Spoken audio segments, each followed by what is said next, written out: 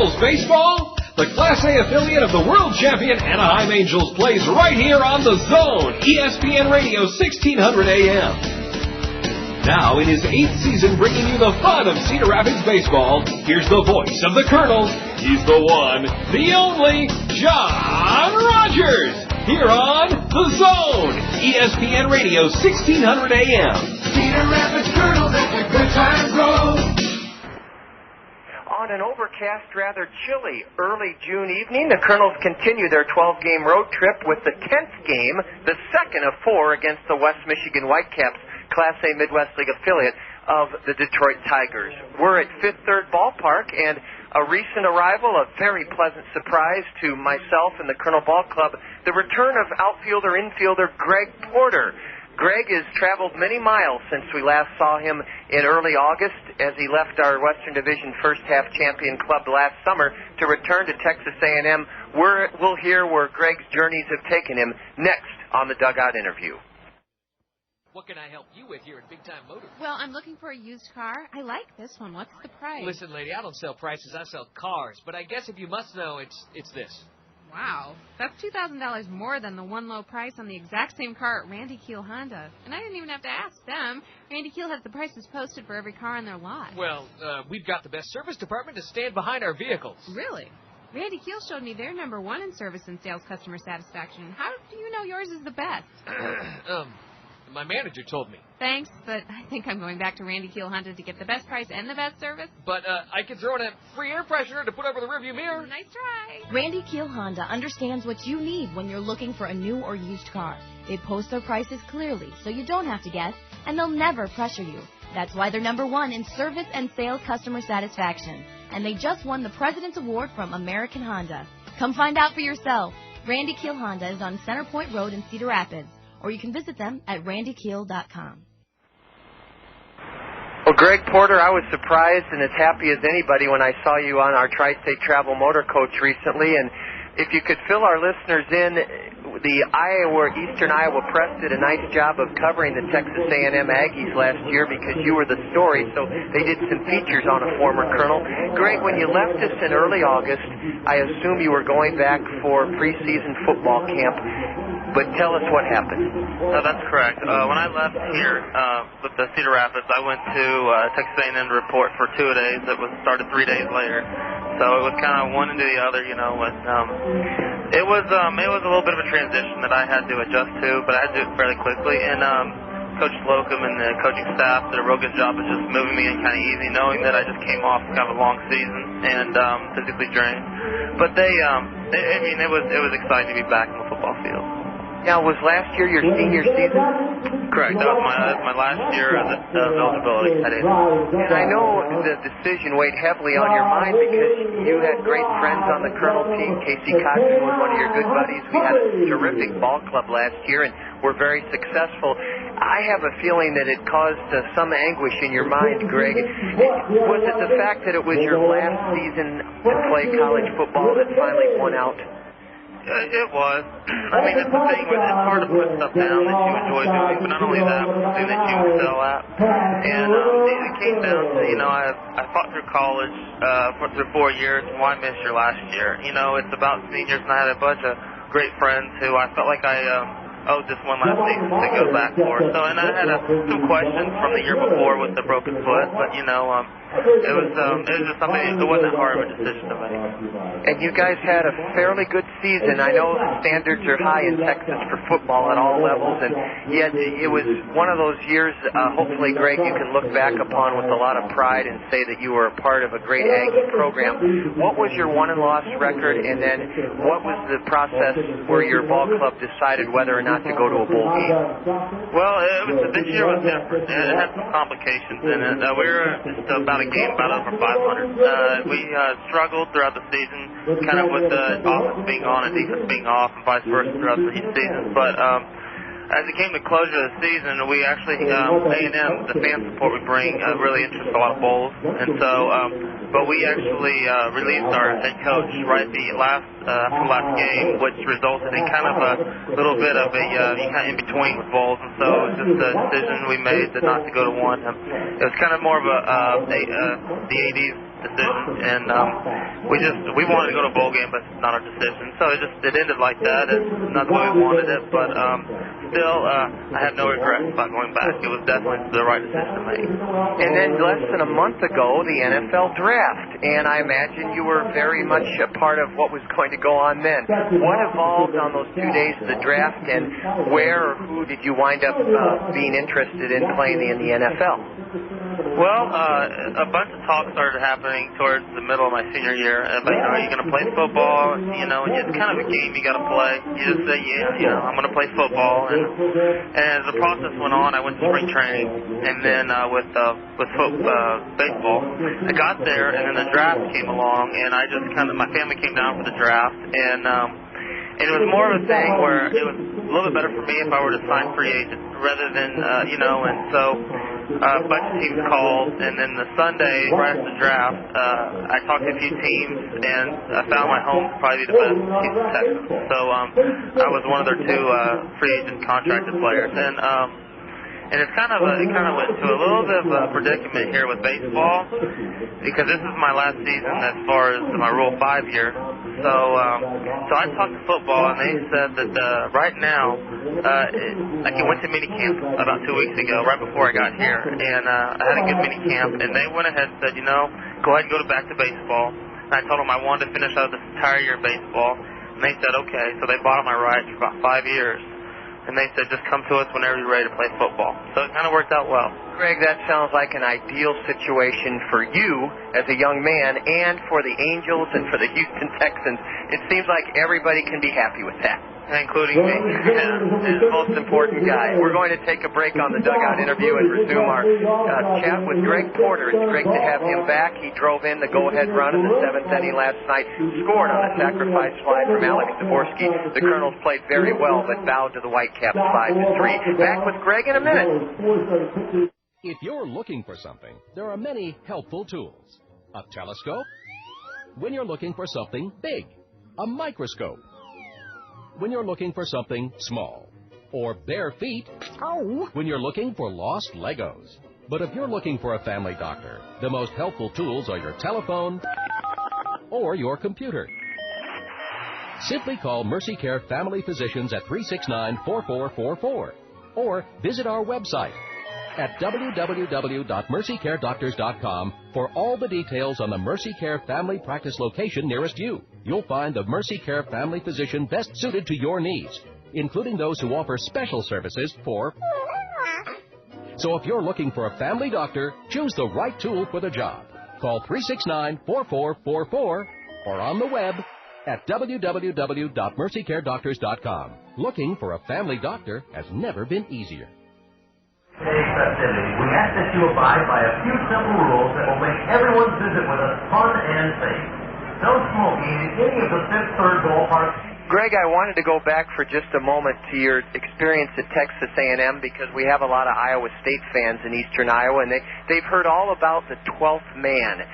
What is it? What phenomenon is it?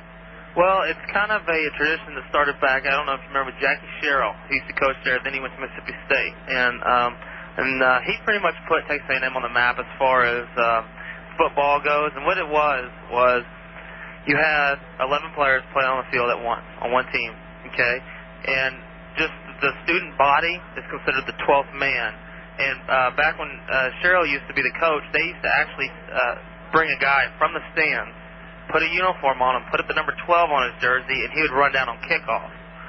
Now, it sounds like a crazy idea. Of course, they weren't going to pull somebody they thought would get hurt, but what happened was it kind of got the fans more into it. They saw themselves playing. And it was and to be honest with you, it probably was a great thing to do, but when you put the 12 on and you run down kickoff, you got a target. You're a marked man. Yeah, so it kind of started off as that, and then as time went on, it became a little bit, guys got bigger and stronger, so it's kind of not really a thing to do. But still, the entire student body is considered the 12th man, so they're involved in the game in all aspects. So. Well, that's a great story, Greg. Now, did that guy have to meet NCAA eligibility requirements to be on that kickoff team? No, it was kind of before. This is before you had to have all the hours passed and all that stuff. It was just, man, suit 'em up, let's play. So. Well, Greg, finally, we wanted to ask you a little bit about living this dream of playing both Division I college football, signing as a free agent with the Houston Texans, and being regarded as a top prospect for the world champion Angels. When you were growing up, did you look at Bo Jackson and say, someday I want to be Bo Jackson, I want to be a two-sport professional athlete, or is this thing just kind of evolved by the sheer love that you have for both sports? Well, to be honest with you, I played them all. You know, the basketball, soccer, and just anything that involves competition. You know, that's pretty much what runs my life. And slowly going throughout life, just with making the best decisions I can without regret, it's kind of led me to here. And a lot of people say, you need to pick one, and I said, it's just, if you were, put yourself in my shoes. If you were given a chance, would you not take it?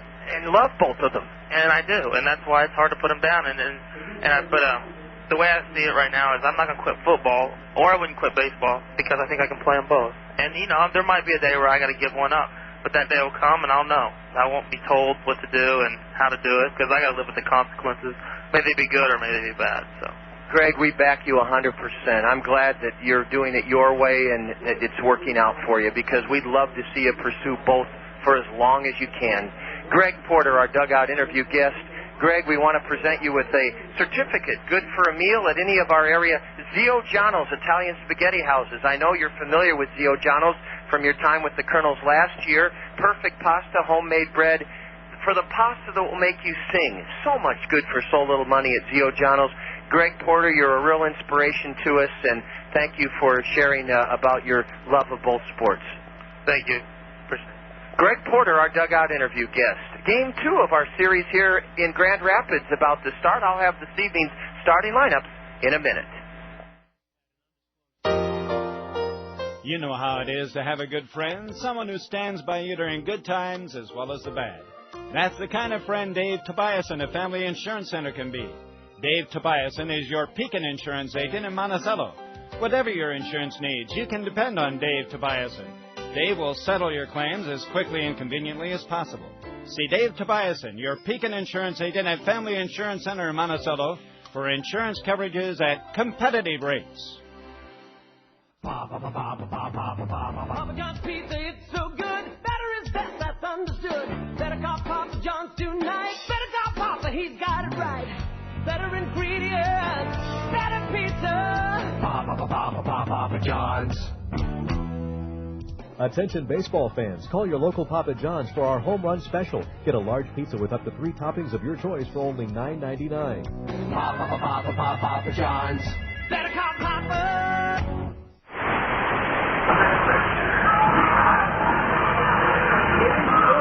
Game 10 of a Kernel 12-game road trip will be played under fall-like conditions here in Michigan's second biggest city, Grand Rapids. It's overcast, cool, virtually no wind. That's a plus, but the temperature in the low 50s, and it's been sprinkling all day. The rain has stopped. Neither team took batting practice, and we will play this evening. The Kernel road trip record slipped to 4-5 after we couldn't hold a 3-1 lead after 7 innings last night. The Kernel bullpen faltered, and so did our defense, and we'll be out to even this 4-game series against the West Michigan Whitecaps with a victory here this evening. Let's set the starting lineup. First for Phil Regan, former legendary pitcher with the Los Angeles Dodgers and the Chicago Cubs. They called him the Vulture. Phil Regan and his West Michigan crew have a record of 31-28. They're in third place in the Eastern Division first half standings, and they're the Class A Midwest League affiliate of the Detroit Tigers. Leading off for West Michigan, a shortstop, a switch hitter, Juan Gonzalez. He's tied for 5th in the league with 36 runs scored. Batting second, another switch hitter, a holdover from last year's ball club, second baseman Juan Francia. The third baseman for West Michigan is batting third, and that's Scott Moore. Batting cleanup, the league's leading hitter with a .346 average, left fielder Wilton Reynolds. The Whitecap first baseman is Jody Roten, and Roten will bat 5th. Hitting 6th in right field for West Michigan is Brent Cleveland. Victor Mendez is a switch-hitting center fielder. He'll hit 7th this evening. Batting 8th, switch-hitting catcher Mike Ribello. And the designated hitter for West Michigan bats 9th. That's Chris Maples. On the hill for the Whitecaps is a right-hander, 6'5", 215, 21 years old. Matt Pender. Matt has won 1, lost 5. This is his 11th start of the year. The Kernels beat him on May 9th to open a 4-game series in the new Veterans Memorial Stadium last month, and the Kernels beat Pender 5-2. He went 5 1/3 innings in that start, gave us 4 runs on 9 hits, struck out a pair and walked 2. Matt Pender was a 5-2 loser to the Kernels May 9th in the new Veterans Memorial Stadium. Well, that's our look at the West Michigan order. Now Allen Motor Company is proud to bring you the Allen Motor Company Kernel starting lineup. Your first year's maintenance is absolutely free right now, Kernel fans, when you buy a new vehicle during Allen's Centennial Celebration Sale. Allen Motor Company is celebrating 100 years of business in eastern Iowa, and they're doing it with a sensational value. Your first year's maintenance free when you buy a new vehicle during Allen's Centennial Celebration Sale. 2003 GMC Yukon XLs are sale priced right now during Allen's Centennial Celebration Sale at just $39,999. That's a savings of $8,000. 2003 Buick LeSabres are priced at a savings of $5,000 right now at Allen Motor Company. Those 2003 Buick LeSabres start at just $20,999. Also part of the Centennial Celebration Sale, just in 40 low-mile 2003 Buick Centuries. These Buick Centuries have less than 15,000 miles on them, and during Allen's Centennial Celebration Sale, the 2003 Buick Centuries are just $13,995. Allen Motor Company is celebrating 100 years of business in eastern Iowa with their Centennial Celebration Sale. Your first year's maintenance absolutely free when you buy a new vehicle now during Allen's Centennial Celebration Sale. Allen Motor Company, I-380 and Boyson Road, exit 25, or visit them online at allenmotor.com, ALLENMOTOR.com. Let's take a look at the Allen Motor Company Kernel starting lineup this evening. Midwest League All-Star B.J. Weed will lead it off. He's in right field. He did not play last night. He's 4th in the league in hitting with a .319 average. Midwest League All-Star shortstop Eric Ibar will bat second. Eric is 10th in the league in hitting at .302. Batting third in the Allen Motor Company Kernel starting lineup, second baseman Alberto Callaspo, named to the Western Division All-Star team this afternoon. Callaspo third in the league with a .327 average, leads the league in hits and runs scored. Alex Dvorsky is the Kernel cleanup man in the Allen Motor Company order this evening. Alex behind the plate. The Kernel designated hitter is an all-star for the Western Division. Designated hitter, Jared Abruzzo batting 5th. Hitting 6th in the Allen Motor Company Kernel order, our dugout interview guest, playing third base, Greg Porter. In left field, batting 7th in the Allen Motor Company Kernel order is Caleb Mayer. Jake Mathis is back in the lineup after sitting out last night's series opener. Kevin Jenkins played first base. Mathis hits 8th at first base. And batting 9th in the Allen Motor Company Kernel starting lineup, the center fielder, Rancel Malgarejo. Rounding out the Allen Motor Company Kernel starting lineup, making his 12th start of the year with a 3-4 record, 18-year-old Dominican right-hander Rafael Rodriguez. Rafael is 1-3. He's lost 4. His ERA is 3.47. Rafael Rodriguez was beaten Saturday night in Beloit 4-0. He went 6 innings, gave the Snappers 3 runs, only 1 earned. On 4 hits, he fanned 5 and walked 2. Rafael Rodriguez beat the Whitecaps and his mound opponent tonight, Matt Pender, 5-2, back on May 9th in our ballpark. In that outing, Rafael pitched 7 innings, gave West Michigan 2 runs, 1 earned on 5 hits in 7 innings, fanned 3, and walked 1. Rafael Rodriguez is on the hill for the Kernels. The umpires, Joshua Carlisle behind the plate, and Jeremy Barb will be on the diamond. As we talk to KCRG Sports and Programming Director Scott Unash on the Game Day show this afternoon, the Kernels had 5 men named to the Western Division All-Star roster. Starters, Alberto Callaspo and Eric Ibar, the Keystone combo. B.J. Weed is the starter for the ball club in the outfield, and a reserve catcher, Jared Abruzzo, and on the pitching staff for the Western Division All-Stars. That game to be played right here at Fifth Third Ballpark 2 weeks from yesterday, June 17th. A pitcher, Kevin Jepson. Kevin, sidelined with an elbow strain, was named to the All-Star team as well. So a heartfelt congratulations to the All-Star starters, Kyospo Ibar and B.J. Weed, and reserve Jared Abruzzo. The Kernels had that dynamite ball club last year, yet didn't have a man named to the starting team on the All-Star team. And this year, the Kernels just a couple of games under 500 at 28-30, have 3 starters on the All-Star team, all hitting above 300, all in the top 10 in the league in hitting. Kyospo, Ibar, and B.J. Weed, and those 3 guys certainly deserve that recognition. Well, we see a few umbrellas popping up down below. That means a light drizzle has started to fall again. We should get this ball game in. It'll be a sparse crowd by West Michigan standards. They have done such a marvelous job in their 10 years in the league of packing them in here at what used to be called Old Kent Park, now Fifth Third Ballpark. We only have 4 games remaining before the All-Star break at home, and we want to encourage you to give us a call and come on out to see these Kernels play before the All-Star break. We're back at home Saturday, the 7th, this coming Saturday. The game starts at 7. The gates will open at 6. It's our Girl Scout camp overnight.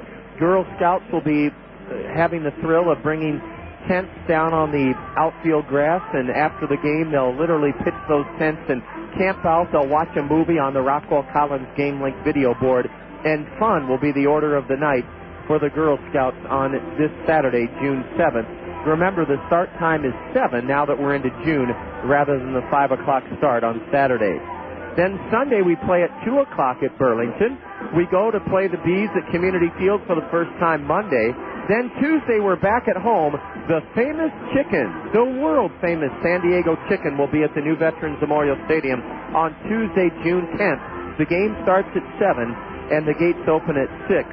The world-famous San Diego chicken on Tuesday, June the 10th. The number to call for Kernel tickets is 896-7560. That's 896-7560. As the ground crew puts the final touches on the diamond on this murky, overcast, cloudy, cool Wednesday evening, we want to remind you that you're tuned to Kernel Baseball here on the Zone. ESPN Radio 1600, KCRG, Cedar Rapids, Iowa. Deb Williams is our in-studio engineer, and we'll be checking in with Deb periodically throughout the evening for scores across the big leagues as interleague play.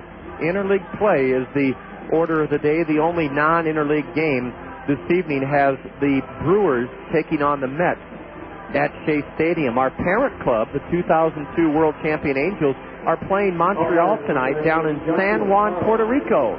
So we'll look forward to bringing you an update on all of the interleague action as it unfolds this evening. Here from Grand Rapids, Michigan, before the start of Game 2 of this series, we want to thank and acknowledge Dale Lee Distributing. Dale Lee Distributing is a proud sponsor of Kernel Baseball here on the Zone. Dale Lee Distributing, distributor of Budweiser and its crisp, clean, refreshing taste. Enjoy Budweiser when you come to the new Veterans Memorial Stadium, and Dale Lee Distributing is proud to bring you that great product, Budweiser, crisp, clean, and refreshing. The umpires have just appeared on the scene down below. They'll be taking in the lineup. And while we have a few moments here, we'd like to give you the phone number to call for tickets to this year's Midwest League All-Star Game. We had Jim Jarecki, the director of the show here, the general manager of the West Michigan Whitecaps, and he was our dugout interview guest, or not our dugout interview guest. He was with us during the broadcast last evening, and Jim talked about the fantastic pregame home run hitting contest that'll feature Ryan Sandberg, Andre Dawson, and Darrell Evans. And then during the All-Star game on the 17th here at Fifth Third Ballpark, those former big league greats will be available for autographs. The number to call for All-Star tickets here in Grand Rapids, 616-784-4444. 616-784-4131. That's 616-784-4131.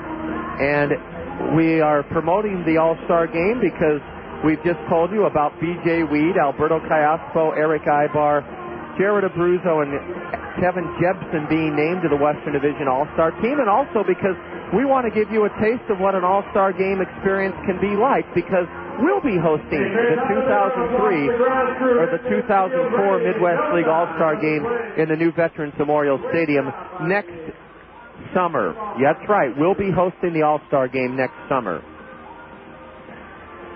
Well, now let's take a moment, and we didn't tell you as we announced the Allen Motor Company Kernels starting lineups that the Kernels start play this evening in fourth place in the Western Division first half standings with a record of 28-30. The Kernels are one game back of third place Peoria, and we're 5 behind now Wisconsin. Wisconsin is making a hard charge to try to reel in Kane County, the Western Division leaders. It looked like Kane County had everything sewed up just about a week ago, but the Cougars are now just 2.5 games ahead of Wisconsin. The Timber Rattlers are 8 games over 500. They've lost just one more game than the Western Division leading Cougars. Wisconsin making a real run at Kane County for the top slot in the Western Division. The Kernel playoff hopes in the first half are rather dim in the sense that you have to finish in the top 2 in the West to secure a playoff spot. The Kernels did that last year in the first half. We bagged the first half playoff berth, but it looks like we're going to have to try to finish strong in the first half this year, or this first half, and take a crack at qualifying for the playoffs in the second half. The Kernels just haven't been able to be as consistent as they thought they might with the ball club that we put out there each night. We're loaded with good players, but have a few deficiencies that we hope to shore up in the second half. One of them, of course, being base running, the other trying to draw more walks, and third, we just need to get our pitching staff in order. We have a good pitching staff. We need to get Kevin Jebsen back, the All-Star, the 6-game winner, get him back into the rotation, and hopefully the second half will be full of success and excitement for the 2003 Kernels. The West Michigan Whitecaps are taking the field. They're in their white home uniforms. They look like milkmen. They do have a black stripe up the side, black numbers on the back, black caps, and then black socks. They are carbon copies of their parent club, the Detroit Tigers. The Kernels, meanwhile, are in their all-gray road uniforms with navy blue caps. The lights are on here at Fifth Third Ballpark, where it's 402 feet to dead center. It's 317 feet down the left field line, 327 feet down the right field line, and there's no grandstand roof. There is no grandstand roof here at Fifth Third Ballpark. It's an open-air structure. We're high above home plate, just to the left of home plate. We're on the suite level, and the suites here do not have balcony seating. You're completely enclosed and look-out windows to watch the game, and that's another plus of our new Veterans Memorial Stadium is how beautiful our suites are inside and outside. Well, the Whitecaps have taken the field. A group of elementary school students have been waiting patiently behind the backstop. They're facing us, and now we're going to join those elementary youngsters, girls and boys, to honor America as they bring us the Star-Spangled Banner. Honoring the United States of America with our national anthem.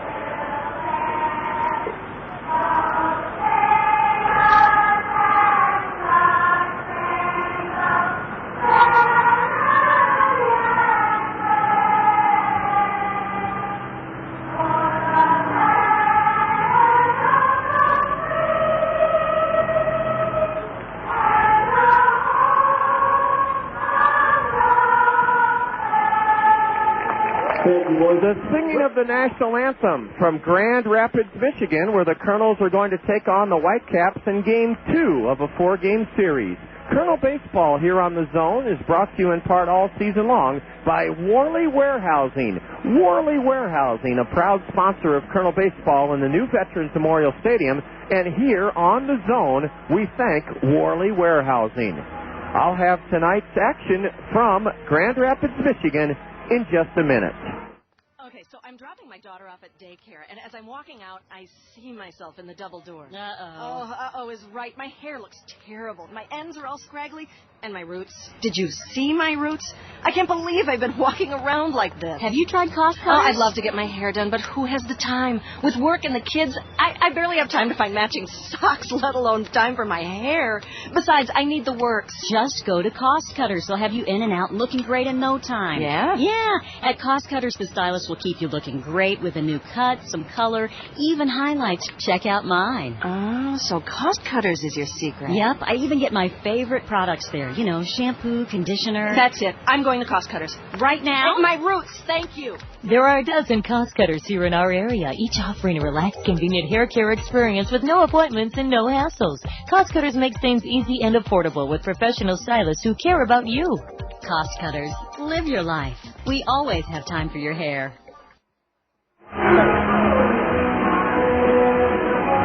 Matt Pender, P-E-N-D-E-R, was beaten up in Appleton, Wisconsin in his previous start, 12-2. That came Saturday. He went 2 innings against the Red Hot Timber Rattlers, gave up 8 runs, 7 earned on 5 hits in 2 innings, struck out 2, walked 1.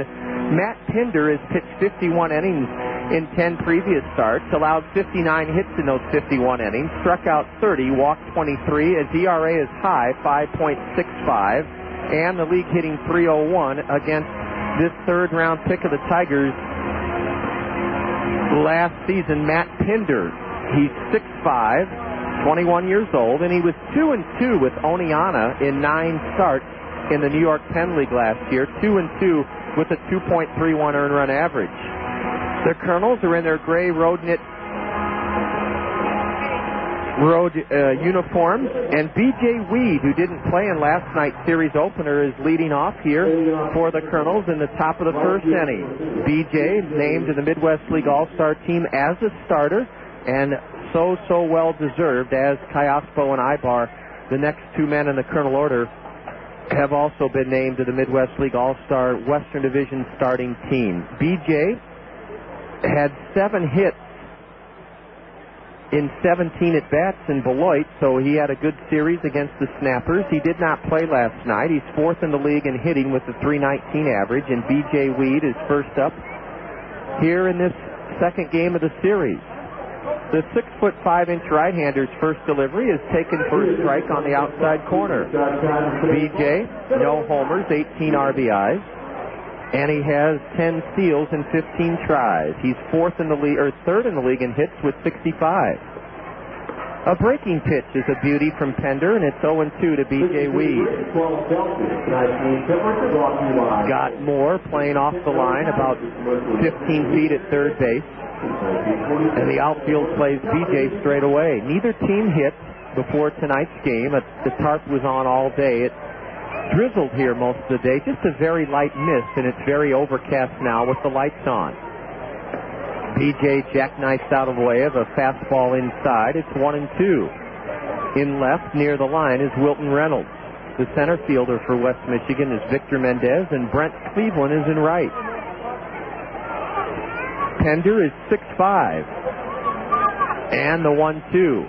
A let-up, and that's stroke to shortstop. Gonzalez charges, and he throws in time to get B.J. Weed. B.J. Weed has started the game by grounding out to short. Juan Gonzalez charged it, and on the run threw B.J. out. Now Eric Ibar, a starter for the Midwest League Western Division team, will bat. Eric's in a bit of a slump. He's 0 for his last 9, 0 for 5 last night. He's hitting .302. Ibar's .302 average, 10th best in the Midwest League. Eric batting left-handed against this right-hander. A letter-high fastball is a strike called. Ibar has 3 home runs. He's driven in 27. Eric wearing a long-sleeve red sweatshirt underneath his gray top. Strike 2 called on the inside corner. Nothing but aspirin tablets so far from Matt Pender, who the Kernels beat 5-2 back on May 9th. Our only victory in 5 tries against this Whitecap team. The 0-2 to Eric. Grounded to first. It's a fair ball. Diving play behind the bag and a shuffle throw by the first baseman Roten gets Eric Ibar. Jody Roten made a fine play diving to his left behind first base and then shoveled it to the pitcher covering Matt Pender, and they took a hit away from Ibar. It went 3-1. On an 0-2 pitch, Eric turned on it and grounded it past first, and Jody Roten's white uniform is caked in dirt as he made a terrific play about 15 feet behind the base to rob Eric Ibar. Alberto Callaspo, with 2 out and the bases empty, takes inside for a ball. Boy, with 3 guys ranked in the top 10 in the league and hitting at the top of our order, we just haven't done a lot of damage in the first inning, much at all here in the first half of the season. Hopefully that can change in the second half. Ball 2 is low and into Alberto. So Pender, who got ahead of Weed and Ibar 0-2, has fallen behind Callaspo 2-0. In on the grass at third is Scott Moore. The 2-0 to Alberto. Low, ball 3.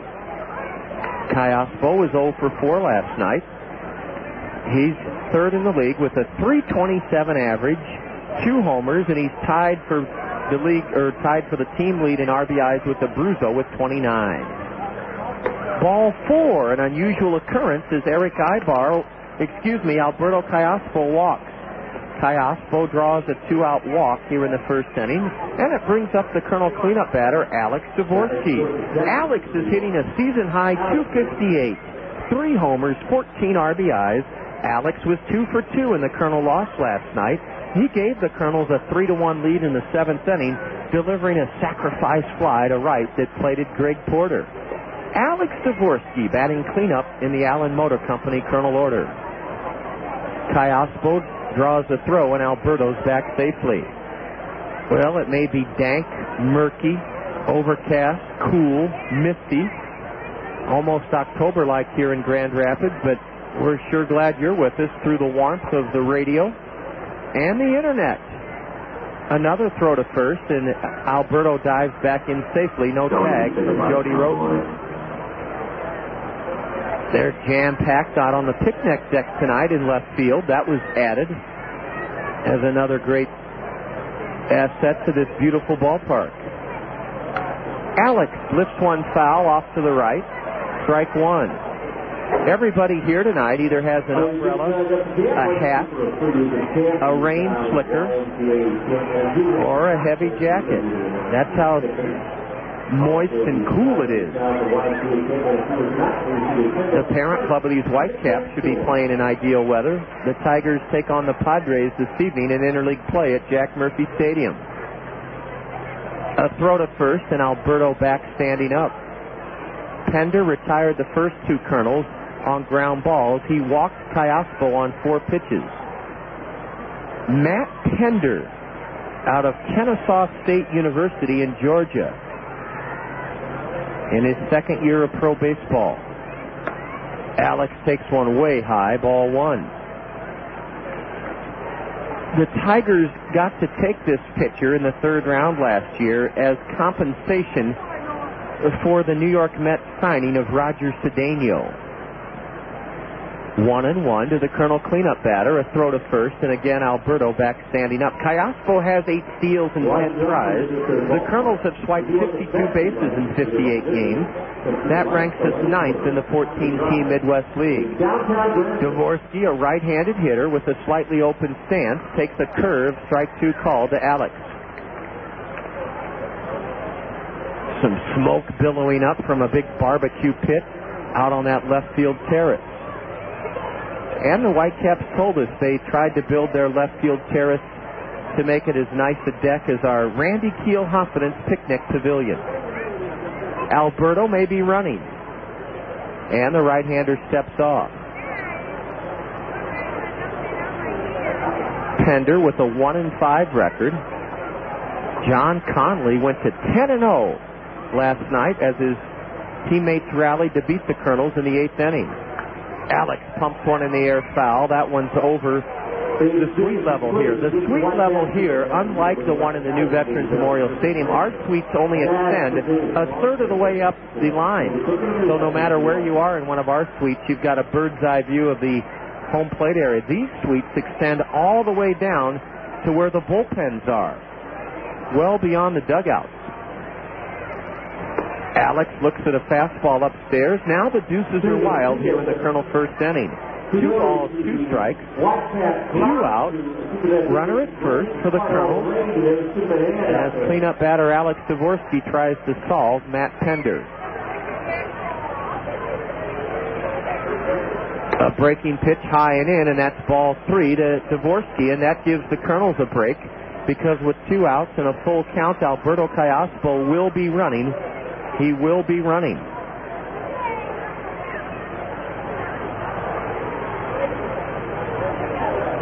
Alex, with a 2-for-2 night last night, walks a pitch down and in, and something the Kernels haven't done nearly enough of this season, drawing walks. We've drawn a pair with 2 out here in the first inning, and that brings up Midwest League All-Star catcher, reserve Jared Abruzzo. Jared narrowly missed a home run in his first at-bat last night against John Conley as he drove Wilton Reynolds up against the padded wall and left. Abruzzo was 0 for 4 last night. Jared has a .264 average, 5 home runs, 29 driven in. The wall here is 8 feet high, and a patchwork of multicolored signs adorn the outfield wall. 2 on and 2 out. Jared grounds one up the middle. It'll be fielded by the second baseman, who flips to the shortstop, Gonzalez. Francia to Gonzalez to end the inning. Had a hunch Jared would be swinging at the first pitch. He did.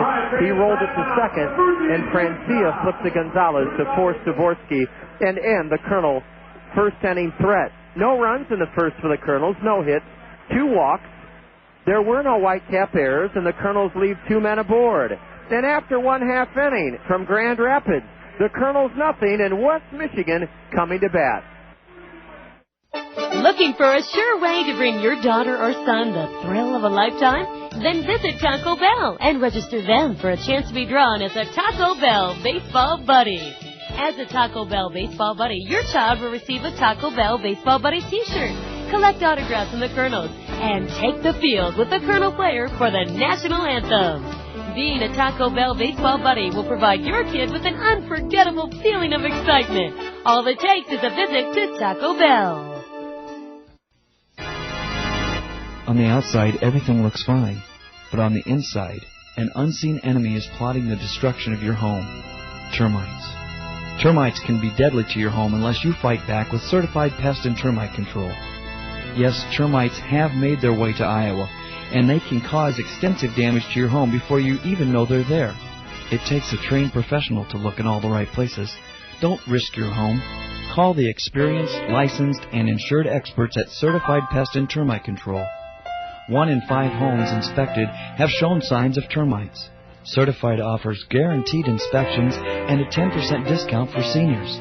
Locally owned and operated, Certified carries a full supply for the do-it-yourselfers. Look for the giant ant at 1141 16th Avenue Southwest. Don't take a chance. Call Certified Pest and Termite Control today.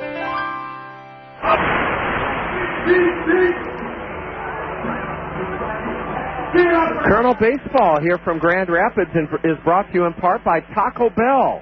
You can register your son or daughter for their chance to go into the dugout before a Saturday or Sunday home game, get autographs from the Kernels, then take the field in a Taco Bell Baseball Buddy t-shirt, stand next to a Kernel at his position on the field before the game for the national anthem as a Taco Bell Baseball Buddy.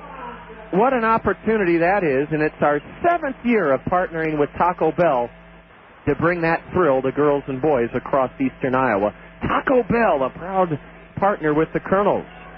Juan Gonzalez was a handful last night. He was 2 for 3. He walked twice, and he takes a strike on the outside corner from 18-year-old Kernel right-hander Rafael Rodriguez. Rodriguez making his 2nd start on this road trip.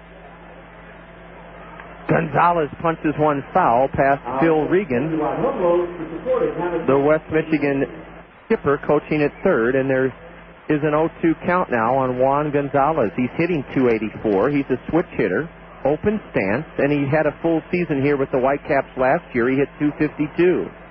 The 0-2 from Raphael just missed low, according to plate umpire Joshua Carlisle. Gonzalez, in his second year as a Whitecap, is 21 years old. He has something in his eye, so he steps out of the box. Juan has 11 steals in 16 tries. Last season as a Whitecap, he swiped 21 bases. He's tied for fifth in the league with 36 runs scored. A fastball delivered high and outside, and it's ball 2 to the leadoff batter, the shortstop. Alex Dvorsky is doing the catching this evening. Abruzzo is the designated hitter. The 2-2. A let up and a swing and a tip foul into the mid of Dvorsky, strike 3. Juan Gonzalez has gone on strikes after reaching base 4 times in 5 trips last night. Raphael was able to get him. Juan Francia was 0 for 3 in last night's Whitecap victory. He had a sacrifice bunt in the third inning. Francia also was a regular for the Whitecaps last year. He hit .270. His average this season, .238. He takes a swing at a pitch and missed it. The reason I described it that way is Francia tried the old Rod Carew method of taking a step towards first base and trying to slap one to the left side in a kind of a swinging bunt, but he missed it. Juan is a switch hitter, batting left-handed. He wears a pair of black batting gloves. The 0-1 from Raphael is low and outside. The Colonel defense tonight has our dugout interview guest Greg Porter manning third. The Western Division All-Star combination up the middle, Eric Ibar at short, Kayaspo at second, over at first, Jake Mathis. Here's a base hit into right, drilled on an 0-1 pitch by Francia. Juan Francia has the first hit of the game, singling into right field between Mathis and Kayaspo. Juan is a running threat. He has 17 steals in 23 tries. 1 on, 1 out for the Whitecaps, and they send Scott Moore to the plate.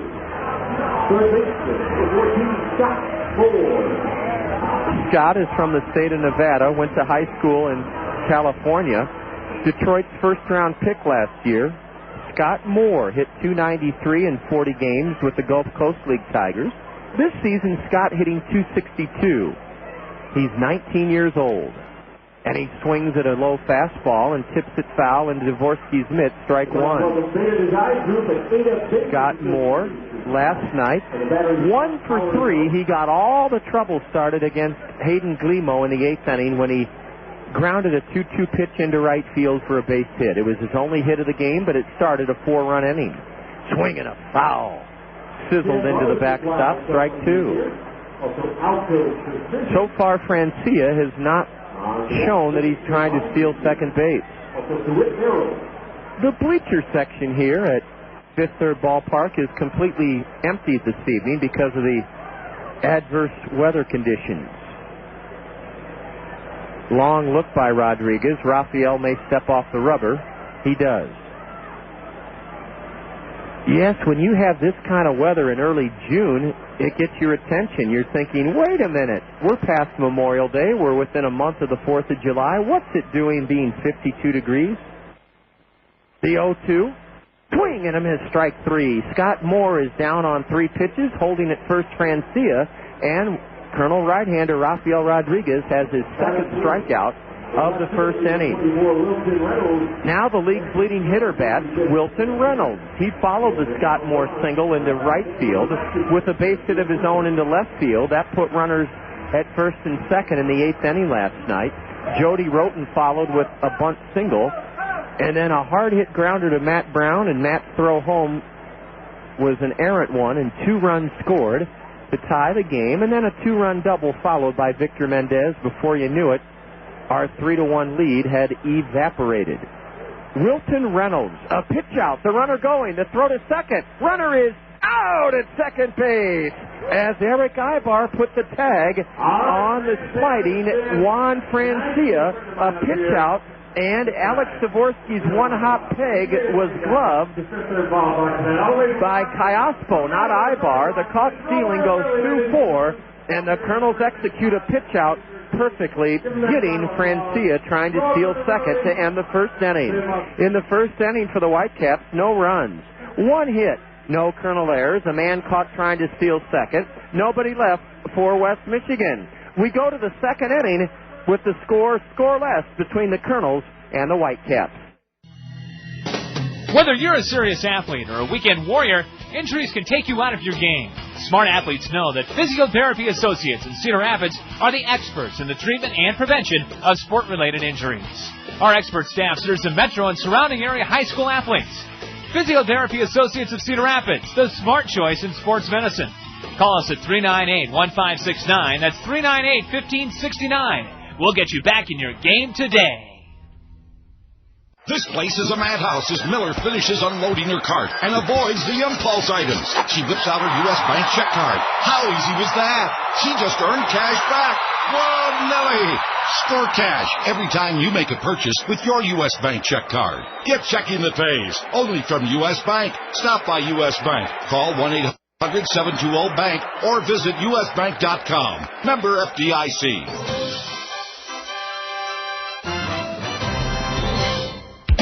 It's a fast-paced world. Things change at the speed of sound, yet some things never change, like your desire to deal with a solid, dependable car dealer.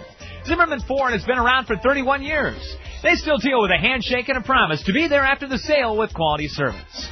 Zimmerman Ford Town is Eastern Iowa's largest volume Ford dealer, and you don't get that way without being rock solid.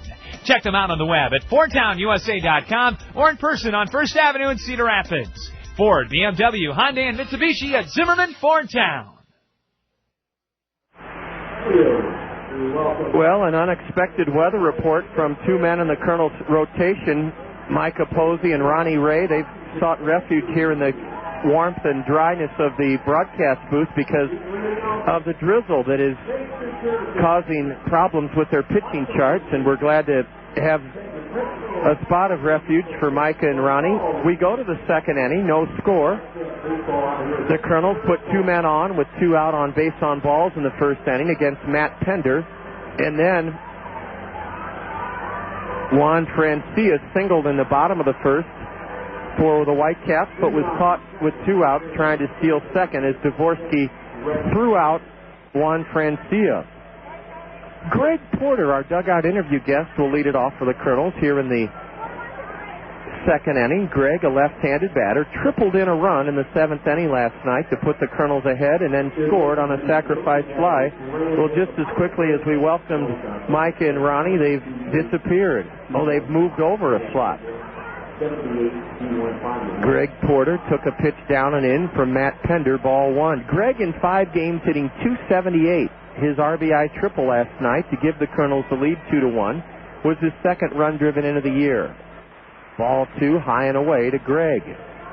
Greg said he's very happy to still have the option of playing football should he want to down the road in the NFL. A high pop foul off to the left, chased by Scott Moore, but the third baseman runs out of room. It's into the red box seats just beyond the third base Kernel dugout. Umbrellas are much more prevalent now than they were moments ago, and as we said, Micah Posey and Ronnie Ray both came up here because their pitching charts were being soaked by the light rain. 2-1 to Greg Porter, left-handed batter, open stance. Hit .229 as a Kernel a year ago. A let up, and it's mashed to second. Juan Francia shuffling to his right, gobbles it up and throws Greg out. Juan Francia, the second baseman, fielded the grounder off the bat of Porter and took care of him. 1 out, and the batter Caleb Mayer. Mayer was 0 for 4 last night. He reached on an error in the 5th inning, and he scored on an RBI single by Kevin Jenkins to tie the game at 1. Caleb Mayer in 28 games, hitting .238, a homer, 14 RBIs. He lines one foul onto the vacant lawn seating section into the right field corner. Pender gave up a pair of 2-out walks to the Kernels in the first inning, but got Abruzzo to hit into a force out. He's retired Greg Porter on a grounder to second to start the second. A curve is just high, 1-1 to Caleb. Yes, it seems like we're playing in April conditions rather than June. But we're glad to be playing. We much prefer playing than doing a doubleheader tomorrow. There's a shot into right field, but right at Brent Cleveland. He reaches up and has it. Oh, Caleb Mayer hit it right on the nose, but lines out to right, 2 away in the Kernels' second inning. As a ball club, the Kernels are second in the league with a .263 average. They belted 29 home runs, tied with these Whitecaps for fifth in the league. The Kernels, though, on the road are only hitting .240, so we're hitting 23 points less on the road than we are in the new Veterans Memorial Stadium. Jake Mathis, with the bases empty and 2 out, will face Matt Pender, the right-hander, for the first time. And a changeup is outside to Jake, ball 1. Mathis hitting .263 with 3 home runs, 19 runs driven in. The Kernels have dropped 4 of 5 to West Michigan this year. Swinging a foul into the backstop, strike 1 to Jake. Kevin Jenkins played first base last night. Jake Mathis this evening. A good pair of left-handed bats that Todd Klaus can choose from. Mathis has played a little bit of third base this season as well. A change-up, and that one squibs foul behind the dish, and Jake's in the hole, 1-2. The Whitecap pitching staff is terrific, a 3.33 ERA, 4th lowest in the Midwest League. Jake steps out. Left-handed batter with a slightly open stance. The 1-2 on its way. Outside, a fastball. No score. We're in the top of the second inning. The 10th game of a 12-game road trip. We split in Kane County. We split in Beloit. Lost here last night. Swing and a miss by Jake. That looked to be a change-up up in the zone, but Jake didn't get it. The first strikeout for the Whitecap right-hander, and he retires the Kernels in order easily in the top of the second inning. After an inning and a half here at Fifth Third Ballpark, the Kernels nothing and West Michigan nothing. The Cedar Rapids and Marian Catholic Schools are pleased to announce we are once again sponsoring the Visions of Gold raffle to support the salaries of our excellent teachers. Top prize is $200,000. Second prize is a $35,000 car voucher. There will be a maximum of 8,000 tickets sold at $100 each. The total prize package is $289,000. The winning odds are 1 in 100. Tickets are available at any Cedar Rapids or Marian Catholic School office, or visit us online at www.visionsofgold.org. That is www.visionsofgold.org. This is it. Only a few days left until the drawing. Stop by any Metro Catholic school to get your ticket. After Tuesday, June 2nd, you will need to go to Xavier High School to get your ticket. Be sure to purchase your ticket today. You could win $200,000. Ticket sales end at 2 o'clock p.m. June 7th. Come join the party, which begins at 6 o'clock p.m. at Xavier. The drawing will be held at 8 o'clock p.m. Saturday, June 7th at Xavier High School. You need not be present It's to a very special night of auto racing this Friday night at Cedar Rapids Hawkeye Downs Speedway. 6 racing divisions in action, 160 laps of feature racing. Performance Concepts Late Model, Air and Motor Supply Superstar, Budweiser Late Model Sportsman, Miller Time Open Wheel Modified, Duffy's Collectible Cars Legend, plus a special added attraction, Nostalgia Stock Cars. Stock cars that look like cars from the 60s and 70s. It's Duffy's Collectible Cars Night. It's Friday night at Hawkeye Downs Speedway. Sunday the 15th is fast approaching. It's our final home game before the All-Star break. It's Father's Day, and just by coming to the game at 2 o'clock on the 15th of June, Sunday, you could win a trip for 4 to Anaheim to see our world champion parent club, the Angels, play and go to Disneyland. Everyone attending the game on Father's Day at 2 o'clock start on Sunday the 15th will be given a ticket for a drawing, and we will have a drawing for a trip for 4 to Anaheim to watch the Angels and to go to Disneyland on Father's Day. Wilton Reynolds takes low from Rafael Rodriguez. We're underway in the second with a light drizzle falling, no score. Wilton singled in the 8th inning and scored last night. He leads the league with a .346 average, a right-handed batter, stands straight up at the plate, virtually no bend in his knees. And he whistles one off the end of the bat into shallow right center, and on comes B.J. Weed to make a spectacular catch and rob Wilton Reynolds of a Texas League single. Wilton Reynolds is in dismay at the call by the plate umpire. B.J. Weed came racing in on that slick grass, dove headlong, then on a broken bat looper into right center, Weed robbed Wilton Reynolds, the league's leading hitter, of a leadoff single. Spectacular diving catch in right by B.J. Weed to open up the second inning. Reynolds rounded first and couldn't believe it when the plate umpire, Joshua Carlisle, signaled out. B.J. took a sure hit away from Wilton Reynolds, the league's leading hitter. Now a fastball apparently inside to Jody Roten, ball one. Roten, a left-handed batter out of the University of Missouri, is 7 for 19 against the Kernels this year. He's batting .280, 2 homers, 22 runs driven in. Ball two is low to Jody Roten, R-O-U-G-H-T-O-N, a 24th round pick of the Tigers last year. Hit .308 with Oneonta in 54 games. There's a strike from Rodriguez. It's 2-1. Raphael has pitched 62 and a third innings in 11 starts for the Kernels, given up just 49 hits in 62 and a third, fanned 44, walked 28. A let up is strike two called on the outside corner.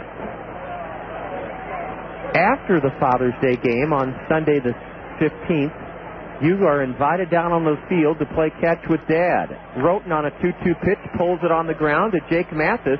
Jake down at his shoe tops to glove it and takes the play himself. Jody Roten has grounded out to his counterpart, Jake Mathis, at first for the second out here in the second inning.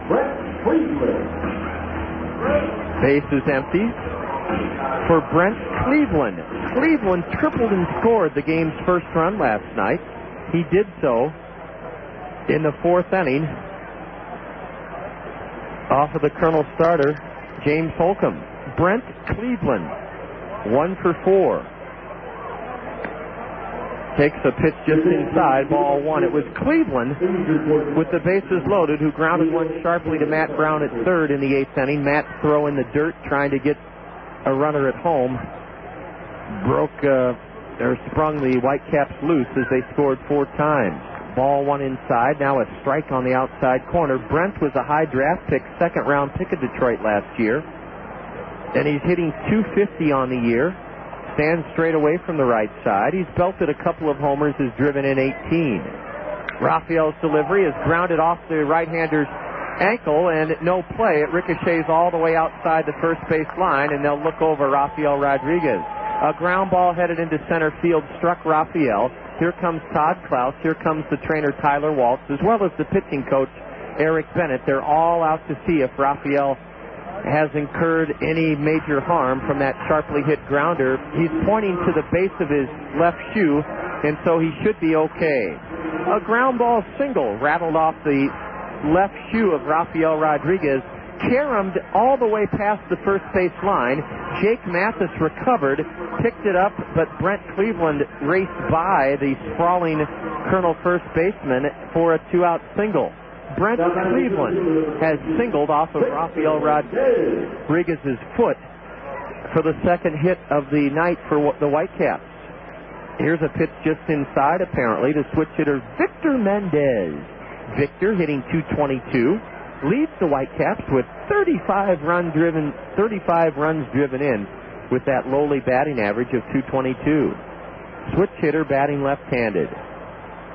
A wild pitch past Dvorsky, and down to second goes Brent Cleveland. So since being hit by the ground ball up the middle, Raphael has thrown a couple of balls, and it's going to be ruled a wild pitch. And it's a runner at second now with 2 outs, and 2-0 on Victor Mendez. This makes him doubly dangerous because he's a good RBI man. Mendez has a chance to put the Whitecaps ahead with 2 outs here in the second inning. Victor was 1 for 3 last night. He pops one up into shallow left. On comes Caleb Mayer. Out goes Ibar. Caleb Mayer calls off Eric Ibar, and Caleb has it to end the inning. Victor Mendez, who put the Whitecaps ahead in the 8th inning last night against lefty Hayden Glemo with a 2-run double, has flown out to shallow left to end the Whitecaps' second inning. No runs for West Michigan, a 2-out single, a wild pitch, 1 hit. There were no Colonel errors. The Whitecaps leave a runner, their first man stranded tonight. As we head to the third, it's the Colonels nothing and West Michigan nothing. The new Veterans Memorial Stadium is among the most awe-inspiring attractions in our great community. The most common remark made by first-time visitors to our new ballpark is simply, wow! The dazzling giant scoreboard, the roomy seats, the spacious concourse, and yes, the numerous women's restrooms all evoke that wow reaction. The most alluring element of all, though, is that perfectly nurtured, lush, green field that composes the diamond. Thanks to Peck's Flower Garden and Landscaping, the aura and magic of the field of green in the new stadium can be replicated in your very own yard. That's right, the experts at Peck's are teaming up with the renowned Kernel Grounds crew to award one of you with a Field of Green lawn makeover this spring. Just stop into the Garden Center at Peck's to enter. The Peck's Field of Green dream could be yours. Register this spring in the Garden Center at Peck's, corner of Blair's Ferry and Edgewood Roads Northeast.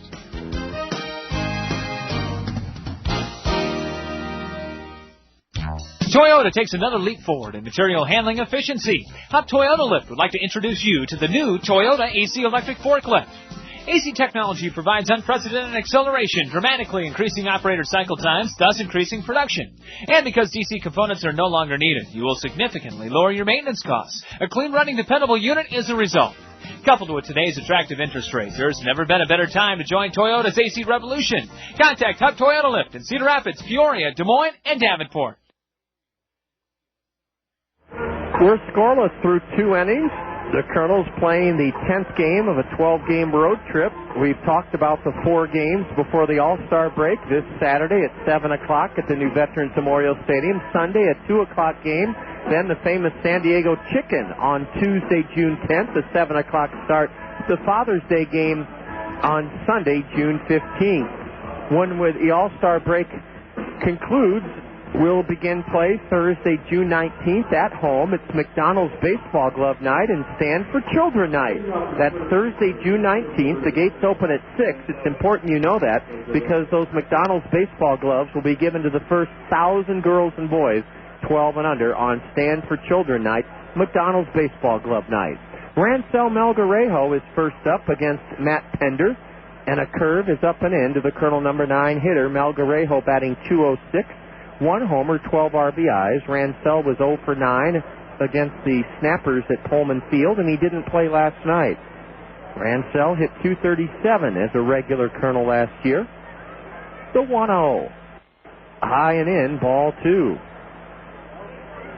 That Stand for Children McDonald's Baseball Glove Night is Thursday, June 19th. And the gates open at 6. Is Rancel swinging on 2-0? No. Ball 3 is high and inside a fastball. The Colonel record on the road in the first half, 11 wins, 16 losses. Overall, we're 20-38.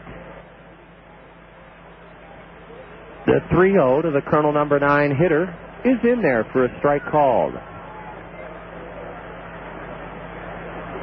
Boy, you take a look at what Alberto Callaspo has done. 72 hits, 39 runs scored, and thanks to Mike Kuhlbeck, who compiled our media guide this year, we can tell you what kind of chance. Here's the 3-1, and it's looped into shallow right. An easy play for Juan Francia in shallow right. The second baseman has it.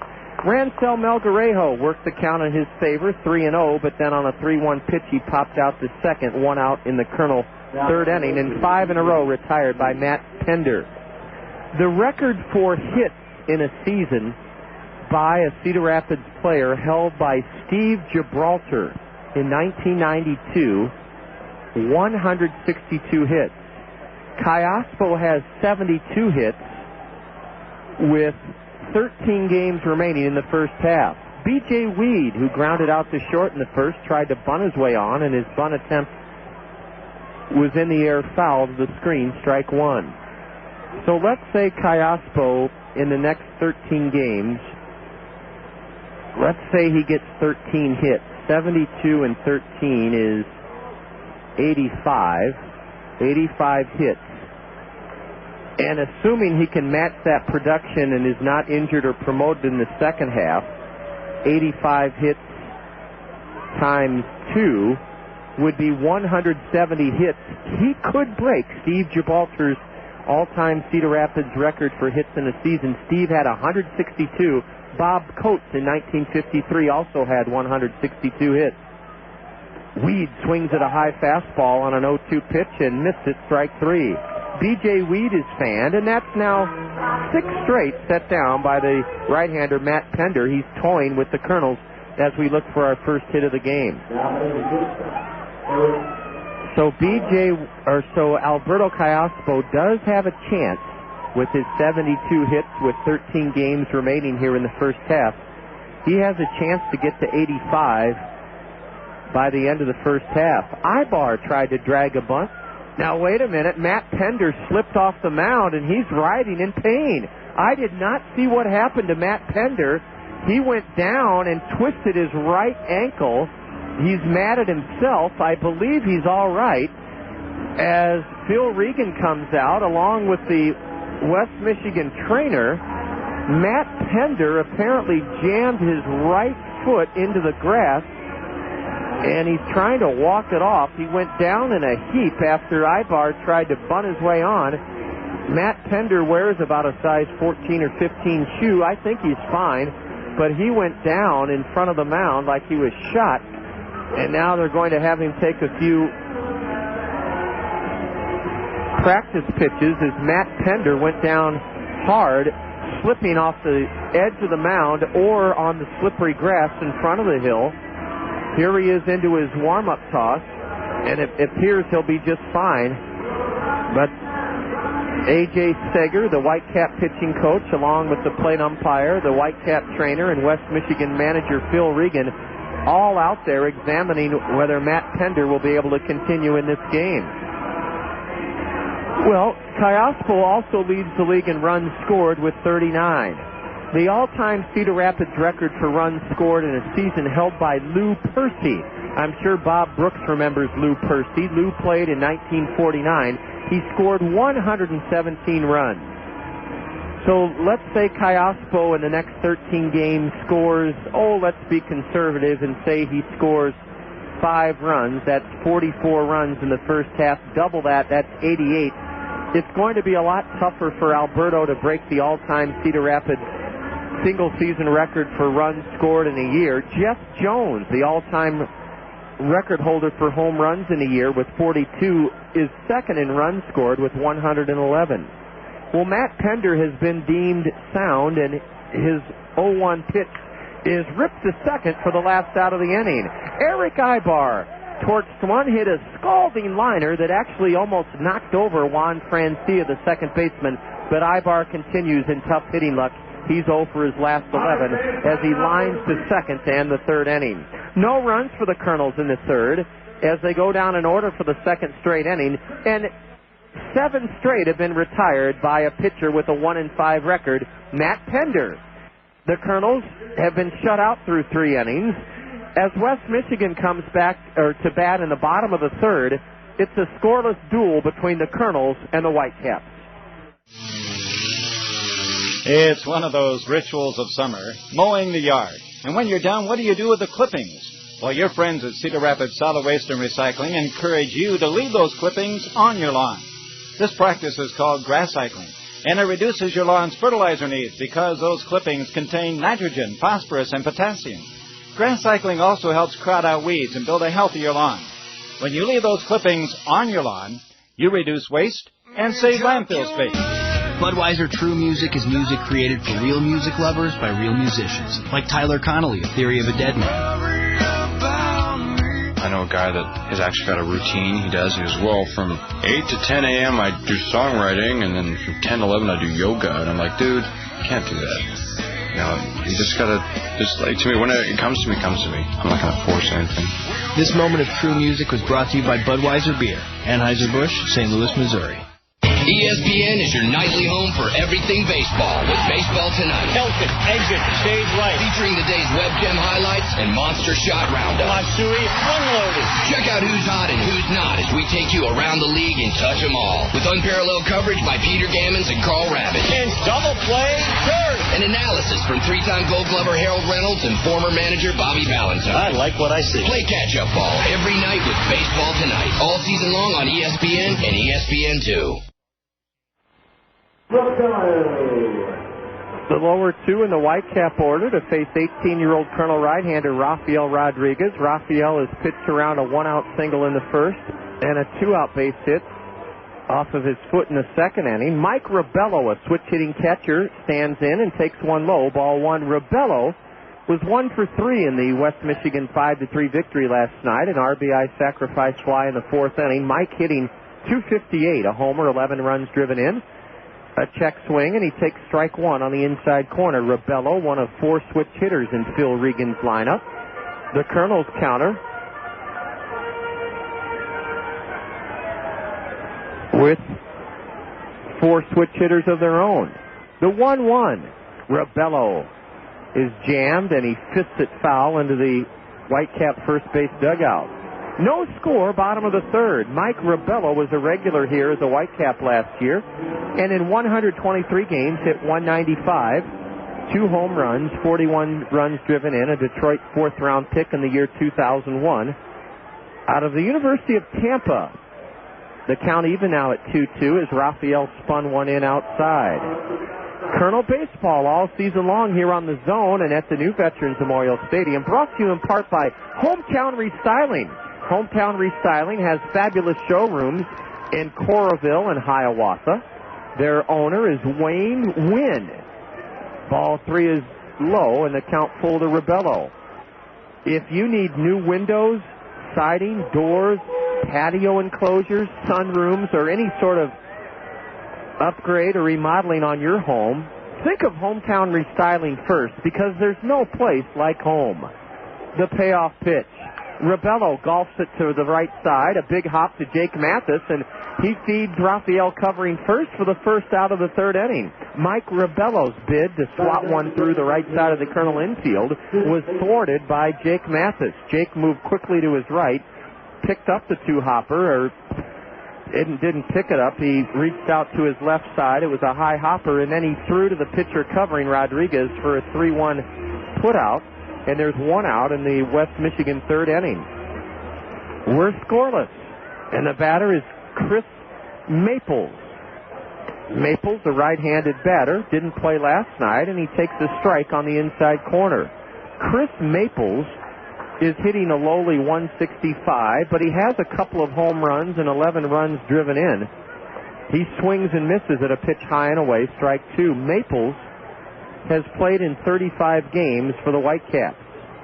Last night, Jason Knadler was the designated hitter and number 9 batter. Tonight, Chris Maples. Maples is out of the University of North Carolina, the alma mater of Michael Jordan. Ball 1 inside from Rodriguez. A steady drizzle is still falling here at Fifth Third Ballpark. No grandstand roof.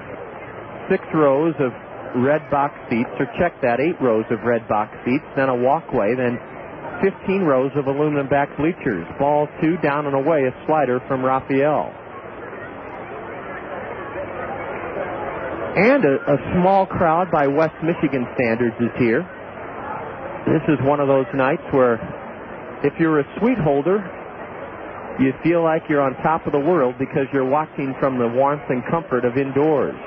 Ball 3 now is down and away to Chris Maples. He looked terrible on the first 2 pitches, but now Rafael has been unable to throw him a strike, and it's a second full count on a West Michigan hitter. Rodriguez has not walked a batter. He struck out a pair and allowed 2 hits. A tap to shortstop. Ibar charges. Eric has it and throws in time. The Midwest League Western Division All-Star starter at short made a terrific play as Chris Maples tapped one to shallow short. Eric had to charge it, and charge it hard he did.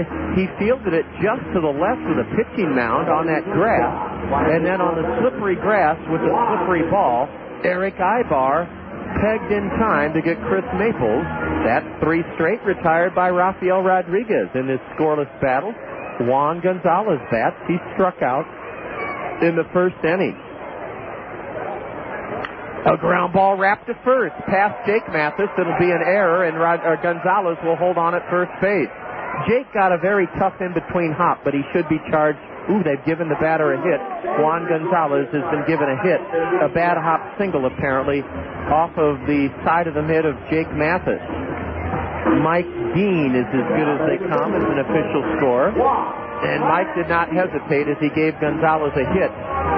Jake got that tough in-between hop right near the bag. And after the ball ricocheted off Jake's glove into foul ground, Gonzalez thought about going to second but held on. So the cheapest of singles for Juan Gonzalez as he tapped one up the first base side that Jake Mathis could not make the play on. Now Juan Francia takes the fastball low, 1-0. Francia stroked a single into right field in the first inning, but was caught trying to steal second. 0-0, bottom of the third inning. Gonzalez may be running. He draws a throw, a leisurely toss, and he's back safely. The Whitecaps are 14-12 here at Fifth Third Ballpark. And overall, they're 3 games above 500. The Kernels are 2 games below the 500 mark. Runner not going. Francia takes another pitch just low, ball 2.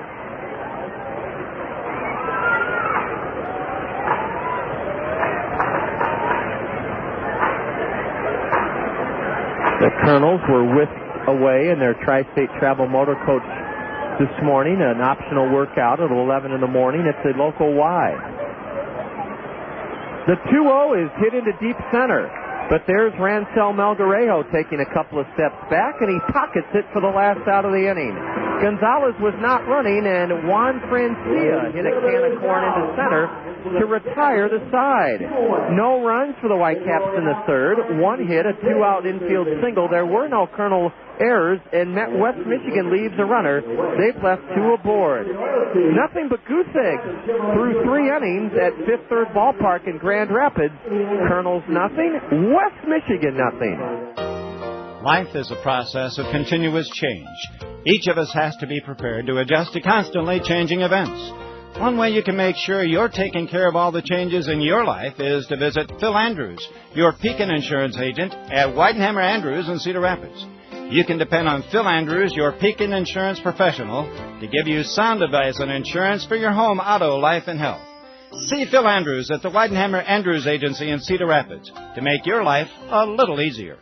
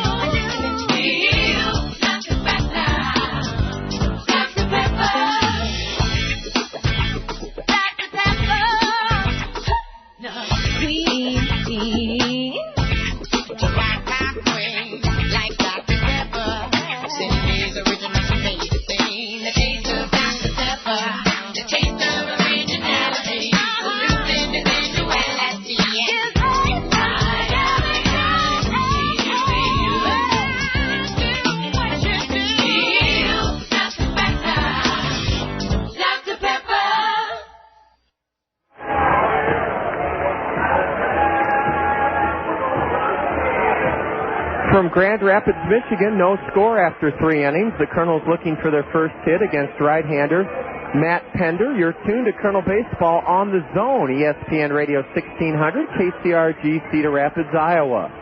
Peck's Flower and Garden Shop reminds you that there's still plenty of time to plant for a colorful summer. Peck's has a wonderful selection of plants for sunny and shady areas for your summer gardens and to grow in pots. Annual flower plants, perennial plants, including beautiful peony and hosta plants. Perfect for deck and patio pots are tropical plants. Many intriguing varieties.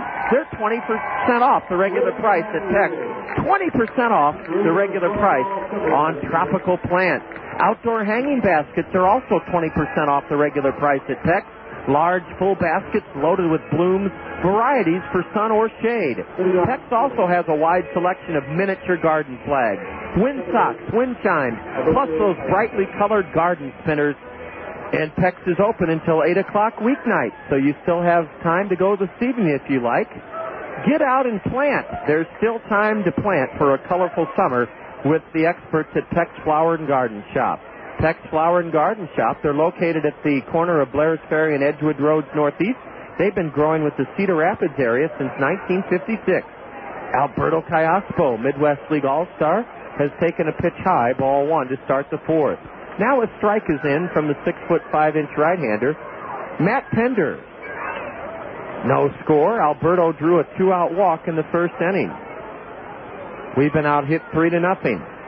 The switch hitter batting left takes a curve, a dandy, a strike called, and Alberto, perfectly comfortable hitting with 2 strikes on him, is in the hole 1-2. The heart of the Colonel order in the top of the fourth, Callaspo, Dvorsky, and Jared Abruzzo, the 1-2.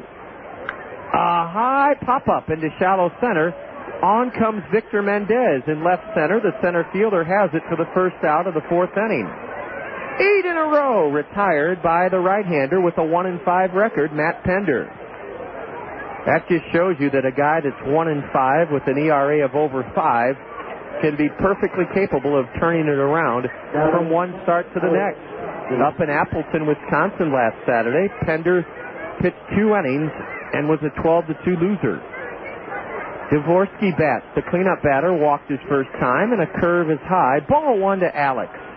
Alex threw out Juan Francia trying to steal second base to end the Whitecap first inning. He's batting cleanup for the first time this season. A high pop foul outside of first will be the second out of the inning. Easy play for Jody Roten. He's there and has it. Roten had to drift back about 70 feet into the grass. And the first baseman has it. 9 in a row now set down by the right-hander. And the Kernels are looking for their first hit of the game. Jared Abruzzo, first pitch swinging with 2 out and 2 on in the first inning. Hit into a force out. Jared batting .264. Switch hitter batting left-handed. The Kernels have been unable to do anything so far against Matt Pender, 6'5" right-hander. There's a line drive right at the right fielder, and it goes back, and racing back to grab it is Brett Cleveland.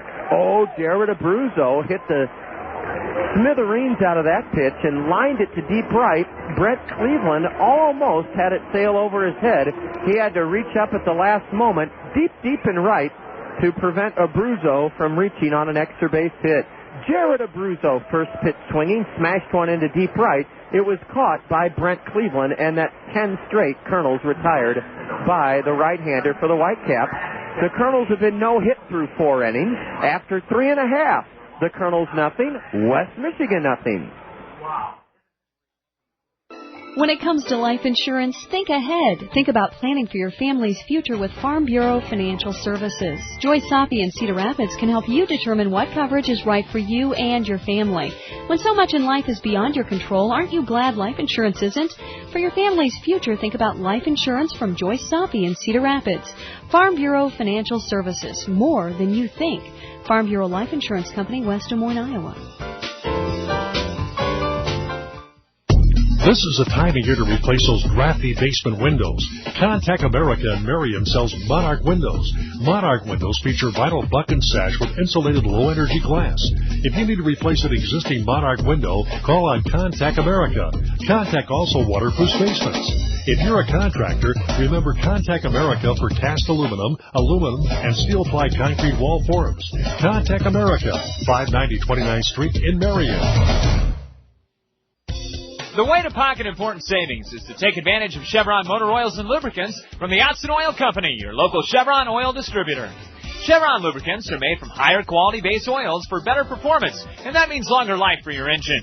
Contact the Otson Oil Company in Cedar Rapids for details on how you can save time and money with Chevron lubricants. The Otson Oil Company, serving Iowa with quality lubricants since 1933. Visit Otson Oil Company at www.otson.com.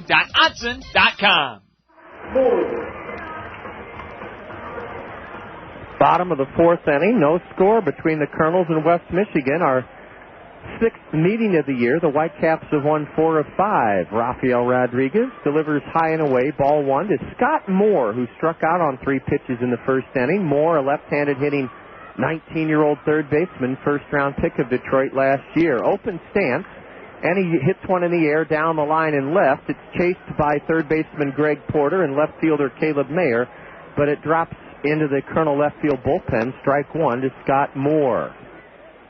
Fireworks come your way here in the month of June at the new Veterans Memorial Stadium. Saturday, June 21st, Procter & Gamble Fireworks Night. Boy, will that be a lot of fun. Those post-game fireworks shows are just spectacular. We saw a great one a couple of weeks ago, thanks to Commercial Federal Bank. Ball 2 brushes the batter back. It was inside. Rodriguez has pitched around singles in each of the first 3 innings. Raphael making his 12th start of the year, 18 years old. The 2-1 to Scott Moore. Strike 2 called outside corner as Scott didn't agree with the call of the plate umpire, Joshua Carlisle. Procter & Gamble Fireworks Night, Saturday, June 21st. The game starts at 7. The 2-2. Low, ball 3. We've had a lot of 3-2 pitches on Whitecap hitters in this game. Raphael is not issued a free pass, though.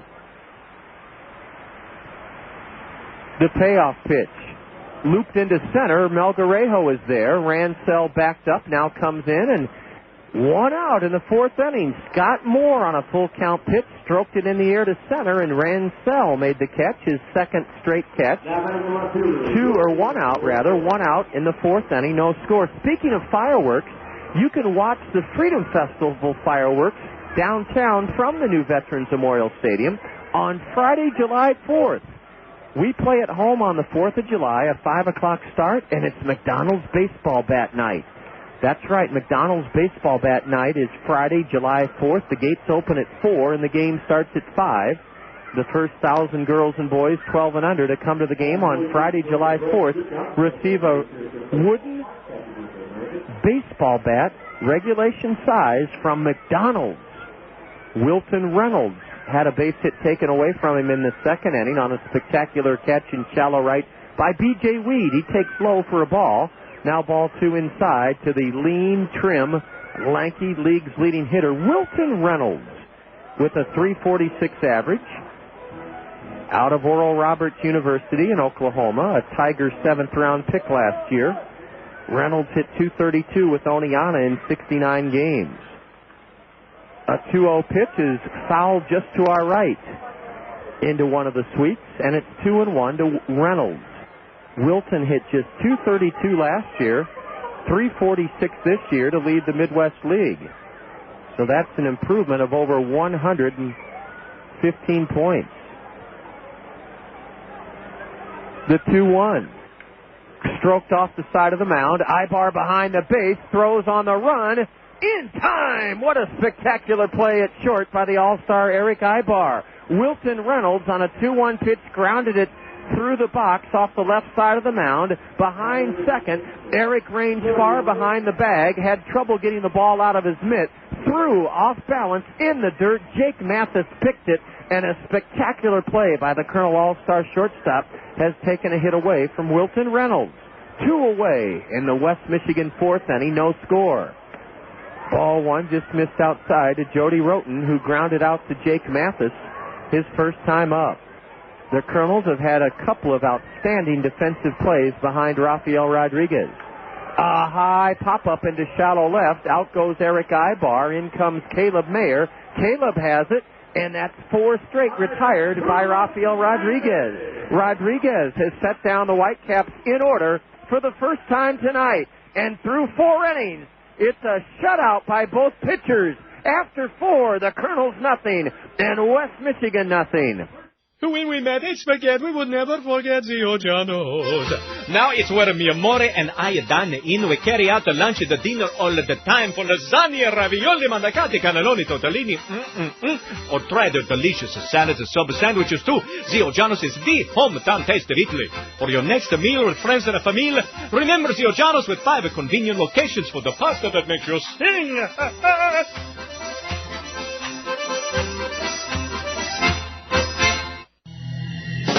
Whether you're a serious athlete or a weekend warrior, injuries can take you out of your game. Smart athletes know that Physiotherapy Associates in Cedar Rapids are the experts in the treatment and prevention of sport-related injuries. Our expert staff serves the metro and surrounding area high school athletes. Physiotherapy Associates of Cedar Rapids, the smart choice in sports medicine. Call us at 398-1569. That's 398-1569. We'll get you back in your game today. Hi, I'm Gary Dolphin. You know, Hometown Restyling has served Eastern Iowans since 1986, providing the very finest in windows, siding, and sunrooms. Their experienced staff can handle the job from start to finish, including plans, permits, and inspections. Plus, Hometown Restyling is nationally recognized by Professional Remodeler, Qualified Remodeler, and Remodeling magazines. Call Hometown Restyling for your next remodeling project, or better yet, visit one of our beautiful showrooms in Hiawatha or Coralville. Hometown Restyling, because there's no place like home.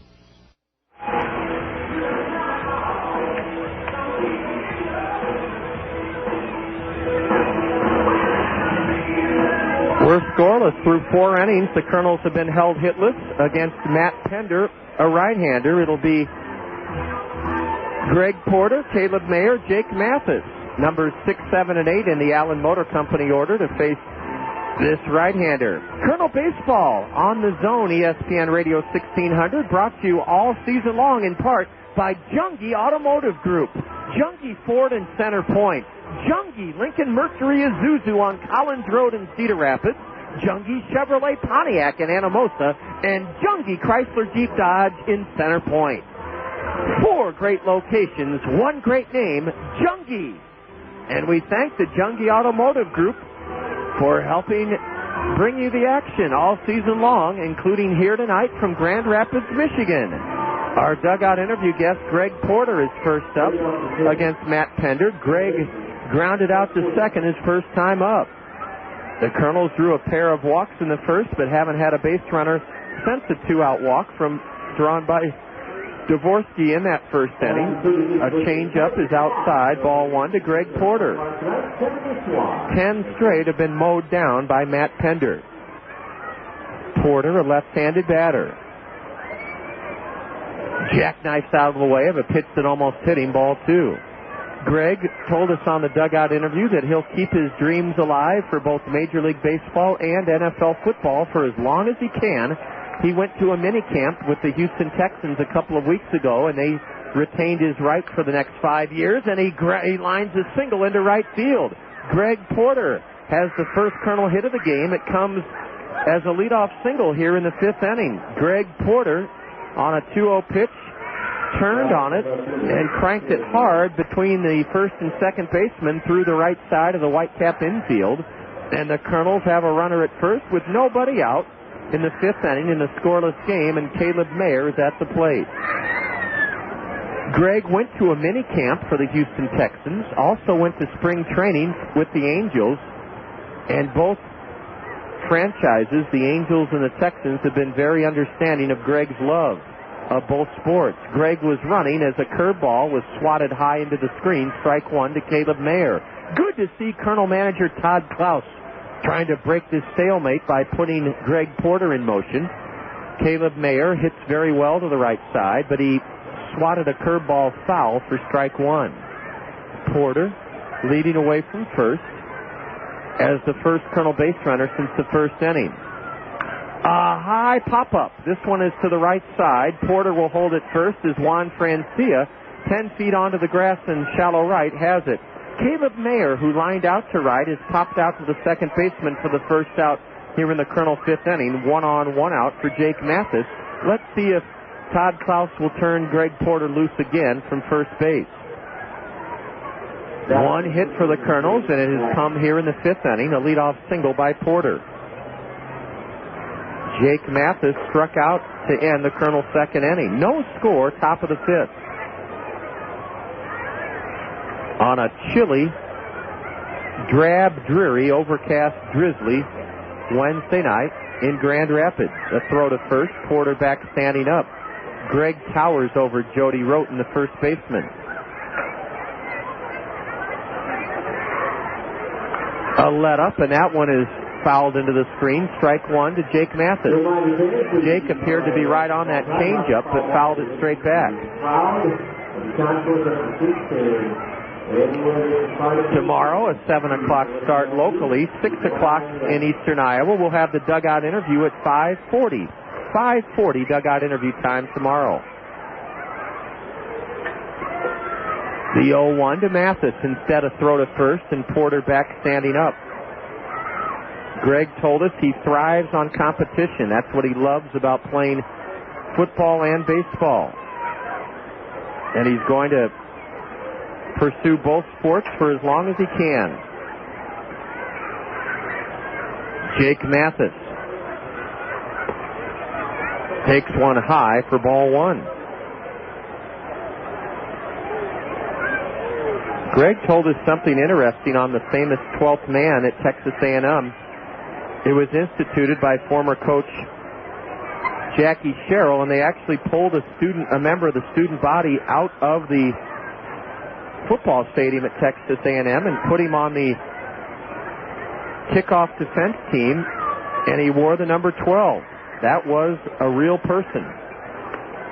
Oh, a pitch just downstairs and outside, ball 2 to Jake. Well, here's a hit and run count. 2 balls, 1 strike, a scoreless contest in the top of the 5th inning. Porter at first, 1 out. Jake Mathis has a big hole through which to try to punch one if Greg decides to run. Porter chased back to first to throw over there. Of course, the Whitecaps could pitch out on a 2-1 count.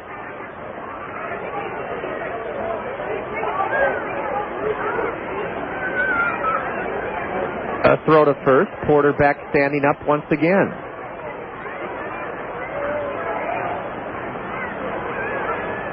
A murky, dank, overcast night with the temperature in the low 50s. Is Porter running? No. Swing and a miss by Mathis. Jake thought he was running, and he swung at a pitch way outside and high. It was ball 3 for sure, but the count even now to Jake. Somebody missed a sign. Either Porter did or Mathis, because Jake swung at a pitch way high and outside. It was ball 3 to be sure. Now the count's even to Jake, 2-2. He was swinging to protect Porter, who he thought would be running. But Greg was not running.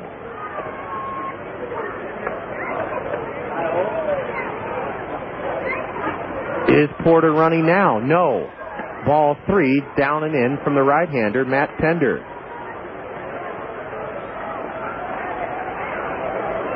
No score. We're in the top of the 5th inning. John Conley won his 10th game for the Whitecaps last night. He's 10-0, a left-hander, and it would be a thrill for him on June 17th here at Fifth Third Ballpark to be the starting pitcher for the Eastern Division All-Stars. He could be 12-0 by June 17th. There goes Porter, a ground ball to the right side. Francia's only play is to toss to first. He does to get the batter. Greg Porter's in scoring position with 2 out for Rancel Melgarejo. Porter was running on the 3-2 count. Mathis grounded one weakly to second. And now a hit from Melgarejo would give the Kernels the lead.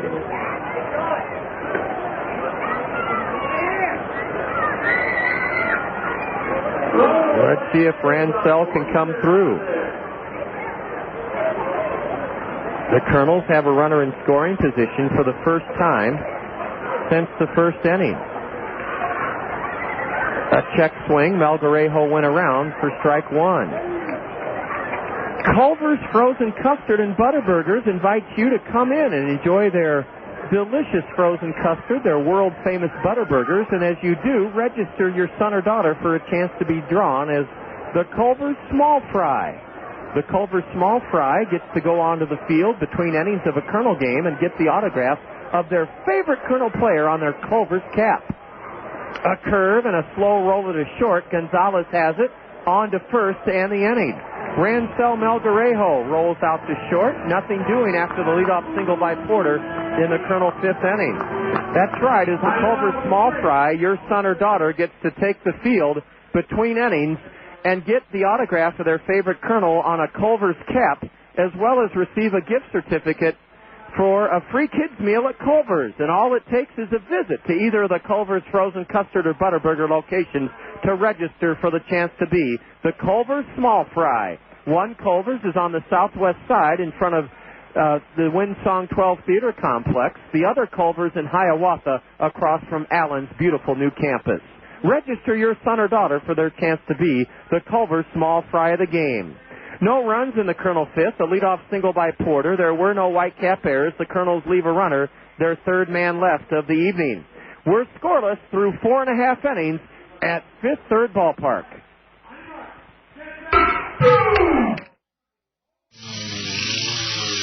It's one of those rituals of summer, mowing the yard. And when you're done, what do you do with the clippings? Well, your friends at Cedar Rapids Solid Waste and Recycling encourage you to leave those clippings on your lawn. This practice is called grass cycling, and it reduces your lawn's fertilizer needs because those clippings contain nitrogen, phosphorus, and potassium. Grass cycling also helps crowd out weeds and build a healthier lawn. When you leave those clippings on your lawn, you reduce waste and save landfill space. If you don't stop by one of Jungi's 4 great locations, how will you know you got the very best deal? Stop in today at Jungi Lincoln Mercury Isuzu in Cedar Rapids, Jungi Ford and Jungi Chrysler Jeep Dodge in Center Point, and the new Jungi Chevrolet Pontiac in Anamosa. Now, 4 great locations, still one great name, Jungi.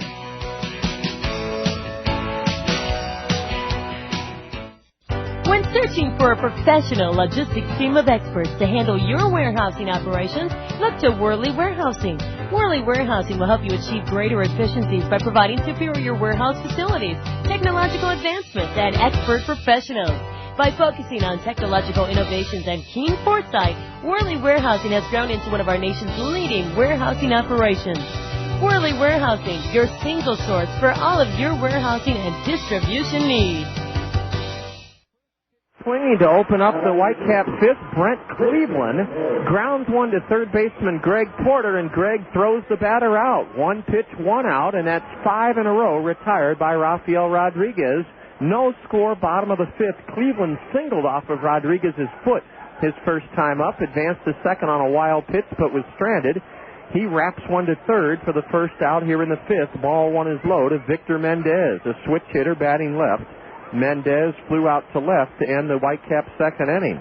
No score, bottom of the fifth inning on this cool evening. Here's a high pop foul out of play just below us to the left. Strike 1 to Victor. Victor Mendez with runners at second and third and nobody out, and the score tied at 3 last night. Pasted a 2-run double into left off Hayden Glemo that gave West Michigan a 5-3 lead, the score by which they won. Mendez, a switch hitter batting left, takes strike 2 called. Rodriguez is fan 2, walk none. And isn't that great to hear?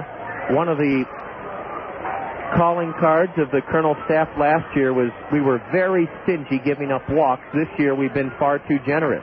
Here's a drive into right center. Melgarejo won't get it. It's all the way to the wall. Mendez will go to second, possibly third. He'll make it to third with only 1 out. Phil Regan may wave him home. They stop him at third with a 1-out triple. Victor Mendez crushed a pitch over Melgarejo's head in deep right center. Ransell had to go all the way to the warning track to retrieve it. And now West Michigan has a runner at third with only 1 out as they will try to take the lead in this game in the bottom of the fifth inning. Victor Mendez crushed a 1-1 pitch from Rodriguez and teed off and drove it into right center over Melgarejo's head. The Kernel infield will come in for the play at the plate. The triple for Victor Mendez, his 5th of the year. A 1-out triple by Victor Mendez has Mike Ribello at the plate with a chance to put West Michigan ahead. Kernel infield in for the play at the plate. Ribello grounded out Mathis to the pitcher his first time up. Ball 1 is just low, according to the plate umpire, to Mike Ribello. For the first time tonight, for either team, a runner at third base. Boy, that Victor Mendez has really hurt us in this series so far. A pitch in the dirt, and saving a run is Alex Dvorsky with an unbelievable block on a pitch in the dirt. Ball 2 to Mike Ribello. No score, bottom of the fifth. The Whitecaps with a runner at third and 1 out. The Kernels got their first hit of the game off right-hander Matt Pender in the top of this fifth inning. A leadoff single by Greg Porter, but the next 3 were retired.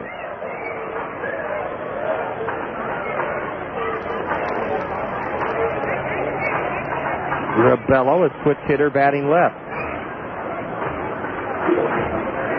Could put the Whitecaps ahead. Rafi from the stretch delivers a strike on the outside corner. He kept it away from Ribello.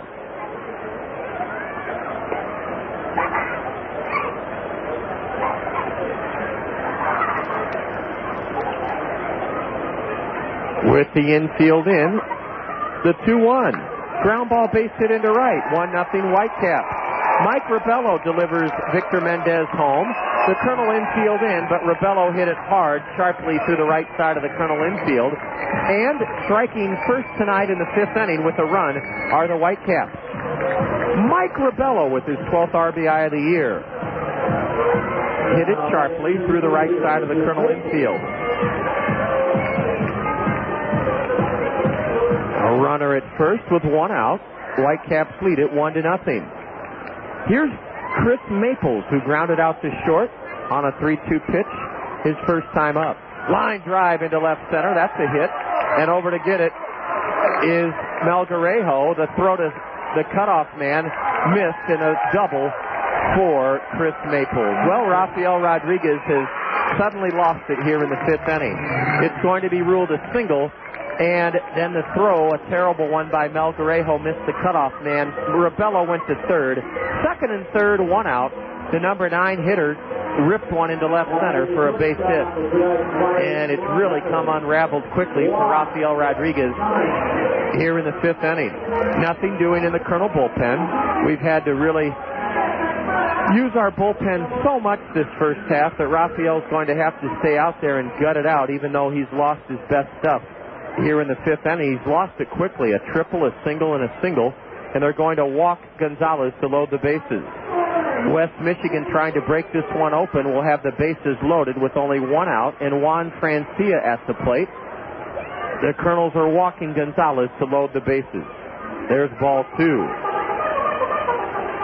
The Colonels are proud to bring you the Colonel Did You Know question. Visit us online at www.kernels.com, Kernels. And you can purchase tickets to upcoming games this summer at www.kernels.com. You can also preview coming promotions and attractions on that website. There's the intentional walk to Gonzalez to load the bases. Our box office number is 896-7560, 896-7560. Eric Bennett, the Colonel pitching coach, out to talk it over with Rafael Rodriguez. Bases loaded, 1 out. West Michigan leads it here in the 5th, 1-0. Our Colonel Did You Know question: did you know that Sam McDowell of Cleveland struck out 325 batters in only 273 innings in 1965, but he didn't win the Cy Young Award? Sam McDowell led the American League with an ERA of 2.18 in 1965. The league only batted 185 against him, but there was only one Cy Young Award given in the early 60s, and it went to Sandy Koufax. But sudden Sam McDowell had a great season in 65 with the Tribe, fanning 325 batters in only 273 innings, the league low 2.18 ERA. Yet he did not win the Cy Young Award. Only one was given out in those days. It went to Koufax. A tap to first. Mathis will throw home. Out. No other play. And down goes Alex Dvorsky as he got his feet caught with the sliding Mike Rebello. Juan Francia has forced Mike Rebello at the plate, and it went 5-2 as Jake Mathis gloved the tap to the right side off the bat of Francia. Juan reaches on a fielder's choice, and the Colonel moves so far, looks golden, walking Gonzalez to get to Francia. Juan tapped one to the first baseman. Jake threw home, and Alex Dvorsky stood on the plate. The force out of Mike Rebello went 5-2. On to third went Chris Maples. Down to second goes Gonzalez, the man that was walked intentionally, and Juan Francia reaches on a fielder's choice. The first pitch to Scott Moore. Line drive to second base, and it's caught by Cayaspo. Scott Moore belted one hard. Hit a scalding liner right at the Colonel's second baseman. Cayaspo pogo sticked up in the air and caught it to end the inning. In the 5th inning, 1 run for the Whitecaps on 3 hits, a walk. There were no Colonel errors, and West Michigan leaves 3. They've stranded 5. What a great piece of strategy employed by manager Todd Klaus as he walked Juan Gonzalez to load the bases, and then Rodriguez got the next 2. Rafael has pitched brilliantly through 5 innings. After 5, the Colonels trail the Whitecaps 1-0. cannot face anyone but me. Baby, can't you see I know what's right for me? Don't tell me wrong from right. I know just what I like. Yeah, call me crazy, I don't care. Come feel the joy all around each generation. It's time they got their own kind of sound. I'm just shout it out. It's that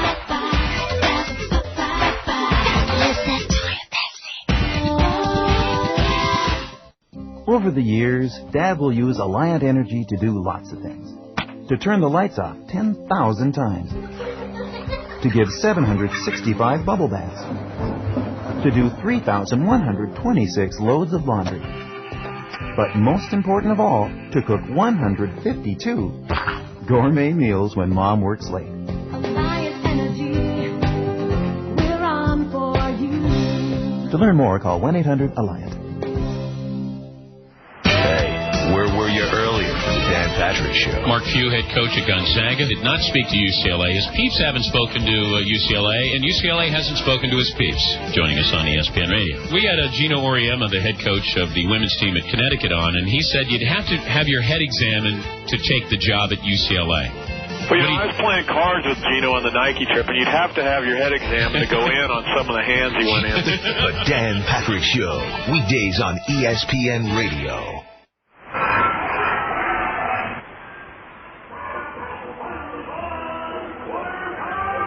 Dandy ball game as we go to the sixth inning. 1-0 Whitecaps. The Kernels have one hit off right-hander Matt Pender through 5 innings. The Whitecaps struck for a run, but could have had much more in the bottom of the 5th inning. So the Kernels have a lot of reason to hope here for good things, trying to even this series at a game apiece. The leadoff man in the 6th inning is B.J. Weed. Weed, at the top of the Allen Motor Company order tonight, is 0 for 2, is grounded to short and struck out against the dominant right-hander Pender. B.J. strokes one foul into the left field corner, strike one. Nothing doing in either bullpen. The Kernels' bullpen is depleted due to the flu being suffered through by Rich Thompson, the 18-year-old Kernel Australian, dry docked again this evening back in our motel, very, very ill with the flu. Ball one is high to Weed. Kernels have been out hit 6-1, but only trail 1-0. And that's good because the Whitecaps could have broken it open. They had the bases loaded with one out in the 5th, having scored a run and only scored the one run. Here's a high fly ball into left center. On the run is Mendez, and he has it. B.J. Weed flies to left center, one gone in the Kernels' 6th inning. The Kernels were shut out on this road trip in Kane County, 1-0. And then we were shut out in Beloit, 4-0. So we certainly don't want to be shut out for the 3rd time on this road trip here tonight. Eric Ibar lined to second his last time up. He's 0 for 2.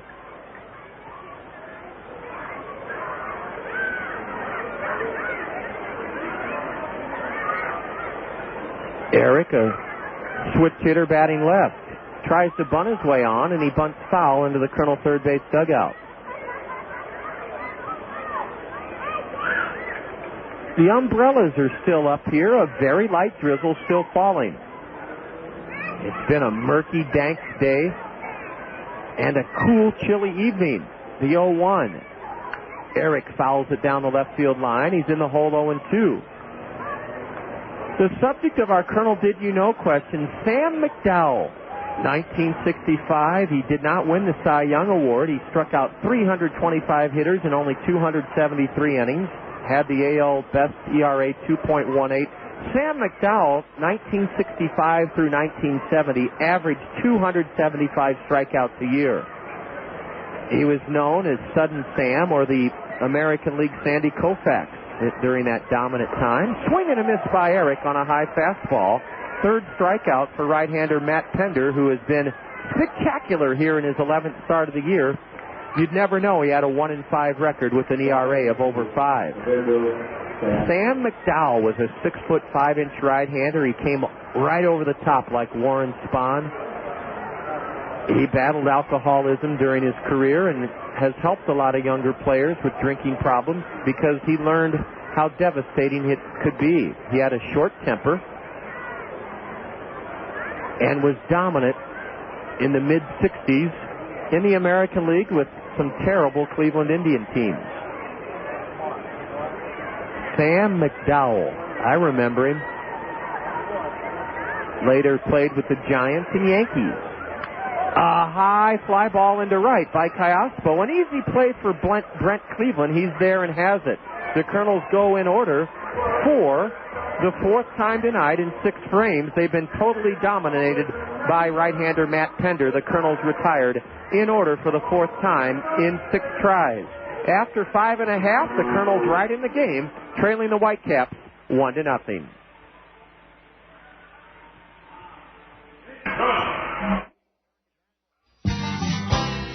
You save big money, you save big money when you shop Menards. Complete your summer projects with big savings at Menards and don't pay till 2004. Build a new deck, fence, or play center and don't pay till next year. Choose from the Midwest's best selection of lumber and building materials at the lowest prices.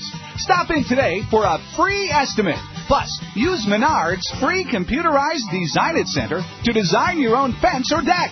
With a deal this great, it's a perfect time to paint or re-side your home with no payments till 2004 when you put it on your Menard Big Card. Install a new patio door or energy-efficient windows. Put up a garage or storage building. With great sale prices, plus no interest or payments till 2004. Now at Menards. Save big money at Menards.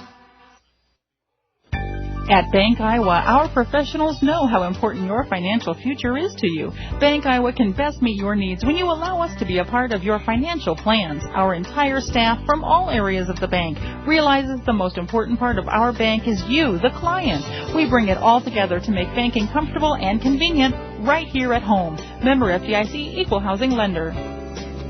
Bank Iowa, Iowa's hometown bank. Rafael Rodriguez, who allowed a run but pitched around a bases-loaded one-out jam. In the 5th inning, will work the 6th with the Kernels' bullpen depleted. Rafael will have to be as tough as possible, both mentally and physically. As we start the home half of the 6th, the Whitecaps will send their the league's leading hitter to the plate, Wilton Reynolds. He's been robbed twice on terrific plays in right by B.J. Weed and at short by Eric Ibar. Rafi's first pitch of the 6th is outside, ball 1. The Blues Brothers are coming to the new Veterans Memorial Stadium on Saturday, July 5th. Now remember, on the 4th of July, a Friday, the game starts at 5. McDonald's baseball that night, and you can watch the fireworks from the new Veterans Memorial Stadium after the 5 o'clock game from the comfort of your seat. We'll have entertainment for you on the Rockwell Collins Game Link. Saturday the 5th, a 7 o'clock start, the Blues Brothers, and then the Boy Scouts will be camping over afterwards. Ball 2 is downstairs to the right-handed batter, Wilton Reynolds. Strike 1 called on the inside corner. Rodriguez has surrendered 6 hits in 5 innings, only 1 run. He's walked 1 batter intentionally, fanned a pair. He struck out 2 hitters in the 1st inning. 1-0 Whitecaps, bottom of the 6th inning. A slider is low, and it's 3-1. Oh, Wilton Reynolds went around, according to Jeremy Barb, the base umpire. That's a big call, because now it's a 2-2 count. The Whitecaps in their all-white home uniforms with black numbers, their names on the back of their white uniforms, black sleeves, black hats. The Kernels in their gray road uniforms with navy blue caps. A check swing. Did the batter go around? Now they say no, and the count is full. Reynolds took the same swing on a 2-2 pitch that he did on a 2-1 pitch. The 2-1 pitch was called a swing, and the 2-2 pitch was ruled a check swing. Yet another full count to a Whitecap batter. And the payoff pitch. Outside and low, a leadoff walk. A bad omen for Rafael Rodriguez to start the 6th inning.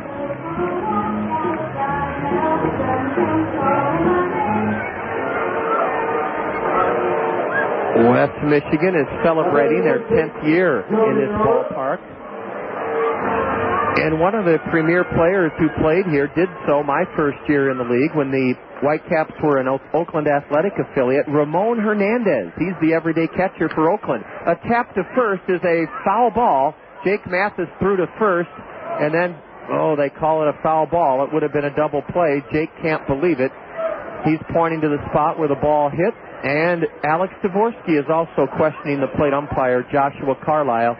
A ground ball pulled by Jody Roten up the first base side. Jake still can't believe it was called a foul ball.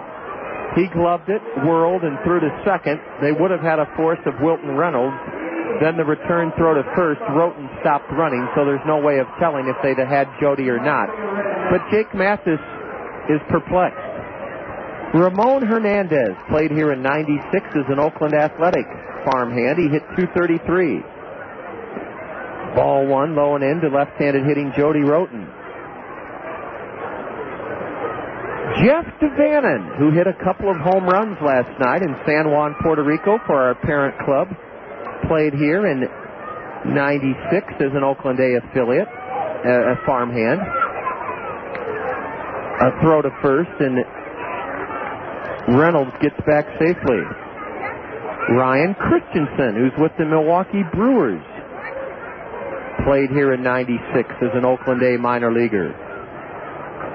So three pretty good players, Jeff DeVannen, Ramon Hernandez, and Ryan Christensen. Swing and a miss by Roten. The count even to Jody, or he's in the hole rather, 1-2. One on, nobody out, bottom of the sixth. 1-0 Whitecaps.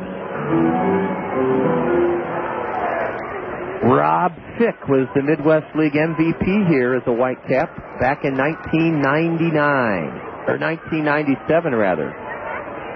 Swing and a miss by Roten, and that's the first strikeout for the Colonel 18-year-old right-hander since the first inning. One out in the bottom of the sixth inning. Rob Fick.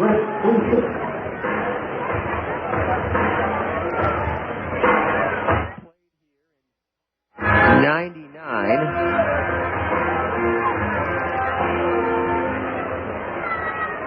He was the Midwest League's MVP. I don't think that's right. I think he played here before '99. But he's now a Brave. The runner goes. A pitch inside. The throw to second. Not in time. Wilton Reynolds with his fifth steal of the year. Stole it off Rodriguez. A good throw by catcher Alex Dvorsky, but no chance as the pitch was up and in to Brent Cleveland, ball one. I thought Rob Fick was the MVP of this league in '97. But this information says otherwise. It says that he was here in '99. Ben Grieve was here in '95. Ben with the Tampa Bay Devil Rays. Yeah, the Tigers lost Rob Fick. A slider, and Cleveland held up in time, and it's ball two outside to Brent Cleveland. 1-0 Whitecaps, bottom of the sixth inning. The Kernels have a newcomer, Carlos Morban, up in the bullpen. Carlos Morban is warming up in the Colonel left field bullpen. He pitched an inning in Beloit. Cleveland is ahead in the count, 2-0. Ball, a strike. Letter high, outside corner, a delayed call by the plate umpire, Joshua Carlisle.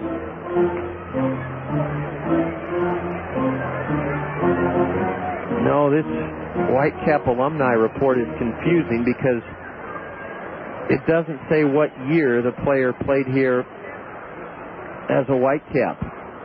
At least if it does, it's not correct. Ball three is inside to the batter. We can tell you that Brandon Inge, who's the regular catcher for Detroit, was a Whitecap. So is their keystone combo of Omar Infante and Ramon Santiago. Young players up the middle for Detroit. Infante and Santiago both played here in West Michigan. A ground ball sharply hit to short. Looking the runner back to second is Ibar, and Eric throws Brent Cleveland out. Brent Cleveland on a 3-1 pitch grounds out sharply to short. 2 out now in the sixth inning. Rafael Rodriguez has pitched his heart out here tonight. 5 2/3 innings, and he's given up only 1 run.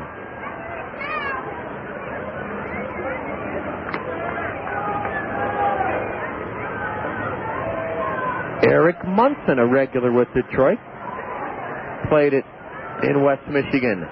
Victor Mendez takes a vicious cut and misses strike one. Victor has scored the game's only run, a one-out triple in the fifth inning, and he scored on a base hit into right by Mike Ribello. Runner at second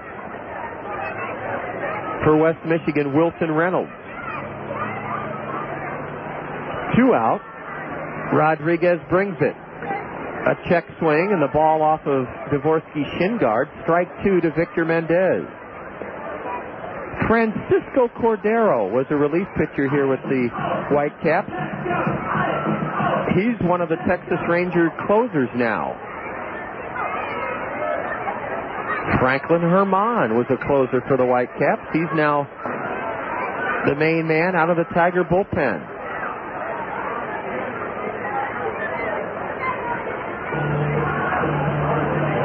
Yeah, Rob Fick played here in 97. That's what I thought. He was the league's MVP following Larry Barnes' 1996 MVP performance as a Colonel. The Whitecaps have won two Midwest League titles since joining the league in 94. They won in 96 and 98. Ball one is low and in to Victor Mendez.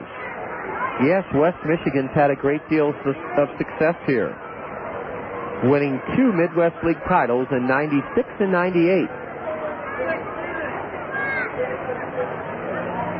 From the stretch with a runner in scoring position, Mendez takes a slider. It just missed down and in apparently, and the count now even to Victor Mendez. A two-run double last night to put West Michigan ahead, and a triple and a run scored tonight. The 2-2 to the switch hitter. A let up high and outside, and it just looks like Raphael is running out of gas here in the sixth inning.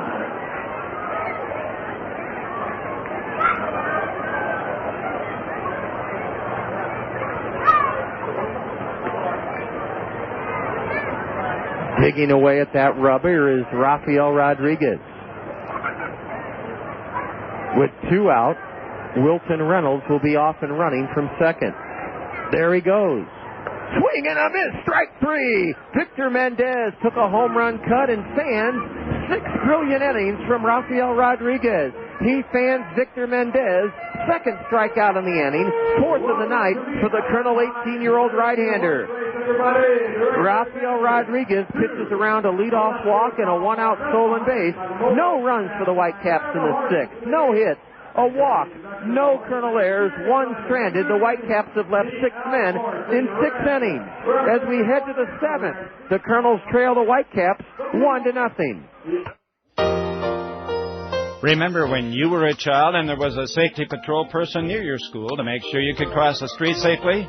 Don't you wish you had a safety patrol with you to help you conduct your life safely? Scott Draper, your Pekin insurance agent at Sheets Forest Draper Insurance in Marion, can help you feel safe with the right insurance coverages.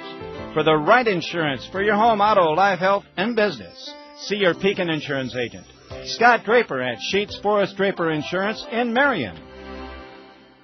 Here's a fact about the new Veterans Memorial Stadium I bet you didn't know. All of the grounds surrounding our community's newest source of pride are maintained by Greg's Lawn Service. That's right, it's Greg's Lawn Service that provides you with that initial lift when you approach our magnificent new ballpark. Greg's Lawn Service can put their first-class signature on your yard, elevating it to the same immaculate condition you see around the stadium. Greg's Lawn Service, a cut above the rest since 1983. When we met at Spaghetti, we would never forget Zio Giano's. Now it's where mi amore and I, Danne, we carry out the lunch and the dinner all the time for lasagna, ravioli, mandacati, cannelloni, tortellini, or try their delicious salads and sub sandwiches too. Zio Giano's is the hometown taste of Italy. For your next meal with friends and a family, remember Zio Giano's with 5 convenient locations for the pasta that makes you sing.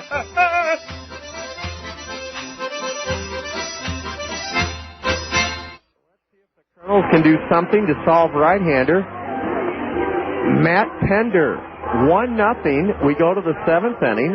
Rafael Rodriguez gave up 1 run in 6 innings on 6 hits. Rafi struck out 4, walked 2.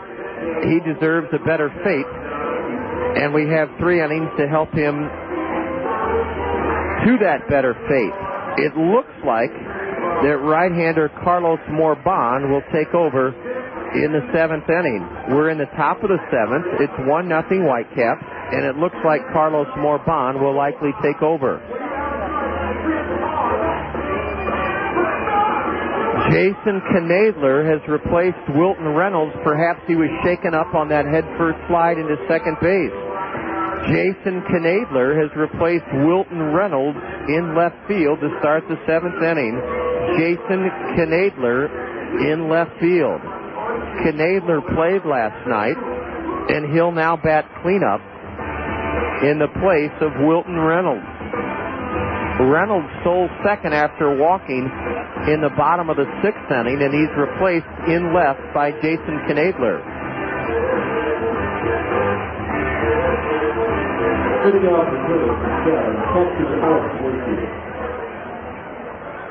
Leading it off for the Kernels is the cleanup batter, Alex Dvorsky. Alex has walked and fouled out to first. Ball 1 is low. The lefty is warming up for the Whitecaps in their bullpen. 1-0 West Michigan, top of the 7th inning. Ball 2 is upstairs to Alex. Let's see who that left-hander is. As the 2-0 from Pender to Dvorsky on the way. Outside, ball 3. The left-hander for the Whitecaps is Jordan Girk. Jordan Girk, G-E-R-K, is on the warm-up pass down in the bullpen. Let up, and it's a strike called. 1-1 to Alex Dvorsky. So Jordan Girk in the Whitecap bullpen, and Carlos Morban in the Colonel bullpen. Alex waits for the 3-1 and takes it low for ball 4. Well, that's a great start to the Colonel 7th inning. Alex Dvorsky drawing the second walk, his second walk, and the third issued by the right-hander.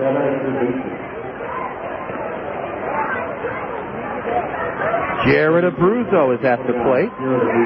Jared lined out to deep right his last time up to end the Colonel 4th. We're in the top of the 7th. Colonel's only down by a run, 1-0. On this chilly, cloudy, overcast Wednesday night. A breaking pitch is in, a strike to Jared. Action in both teams' bullpens.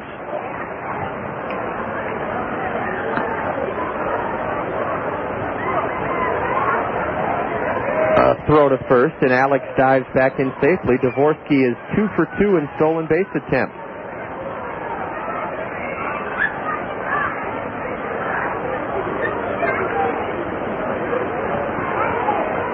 Ben Grieve played here as an Oakland A minor leaguer. He's been a pretty big disappointment as a Tampa Bay Devil Ray. Former Oakland first-round pick Ben Grieve.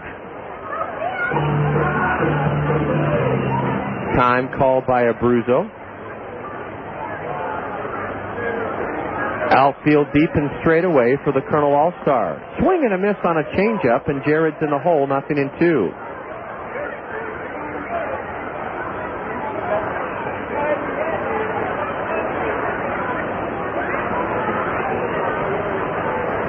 Fortunately, on this cool night, chilly night, the breeze has not been a factor. It's relatively calm here. A throw to first, and it's a wild throw. Alex may go to third. He'll go to at least second. He'll go to third. Alex Dvorsky's going to be at third base with nobody out on a wild throw past first by Matt Pender. A walk and a wild throw, and Alex Dvorsky is at third with nobody out. The error is the first of the game by either team. A costly throwing error by Matt Pender has Alex Dvorsky at third with nobody out. An 0-2 count on Abruzzo, and Pender threw over there, and Alex went all the way to third as the ball got by the first baseman, Jody Roten.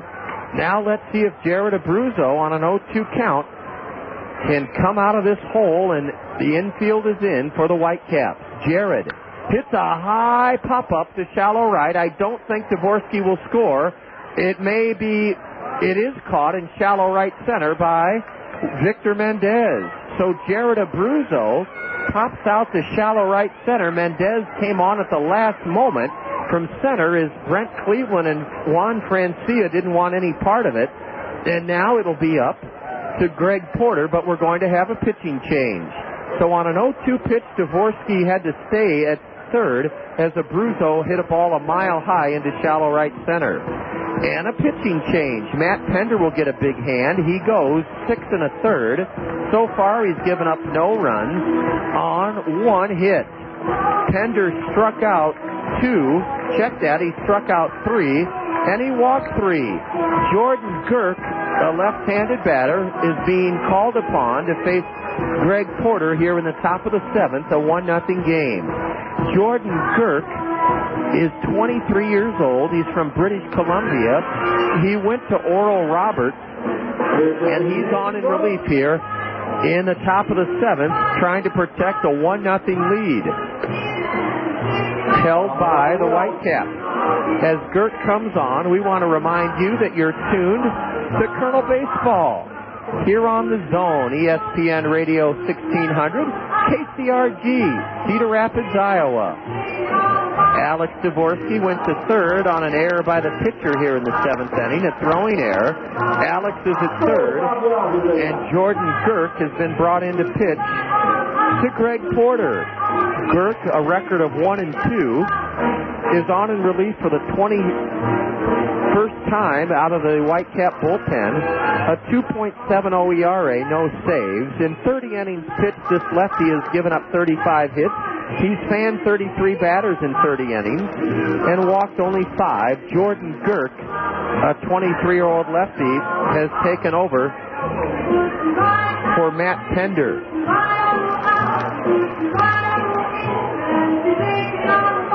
Well, Alex Dvorsky is at third base with 1 out. Abruzzo on an 0-2 pitch hit one high in the air to right center. Victor Mendez came in and caught it in such shallow ground that Todd Klaus could not send Alex Dvorsky home. Now Greg Porter will face the left-hander Jordan Girk with the tying run at third and 1 out here in the top of the 7th inning. Jordan Girk to pitch to our dugout interview guest, Greg Porter.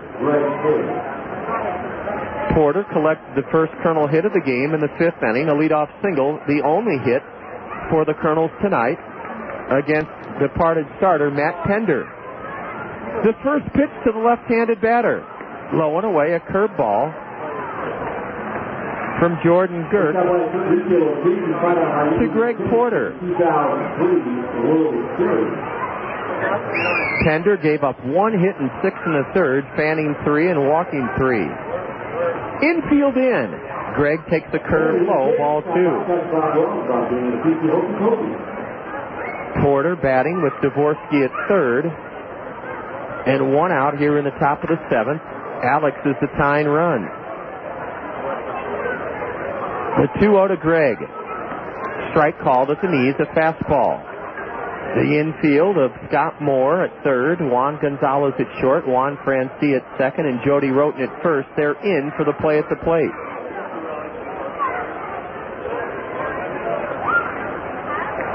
Girk to Porter. A curve had just missed outside, ball 3. Greg is ahead in the count, 3-1. It looks like Carlos Morban will take over on the hill in the bottom of the 7th. What will the score be? Right now it's 1-0 West Michigan. The 3-1 to Greg. A curve, a knee buckler, strike 2. A full count to Greg Porter with a right-hander warming up now for West Michigan. Alex Dvorsky at third is the tying run. The 3-2 to Greg. Tap foul towards the base of the backstop. The right-hander for the Whitecaps in their bullpen is Jason Graham. Jason Graham working in the Whitecap bullpen. The Kernels have lifted Alex Dvorsky, a pinch runner at third. Quan Cosby. Cosby's at third, the 3-2 to Porter. Swing and a miss on a pitch in the dirt. Quan holds at third as the catcher throws Greg out. Quan Cosby, pinch running for Alex Dvorsky, is at third base now with 2 outs. He was there with 1 out, not anymore, 2 out. Greg Porter swung at a pitch down and away in the dirt and fanned, and it'll take a base hit from Caleb Mayer if the Kernels are going to score in this game in the 7th inning. Quan Cosby, pinch running for Dvorsky at third base. Oh, what a job by Jordan Girk as he got Greg Porter swinging on a curve in the dirt. Let's see if Caleb Mayer can pick up Abruzzo and Greg. A curve, a beauty, a strike called. Caleb is 0 for 2. He's lined out to right and popped out to second. Top of the 7th inning, 1-0 West Michigan. Tyne run at third. Quan Cosby with 2 out. Caleb pops one foul off to the right. He's in the hole 0-2. Abruzzo will likely take over behind the plate, and Quan Cosby will likely become the designated hitter. Again in left field here in the 7th for the Whitecaps, Jason Knadler.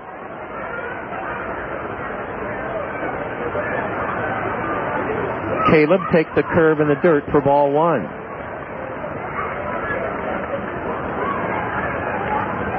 Quan Cosby, the pinch runner at third, with 2 outs. He's the tying run. Caleb, a right-handed batter with an open stance. The 1-2 from the lefty. A looper into center is a base hit to tie the game. Caleb Mayer brings home Quan Cosby with a 2-out single dumped into center field, and we're tied at 1. Caleb Mayer with a base hit in front of the center fielder. Victor Mendez plates the pinch runner Quan Cosby. Caleb came through. He picked up Abruzzo and Porter with a 2-out single into center. The run charged to Matt Pender, and we're tied 1-1 here in the top of the 7th inning. Caleb Mayer came through, singling into center. The batter is Jake Mathis. A curve is a strike called to Jake. Oh, what a big 2-out single for Caleb Mayer. His 15th run driven in his 29th game as a Colonel. The 0-1 to the left-handed batter Mathis, a curve, strike 2 called. Caleb Mayer has tied the game here in the 7th, 1-1, with a 2-out single into center.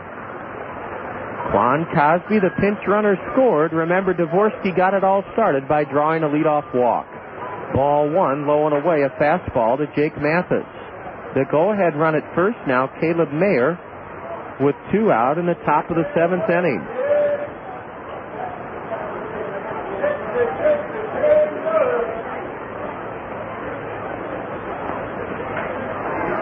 Jake swings and misses on a curveball, and Jake Mathis is 0 for 3 in the 7th inning. The Colonels score 1 run on 1 hit, just their second of the game. 1 costly Whitecap error, a walk, and the Colonels leave a runner aboard. We've stranded 4.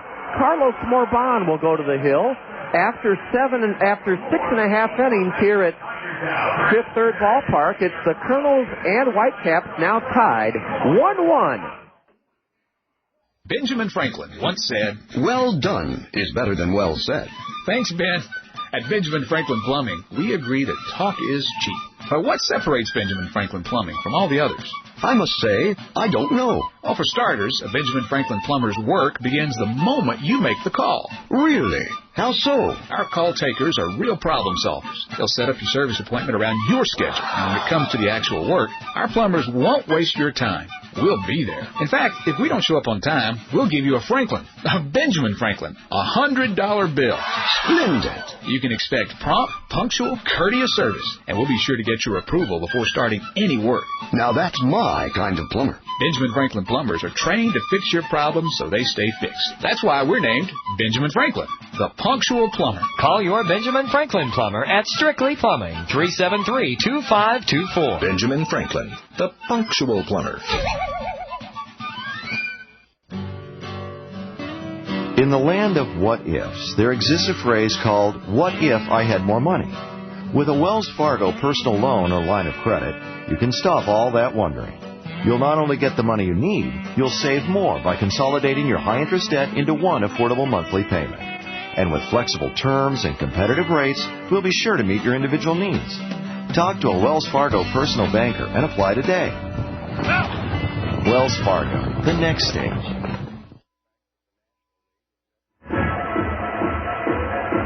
Some changes to report for you in a 1-1 game.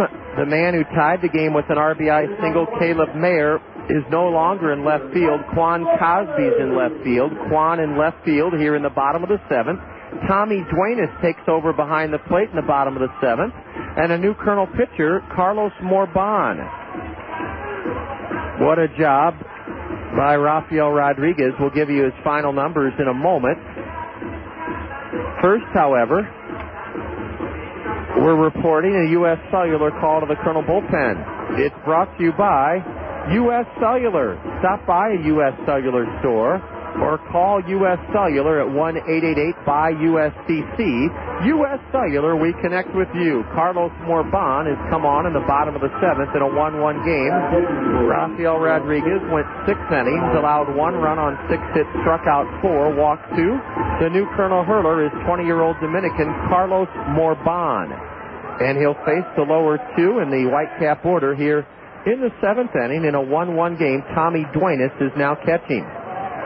So Dvorsky and Mayer have left the Kernel lineup.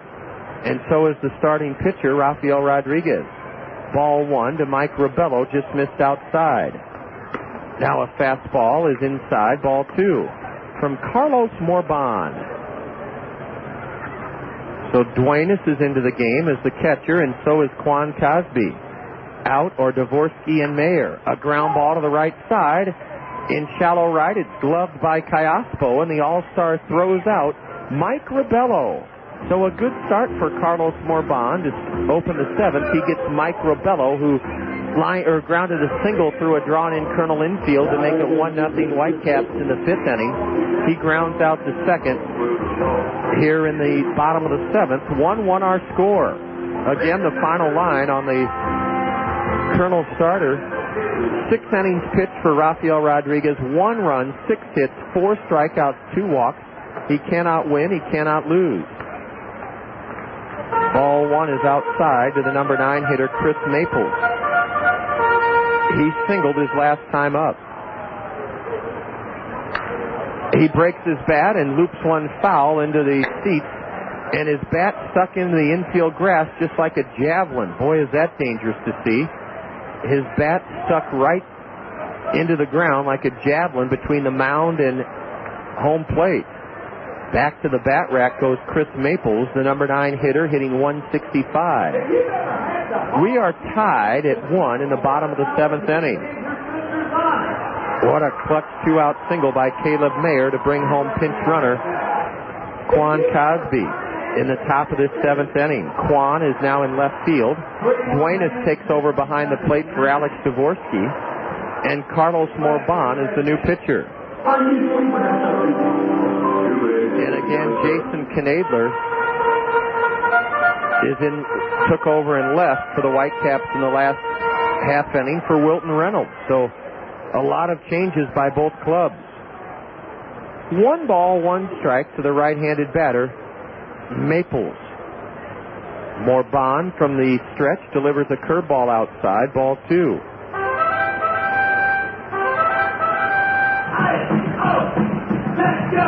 A lot of the faithful have departed on this drizzly, chilly Wednesday night. They'll still have a very good announced crowd, but there are not too many folks remaining here. A 2-1 pitch is looped foul off to the right, and it's 2-2 to Chris Maples. Let's go! Let's go! Let's go! Quan Cosby will hit in the spot occupied by Caleb Mayer, and Tommy Duenas will hit cleanup. A line drive almost takes the head off of the Kernel right-hander. The number 9 hitter, Chris Maples, with a 165 average, is 2 for 3 tonight. 2 for 3 for the number 9 hitter, as he wrapped one over the head of Morban for a base hit into center. So the go-ahead run is on at first with 1 out here in the bottom of the 7th. for the Whitecaps. I'm not sure whether Cosby will bat in the spot occupied by Dvorsky or whether Duenas will. I believe Duenas will, but we'll wait and see. Juan Gonzalez was walked intentionally to load the bases in the 5th inning, and with 1 out, Rodriguez prevented the Whitecaps from scoring. Ball 1 is way high. From Morban to Gonzalez. Carlos Morban, making his second appearance as a Colonel, pitched Saturday in a 4-0 loss to Beloit, a scoreless inning in which he walked a pair. A fastball just missed outside, and it's 2-0 to the hitter. Juan Gonzalez. The Colonel's not holding Chris Maples, so he can get a pretty big lead at first. There's a strike at the knees from the Colonel right-hander. Bottom of the 7th, 1-1 the score.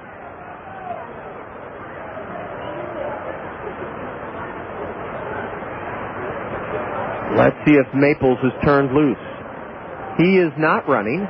Ball 3 almost hit the batter, and now Carlos Morban has fallen behind, 3-1. Again, the final line confirmed by the official score.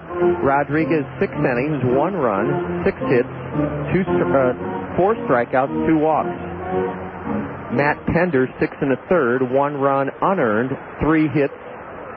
No, we'll correct that. Ball 4 puts the go-ahead run at second. Carlos Morban issues a walk to Juan Gonzalez, and it's 1st and 2nd with 1 out here in the 7th inning. The Colonels meet with Morban, Ibar, Cayaspo, and Tommy Duenas on the mound. The final line on Matt Pender, 6 1/3 innings pitched. He gave up 1 run, unearned, on 1 hit. He struck out 3 and he walked 3.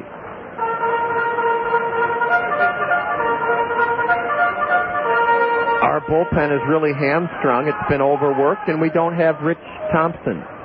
Thus, Carlos Morban is thrown into the fire, and he delivers a strike to Juan Francia.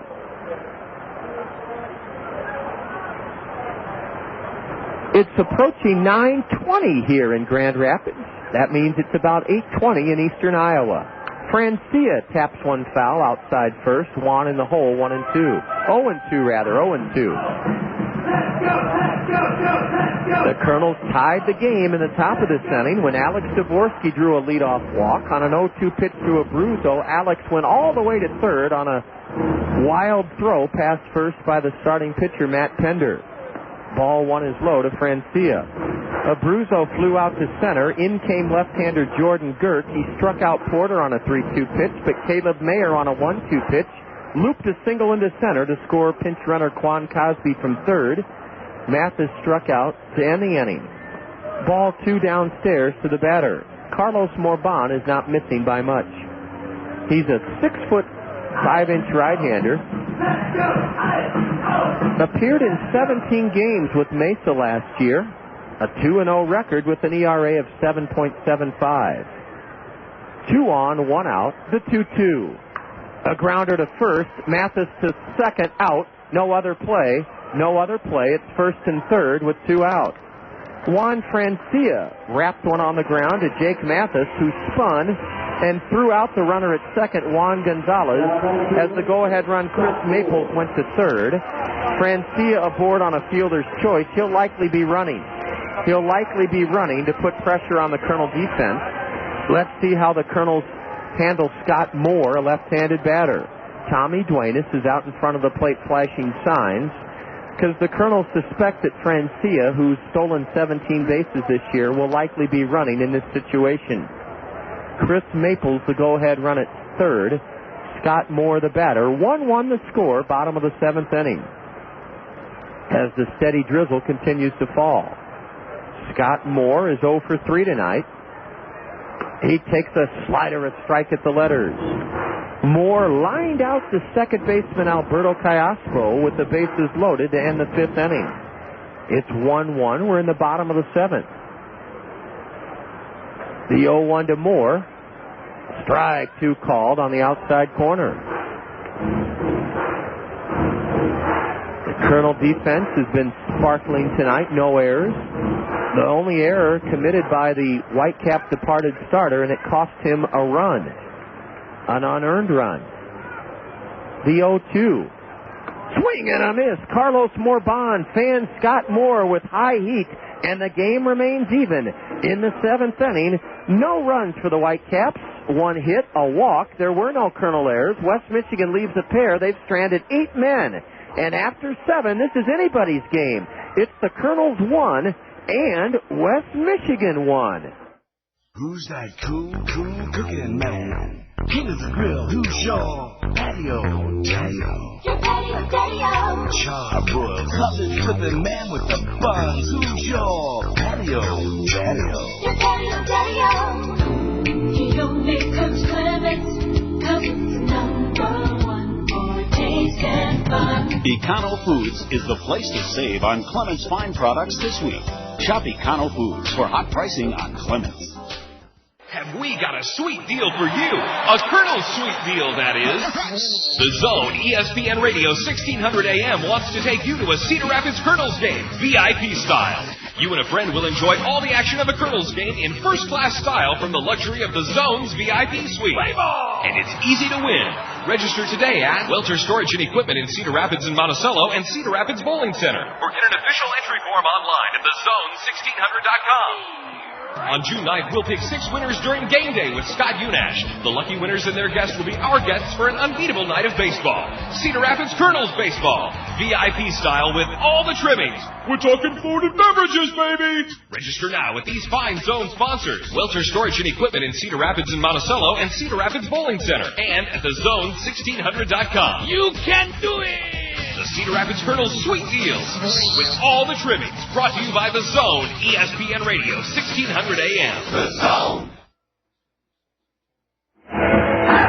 We go to the 8th, tied at 1. And from Grand Rapids, Kernel thanks to Physiotherapy Associates. Physiotherapy Associates provides us with state-of-the-art equipment in our training room. Physiotherapy Associates. They're experts in the treatment and prevention of sports injuries, and they're a proud backer of the Kernels. Physiotherapy Associates.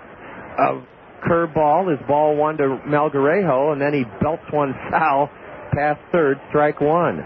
Ransell, the number 9 hitter in the Kernel order, facing lefty Jordan Girk for the first time tonight. Top of the 8th, we're tied 1-1. Excellent pitching from both starters. Ransell tries to bunt his way on and bunts foul, strike 2.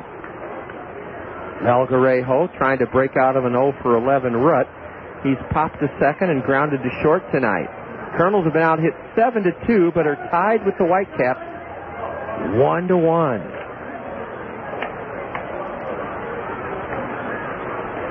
Swing and a miss by Ransell. He's gone, and there's 1 out here in the 8th inning. Girk with his 3rd strikeout of a Kernel batter.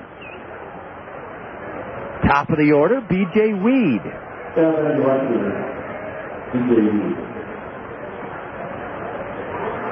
Weed is 0 for 3 tonight. The only 2 Kernel hits by Porter and the one by Caleb Mayer in the last inning that tied the game at 1. B.J. tries to bunt his way on, and he fouls it off the shin guard of the catcher, strike 1. Jason Knadler will lead it off for West Michigan in the 8th inning. At least he's due to in the bottom half of this 8th inning. Wilton Reynolds was lifted after stealing second base in the 6th inning. B.J. batting right-handed. Grounds one to deep short. Backhanded by Gonzalez. His long throw gets B.J. Weed. Juan Gonzalez throws B.J. Weed out, and there are quickly 2 out in the Kernel 8th inning. Eric Ibar will try to get a 2-out rally started for the Kernels. He and Alberto Callaspo, along with B.J. Weed, all named as Midwest League Western Division starters on the All-Star team. So far tonight, they've been held in check. All 3 of them are a combined 0 for 9. No, 0 for 11. Excuse me. 0 for 11 are Weed, Ibar, and Callaspo. Eric, batting right-handed, takes ball 1 inside from the lefty. Now a fastball misses away, ball 2.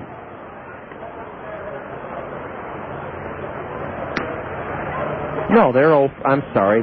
Weed, Ibar, and Kayaspo are combined 0 for 9. Here's a bunt by Eric. He pushes it to the third baseman, who throws in time to end the inning.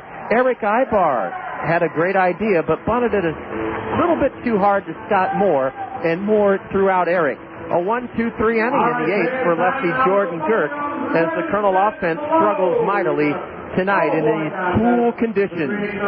We go to the bottom of the 8th inning, and the Kernels and Whitecaps are tied 1-1. Cedar Rapids Golf. Serving your needs to a T. Let Cedar Rapids Municipal Golf show you how much they glove you. All through June, that old glove you're wearing is worth $2 off any new regular price one you buy from the Jones, Twin Pines, or Ellis golf shops. Choose from Nike, FootJoy, Wilson, and Precept. Men's, women's, and kids' golf gloves, leather or all weather. Get $2 off when you trade in anytime in June. Keeping you on the course. We're Cedar Rapids Golf. Serving your needs to a T. What can I help you with here at Big Time Motors? Well, I'm looking for a used car. I like this one. What's the price? Listen, lady, I don't sell prices. I sell cars. But I guess if you must know, it's this. Wow. That's $2,000 more than the one low price on the exact same car at Randy Keel Honda. And I didn't even have to ask them. Randy Keel has the prices posted for every car on their lot. Well, we've got the best service department to stand behind our vehicles. Really? Randy Keel showed me they're #1 in service and sales customer satisfaction. How do you know yours is the best? My manager told me. Thanks, but I think I'm going back to Randy Keel Honda to get the best price and the best service. But I can throw in a free air freshener to put over the rearview mirror. Nice try. Randy Keel Honda understands what you need when you're looking for a new or used car. They post their prices clearly, so you don't have to guess, and they'll never pressure you. That's why they're #1 in service and sales customer satisfaction. And they just won the President's Award from American Honda. Come find out for yourself. Randy Keel Honda is on Center Point Road in Cedar Rapids, or you can visit them at randykeel.com.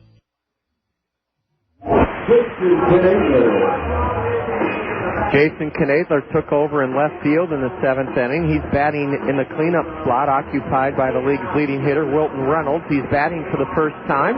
Bottom of the 8th inning. The Kernels carried a 3-1 lead into this inning last night and let it slip away. We're in great shape tonight, 1-1, bottom of the 8th inning. Jason Knadler last night was 1 for 3, and he takes just outside. He faked a bunt, ball 1. Knadler 1 for 3 last night, hitting .222, 2 homers, 8 RBIs. Knadler, a right-handed batter, facing Carlos Morban. Swings and misses at a slider, strike 1. Knadler has played in 32 games this season, and he's batting for the first time in this one. Jason played in 135 games as a Whitecap last year and hit .209. Again, he fakes a bunt, and a breaking pitch is high, ball 2 from Morban. The Kernels have Daniel Arias warming up in their bullpen. Daniel Arias, the Whitecaps counter with Juan Figueroa in their bullpen. Knadler takes strike 2 called at the knees. Carlos Morban came on relief in the bottom of the 7th, surrendered a 1-out single and a walk, but did not allow the Whitecaps to take the lead. It must be in the mid to low 40s by now outside. Very, very tough conditions. A ground ball to the left side, charged by Ibar. Eric throws not in time. He couldn't get it out of his mitt. An infield single to start the 8th inning by Jason Knadler. Just the type of thing that is rotten luck. That's all it was. Awful rotten luck. A tap to the left side. Ibar couldn't get it out of his glove. He charged it. He threw, and Knadler beat the throw. Jason's 5 for 5 in stolen base attempts. He swiped 18 last year. So the Whitecaps here in the 8th inning have the go-ahead run at first with nobody out. Jody Roten, 0 for 3, will likely be bunting. Knadler has good speed. Roten squares the bunt, takes high and away, ball 1. 1-1 the score. Bottom of the 8th inning. Carlos Morban trying to pitch around some very bad luck. He got Knadler to hit a weak grounder to the left side. A bunt, a very good bunt, and Morban will throw to first to get the batter. Kayaspo took the toss, and the go-ahead runs at second with 1 out for Brent Cleveland. Jody Roten laid down a beautiful sacrifice bunt. A third of the way to the mound, it was picked up with a bare hand by Carlos, and he threw to the first baseman, Kayaspo. That sacrifice went 1-4 as Jason Knadler's at second with one out. The batter, Brent Cleveland.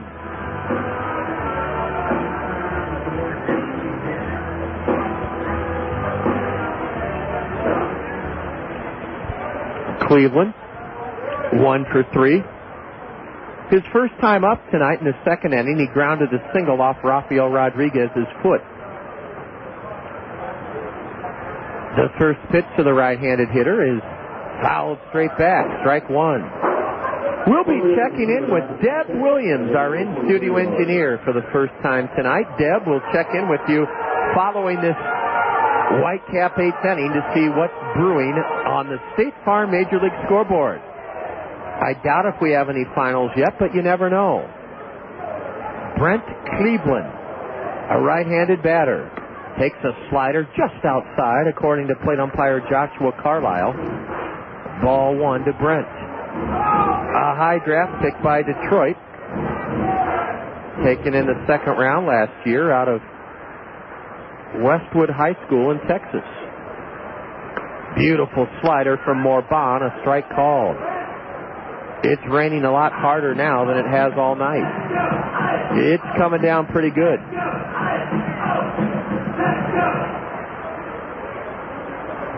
Morban ahead of Brent Cleveland, 1 ball, 2 strikes.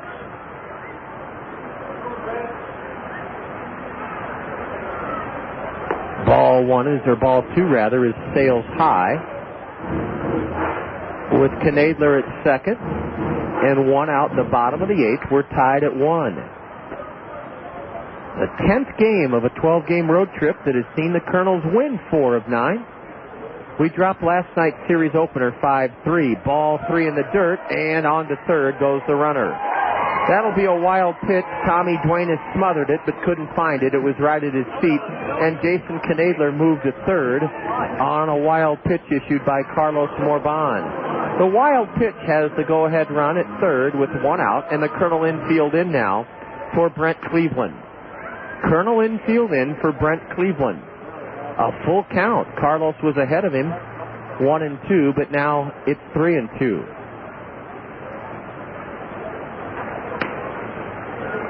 Colonel infield in.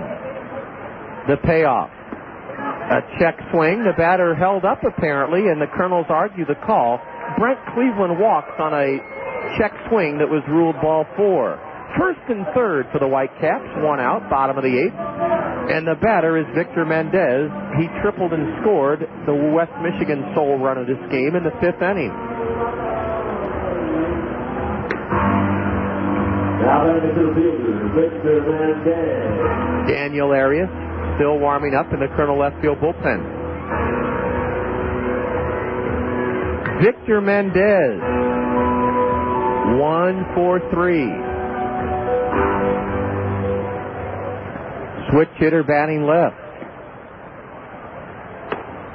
Ball 1 just missed high and away, a fastball. The Colonels have been out hitting this game 8-2, but we're tied at 1 in the bottom of the 8th inning.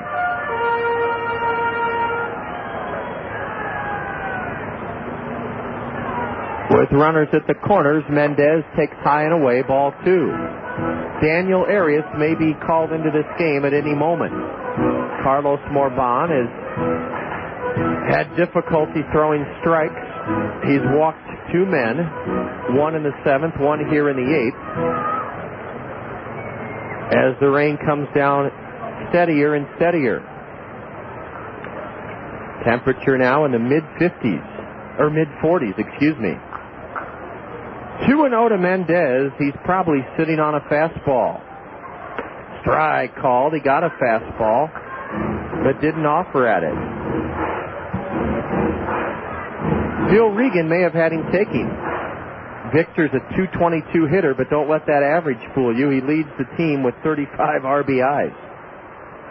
The 2-1 popped foul into the stands beyond the Whitecap third base dugout. So Carlos Morban has come back to even the count at 2-2 to Mendez. We're tied at 1 here in the bottom of the 8th inning. Whitecap runners at first and third with 1 out. Swing and a miss on a slider. Carlos Morban fans Victor Mendez 2 away here in the West Michigan 8th inning. Huge strikeout for the Colonel right-hander Morban.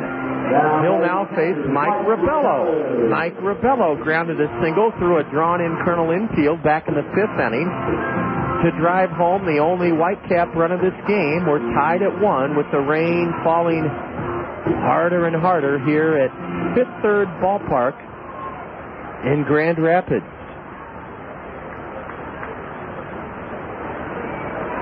Rabello, a switch hitter, batting left. Takes one just inside, a fastball. Looking ahead to the Colonel ninth, the heart of the order, Kayaspo. And then I think Cosby and Abruzzo. I think Quan Cosby will hit in the slot occupied by Alex Dvorsky. I'm not sure of that. A tap to the right side, a tough play. It's picked up by Carlos. He underhands to the first baseman Mathis, and the Colonels escape on terrific pitching by Carlos Morban. 2 scoreless shutout innings in relief of starter Rafael Rodriguez. The play went 1-3. Carlos had to pop off the hill and shovel it underhanded to Mathis to get the batter Rabello. No runs in the 8th for West Michigan. 1 hit, a walk, a wild pitch. There were no Colonel errors. The Whitecaps leave a pair. They've stranded 10 men in 8 innings. And after 8, it's the Colonels 1 and West Michigan 1. Miller Lite, Miller time, track 7. Well, chilling with my crew in a nice cold brew. Miller Lite's alright for a backyard bar. But you put in the meantime, I recite this rhyme to remind the whole world that it's Miller time. It's Miller time. In the summertime. Get back, relax, it's Miller time, yeah! Miller Lite, Miller Brewing Company, Milwaukee, Wisconsin. Live responsibly.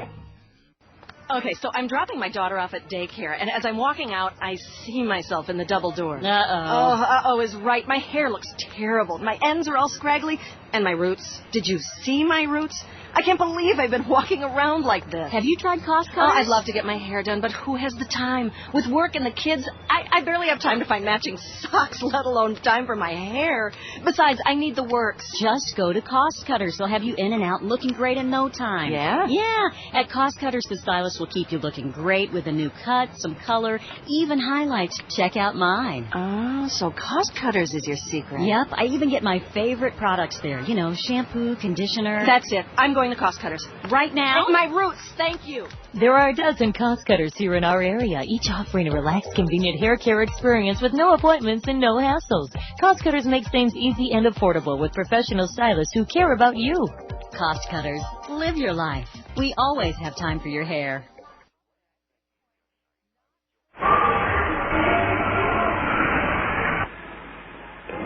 Well, we're sorry to report we were unable to hook up with Deb Williams, our in-studio engineer. Deb, we'll try you again after the Colonel's bat here in the 9th. We'll try to reach Deb Williams, our in-studio engineer, after the Colonel's bat here in the 9th inning, tied at 1 with the Whitecaps.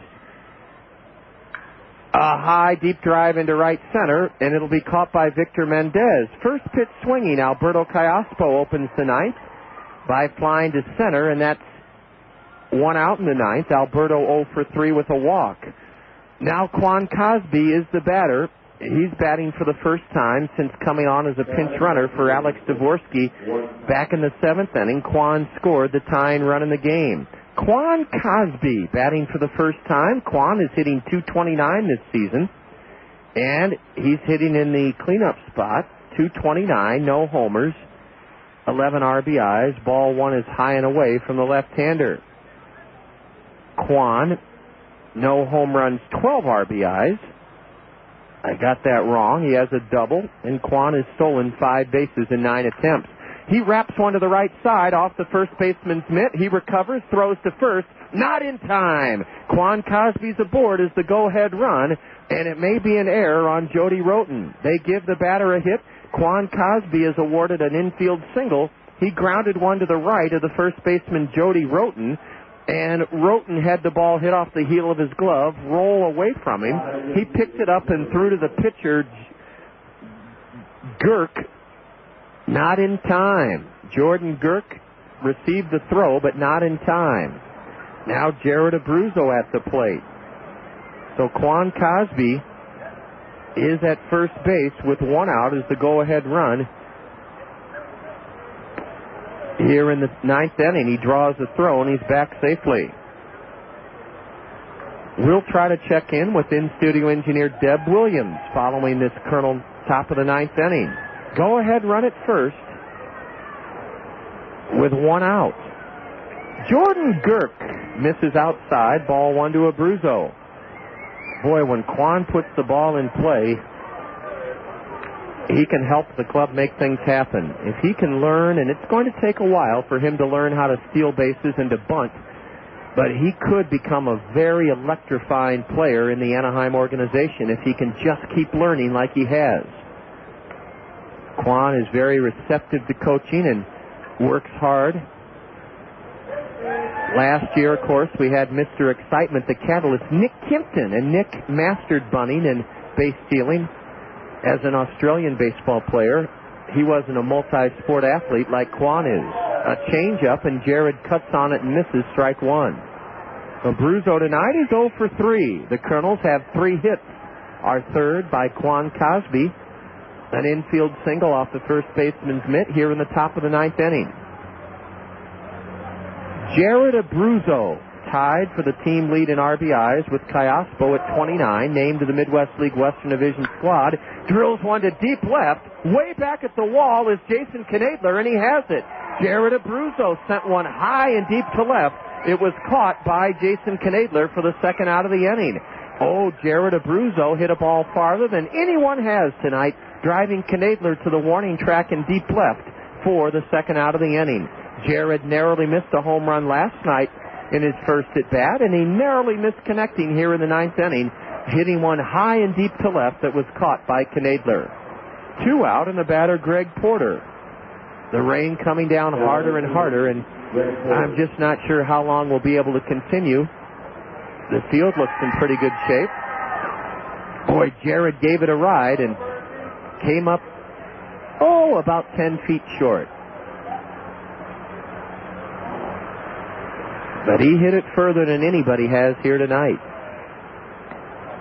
1-1, top of the ninth inning. 2 out, Greg Porter at the plate.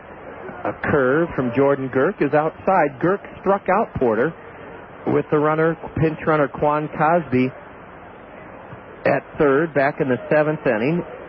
But then Caleb Mayer came through with a 2-out single to tie the game. Greg jackhammers one into deep center. Back goes Mendez. He's in front of the track and has it. Greg Porter hit one to deep left center, or to deep straightaway center, rather, to end the ninth inning. No runs in the ninth for the Kernels. 1 infield single, our third hit of the game. There were no Whitecap errors. The Kernels leave 1 and stranded 4. We're going to check in with Deb Williams, our in-studio engineer. Deb, we're coming at you right now as we go to the bottom of the ninth. The Kernels won, and the Whitecaps won. Nature provides a built-in mechanism for animals to get ready for their future. Animals start hoarding food in the early autumn, knowing it will be scarce during the winter. We don't seem to have that same kind of savvy. Pekin Insurance agent Teresa Brunsheen at Family Insurance Center in Monticello can help you plan ahead. Teresa can help you make sure you have the right insurance coverages for your particular needs. Nature's message is clear. Prepare. See Teresa Brunsheen, your Pekin Insurance agent in Monticello at Family Insurance Center. This is an emergency. This isn't. Say it's an evening or a weekend, and you have a, or perhaps even a, you don't need, but you'd rather not, for your doctor's office to open. That's when it's time to visit a Mercy Care Urgent Care Clinic. Just walk in, limp in, or even crawl in. And a Mercy Care physician will help you feel better, faster. There's a Mercy Care Urgent Care Clinic near you. Mercy Care North on Collins Road Northeast, and a new Mercy Care South on Edgewood Road Southwest. Open Monday through Friday, 7:30 a.m. to 9 p.m., and weekends, 8 a.m. to 4 p.m. So, next time you have, visit a Mercy Care Urgent Care Clinic in your neighborhood. A U.S. Cellular call to the Colonel bullpen to start the bottom of the ninth, brought to you by U.S. Cellular. Visit a U.S. Cellular store or call U.S. Cellular at 1-888-BUY-USCC. U.S. Cellular, we connect with you. Daniel Arias has answered a U.S. Cellular call to the Colonel bullpen. He takes over for Carlos Morban. Morban was fantastic. He went 2 innings, no runs, 2 hits, 2 strikeouts, 2 walks. Daniel Arias. Last pitched Monday in Beloit in a Colonel 10-2 drubbing of the Snappers. He pitched the 9th inning, gave up no runs on 1 hit, struck out 1. Arias misses inside to Chris Maples, the DH. Bottom of the 9th inning, 1-1 the score. The Colonels hoping to go to extra innings for the 5th time in the first half of the season. A strike to the designated hitter, number 9 batter, Chris Maples. We're in the bottom of the 9th, tied at 1, and we have a couple of finals to share with you on the State Farm Major League scoreboard as Maples takes a curve from Arias, ball 2. Before we give you those finals on the State Farm Major League scoreboard and interleague play, Daniel Arias on for the 22nd time, a 1-1 record with a 3.45 ERA. In 31 1/3 innings, he's given up 36 hits. Plugging 1 foul away to the right for strike 2 is Maples, a right-handed batter. Arias, 31 1/3 innings pitched, 36 hits, 30 strikeouts in 31 1/3, 16 walks. 2-2 to Chris Maples. 1-1 the score, bottom of the 9th inning. Daniels' delivery is tapped to third. Tough play for Greg Porter. On the run, he throws in time. What a play by Greg Porter to take an infield single hit away from Chris Maples. Greg Porter came charging in from third. He had trouble getting the ball out of the webbing of his mitt, but on the run, Greg fired to first, and the batter is out. Chris Maples. Maples has 2 of the 8 West Michigan hits. Boy, the Kernels have played terrific in the field this evening after giving the game away last night on an air. They've played stellar defense here tonight. Juan Gonzalez may try to bunt his way on. No, he swings and slaps one into the screen, foul, strike 1. Gonzalez reached base 4 times last night. He's reached base 3 times tonight with an infield single, 2 walks. 1 was intentional. State Farm Major League scoreboard here in the bottom of the 9th in a 1-1 game. Brought to you by, here's a bunt attempt and a ball outside, just missed from Arias. Brought to you by State Farm Insurance agents Al Shetler, Dale Thompson, Lanny Peterson, and Gary Schubat. We have 2 finals from interleague play. Ball 2 is downstairs to Gonzalez. At Turner Field, the Braves scalp the Rangers 5-2 tonight.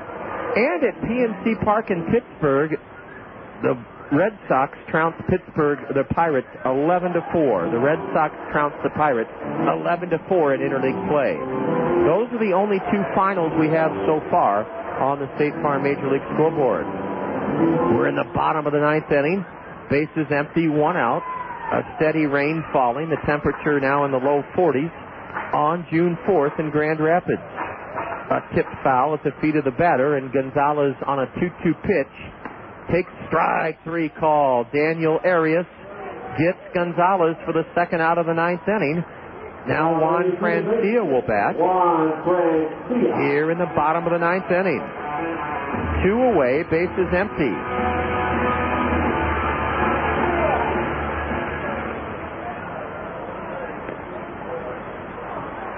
Francia 1 for 4 tonight. Fouls one straight back here, just to our left. Strike 1. Juan lifted one over the backstop, and it was headed our way.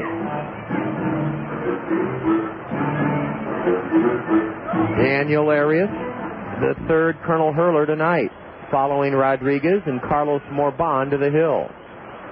A bunt attempt, and the batter pulled the bat back in time and took ball 1. Juan Francia, a regular with the Whitecaps a year ago. We're trying to push this game into extra innings. The 1-1. Sprayed into shallow left, I-bar back. Eric has it. The shortstop has it, and we are indeed going into extra innings here at Fifth Third Ballpark as Juan Francia pops to short. Down in order, Daniel Arias sets the Whitecaps in the bottom of the 9th inning. We'll check in with Deb Williams again to see if anything else has gone final on the State Farm Major League scoreboard. As we go to the 10th inning, it's the Kernels 1 and West Michigan 1. The ability to read. Nothing's more important in predicting the future success of a child. Thanks to the generous, ongoing support of Toyota Financial Services, Kernel players visited a record 25 schools last spring to encourage children to read, with a series of dazzling rewards from Toyota Financial Services serving as incentives. An all-time high, 1,451 girls and boys read last summer. The Kernels salute Toyota Financial Services. Have we got a sweet deal for you? A Kernels sweet deal, that is. The Zone ESPN Radio 1600 AM wants to take you to a Cedar Rapids Kernels game, VIP style. You and a friend will enjoy all the action of a Kernels game in first-class style from the luxury of the Zone's VIP suite. And it's easy to win. Register today at Welter Storage and Equipment in Cedar Rapids and Monticello and Cedar Rapids Bowling Center. Or get an official entry form online at thezone1600.com. On June 9th, we'll pick 6 winners during game day with Scott Unash. The lucky winners and their guests will be our guests for an unbeatable night of baseball. Cedar Rapids Kernels baseball. VIP style with all the trimmings. We're talking food and beverages, baby! Register now at these fine Zone sponsors. Welter Storage and Equipment in Cedar Rapids and Monticello and Cedar Rapids Bowling Center. And at thezone1600.com. You can do it! The Cedar Rapids Kernels Sweet Deals with all the trimmings, brought to you by The Zone, ESPN Radio, 1600 AM. The Zone.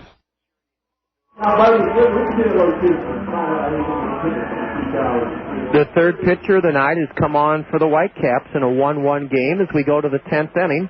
Tommy Duenas is going to lead it off for the Kernels. Duenas batting in the spot occupied by Caleb Mayer. Tommy took over behind the plate as the catcher. In the bottom of the 7th inning, Tommy's batting for the first time, and he's facing a right-hander who started the 9th inning last night, Juan Figueroa. Figueroa walked the only man he faced and was lifted. Ian Ostlund came on and notched a save. Tommy swings at a slider and missed it, strike one. It's raining steadily, and not sure how much longer we can continue, but we're starting the 10th inning tied at 1. Juan Figueroa on the mound. To Tommy. Swing and a miss, strike two by Duenas. Tommy Duenas is leading off here in the Kernel 10th inning in a 1-1 game. Juan Figueroa on the mound.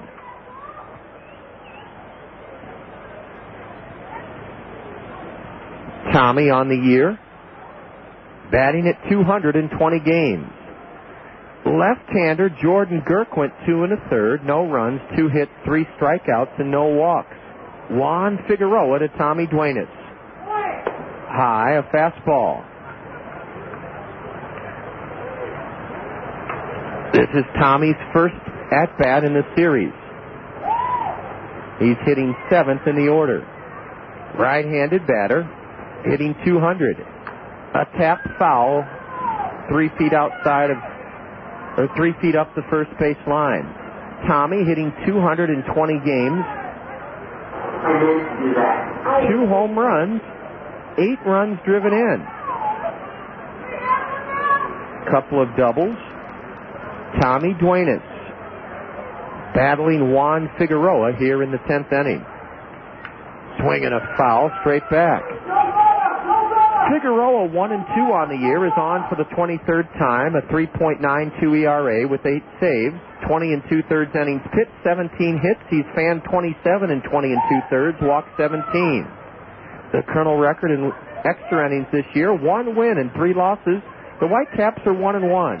A high pop foul out of play to the left, and Tommy's having a terrific at-bat to open up the Kernel 10th inning in a 1-1 game. The Kernels have been out-hit 8-3, but have played errorless ball. Figueroa is still ahead of the Kernel catcher, 1-2. Tommy fouls one off to the right. Boy, Tommy Duenas adds so much to a team. He never complains, not a peep about Abruzzo and Dvorsky, two fine receivers, get the bulk of the playing time. But let me tell you, Tommy Duenas can play. He was an All-American at Florida International. He's a fierce competitor. A curve, and it's upstairs from Figueroa. Ball 2 to Tommy. Top of the 10th inning, 1-1 the score. The rain coming down as hard as it has all night.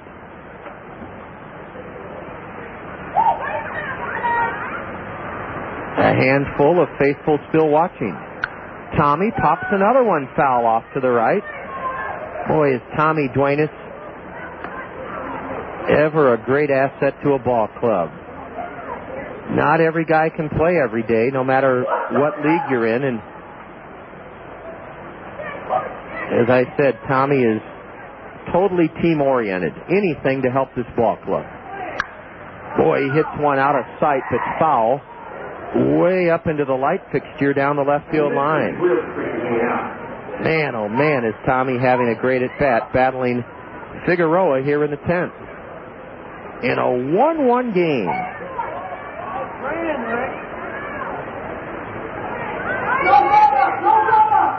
Another 2-2. A high drive foul down the left field line again. Wow, is Tommy putting on a show here, almost like it's batting practice. Whistling pitches way foul down the left field line.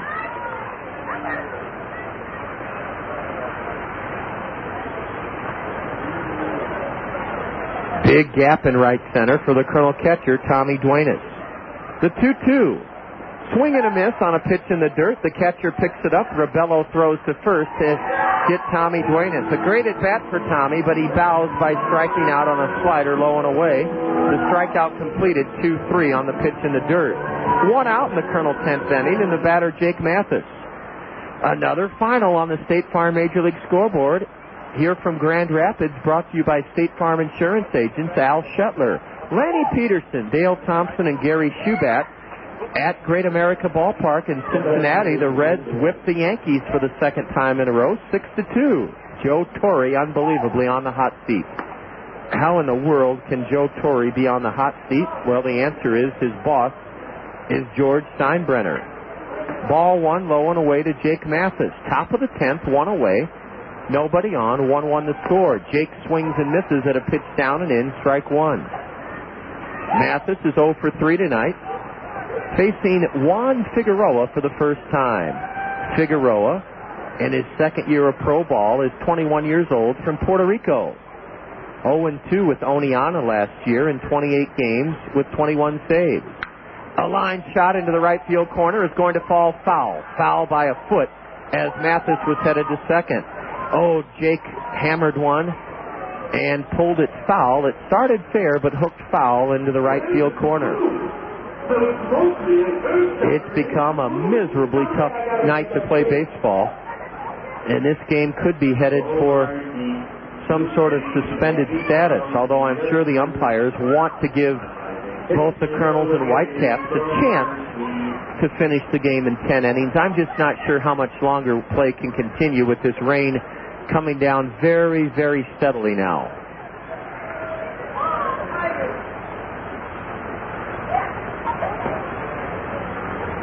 The 1-2 to the Colonel first baseman. Swing and a miss, strike three. Jake down on strikes. 2 strikeouts for Figueroa here in the 10th inning. And 2 gone.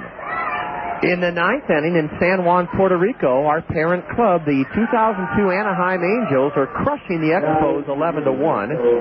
And the Brewer game against the Mets at Shea Stadium has been postponed by rain. Speaking of rain, it's really coming in here into the booth quite heavily now, as Mel Guerrejo tips one foul into the mid of the catcher, strike one. Again, I'm just not sure how much further we can go tonight, tied at 1 in the 10th inning.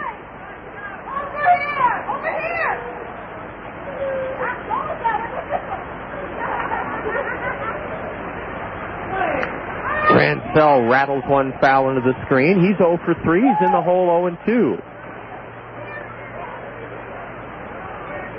If this game has to be suspended, we would hope that the Whitecaps would bat in the bottom of the 10th inning. Not that we want them to win it in the 10th. We'd just like to start off batting first tomorrow if the game is indeed suspended.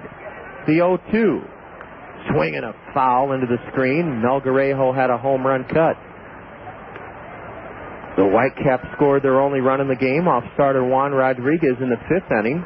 A one-out triple by Victor Mendez and a base hit into right by Rebello through a drawn-in Kernel infield. The Kernels tied it on a 2-out single in the 7th by Caleb Mayer. Strike 3 called, a slider to Melgarejo.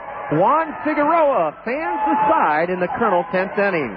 He struck out all 3 hitters. We go to the bottom of the 10th inning now with the rain falling hard, and it's the Kernels 1, the Whitecaps 1.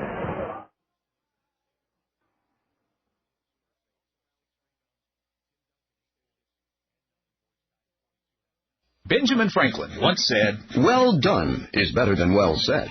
Thanks, Ben. At Benjamin Franklin Plumbing, we agree that talk is cheap. But what separates Benjamin Franklin Plumbing from all the others?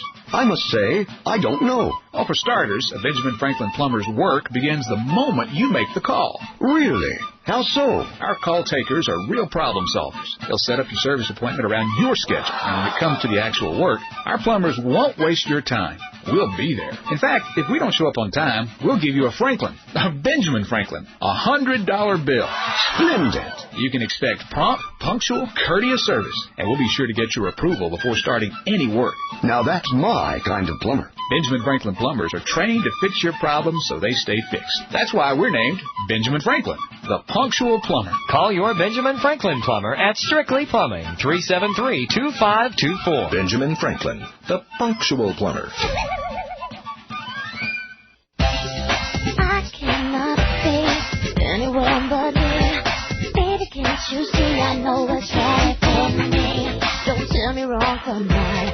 I know just what I like. Yeah, call me crazy, I don't care. Come feel the joy all around. Each generation has found they got their own kind of sound. Time to shout it out. With that Toya Pepsi. Ending of tonight's contest, we go to the bottom of the 10th, tied at 1 with a heavy rain or a steady rain falling. Strike 1 from Daniel Arias to Scott Moore. Swing and a tip foul by the left-handed hitting third baseman. He's in the hole 0-2. Daniel Arias retired the side in order in the bottom of the 9th. We're in the bottom of the 10th, tied at 1. And you're listening to Kernel Baseball on the Zone, ESPN Radio 1600, KCRG, Cedar Rapids, Iowa. Arias' 0-2 is hammered foul into the aluminum back general admission seats down the left field line. We're back at home Saturday. This Saturday the 7th, following this 12-game road trip, we play Burlington at home. A 7 o'clock start. The Girl Scouts will be camping out on the outfield grass following the game. The 0-2 from Daniel. Swing and a miss. A let-up, and that's the second strikeout for Daniel Arias. The third time Scott Moore has gone down on strikes. He's 0 for 5. Jason Knadler came on in left field in the 7th inning. He led off the 8th inning with an infield single off Carlos Morban. I just have a hunch if West Michigan does not score in this inning that this game may be suspended. I don't know how much more moisture that field can handle. A curve from Arias is a beauty, a strike called to Knadler. So we may start, and I'm only speculating, we may start play tomorrow, completing a game from tonight. Swing and a miss, strike 2. Daniel Arias is pumped. He's a high-energy, happy-go-lucky reliever who saved 15 games for Mesa in the Arizona Rookie League a year ago. Knadler on an 0-2 pitch takes strike 3 called, a slider at the knees. 2 strikeouts for Daniel Arias as he tries to match the feet of Juan Figueroa. Figueroa struck out the side in the top of this 10th inning. With 2 away, Jody Roughton at the plate. Roughton, 0 for 3. Successfully sacrificed Jason Knadler to second back in the 8th inning, and he bats with the bases empty, 2 out, and swings and misses at strike 1. I just have a hunch this may be the final half inning of tonight's action. I may be wrong. My equipment here is getting doused with rain, at least the crowd mic is. But fortunately, all the wiring is insulated with that rubber tubing. A 1-1 pitch dips low to the batter. He went around, though, according to the base umpire, Jeremy Barb. Will this game end after this 10th inning, tied at 1? Will it be suspended? I don't know. I have a feeling it is going to be. Here's the 1-2 pitch. High, ball 2. To Jody Roten. Yeah, I just have a hunch we're done after this half inning. For tonight, at least. The 2-2 to Roten. A let up outside, and the count full now to Jody. Bottom of the 10th inning, 1-1 the score. Daniel Arias has fanned a pair. He's trying to get the last out as the rain pelts down harder and harder. Roten, a left-handed batter from the University of Missouri. Swings and misses, strike 3, and that should be it. This game has been suspended, I believe. Let's wait and see. Strike 3, Daniel Arias fans the side. Is the tarp being put on, or is this game suspended? We'll find out shortly. The tarp is being put on, and I think this game is going to be suspended as Daniel Arias fans the side to end the Whitecap 10th inning. We're going to hunker down and bring in our crowd mic. We just did that. We brought in the crowd mic. Boy, is it cold out there. And I believe this game has been suspended, but we'll wait and see. We're going to keep it right here. Well, actually, we'll send it back to Deb Williams for our commercial break, and we'll be back in 90 seconds. After 10 innings, the tarp being put on, I believe this game has been suspended, but we'll find out. After 10, Kernels 1, Whitecaps 1.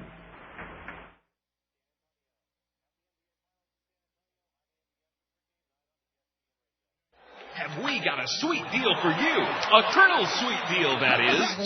The Zone ESPN Radio 1600 AM wants to take you to a Cedar Rapids Kernels game, VIP style. You and a friend will enjoy all the action of a Kernels game in first-class style from the luxury of the Zone's VIP suite. And it's easy to win.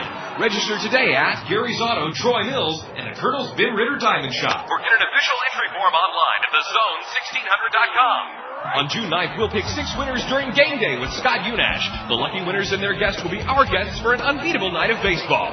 Cedar Rapids Kernels baseball. VIP style with all the trimmings. We're talking food and beverages, baby! Register now at these fine Zone sponsors, Gary's Auto, Troy Mills, and the Kernels Ben Ritter Diamond Shop. And at thezone1600.com. You can do it! The Cedar Rapids Kernels Sweet Deal with all the trimmings. Brought to you by The Zone, ESPN Radio, 1600 AM. Get in the zone. I cannot be anyone but me. Baby, can't you see I know what's right for me? Don't tell me wrong from right. I know just what I like. Yeah, hold me crazy, I don't care. Come feel the joy all around each generation. It's time they got their own kind of sounds. Time to shout it out. Where's that Toya Pepsi? Well, this game is in a rain delay. We have talked to the officials here at Fifth Third Ballpark, and this game is not suspended. It is not a tie game. It is a rain-delayed game, and the tarp is being put on at local time. It was put on at 10:07, 9:07 Eastern Iowa time, and we're tied 1-1. Now, if play cannot continue this evening, this game could be ruled a tie. It could be ruled a tie. It depends on how the Midwest League rulebook is interpreted. I thought if the game was at this point, after 10 innings, tied at 1, it would be ruled a suspended game, but we're told that there has been a tie earlier in the Midwest League under these type of conditions, and we'll just have to wait and see what the verdict is as the tarp is being put on. It's been a joy to be with you during this 12-game road trip. This game is number 10 of a 12-game road trip. The third leg, we started in Kane County back on Memorial Day and won the opener with Micah Posey pitching 4 shutout innings. The Kernels won 4-0.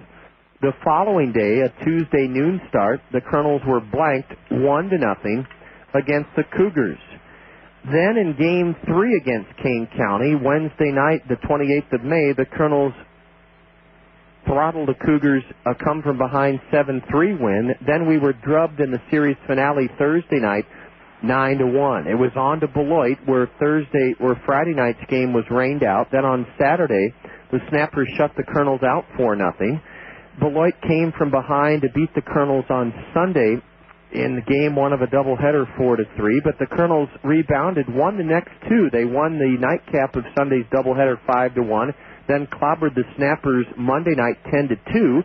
Last night, the Kernels carried a 3-1 lead into the 8th inning, only to see the Whitecaps rally for 4 and win it 5-3. Tonight, the Kernels trailed going into the 7th inning 1-0, but scored an unearned run off the starter Matt Pender, and the game has been delayed. The tarp has been put on here at Fifth Third Field after 10 innings. We're tied 1-1. Well, we mentioned to you that we're coming back home after this 12-game road trip on Saturday the 7th. We'll play Burlington at 7 o'clock, the Girl Scout campover to be held on the outfield grass after Saturday night's game. You can purchase Kernel tickets at 896-7560, 896-7560. Sunday, we play Burlington at 2 o'clock, and then we go to Community Field to take on the Kansas City Royal Minor Leaguers on Monday evening. We're back at home Tuesday, June 10th. The famous, fabulous San Diego Chicken will be at the new Veterans Memorial Stadium. Tuesday, June 10th, the game starts at 7. The gates open at 6.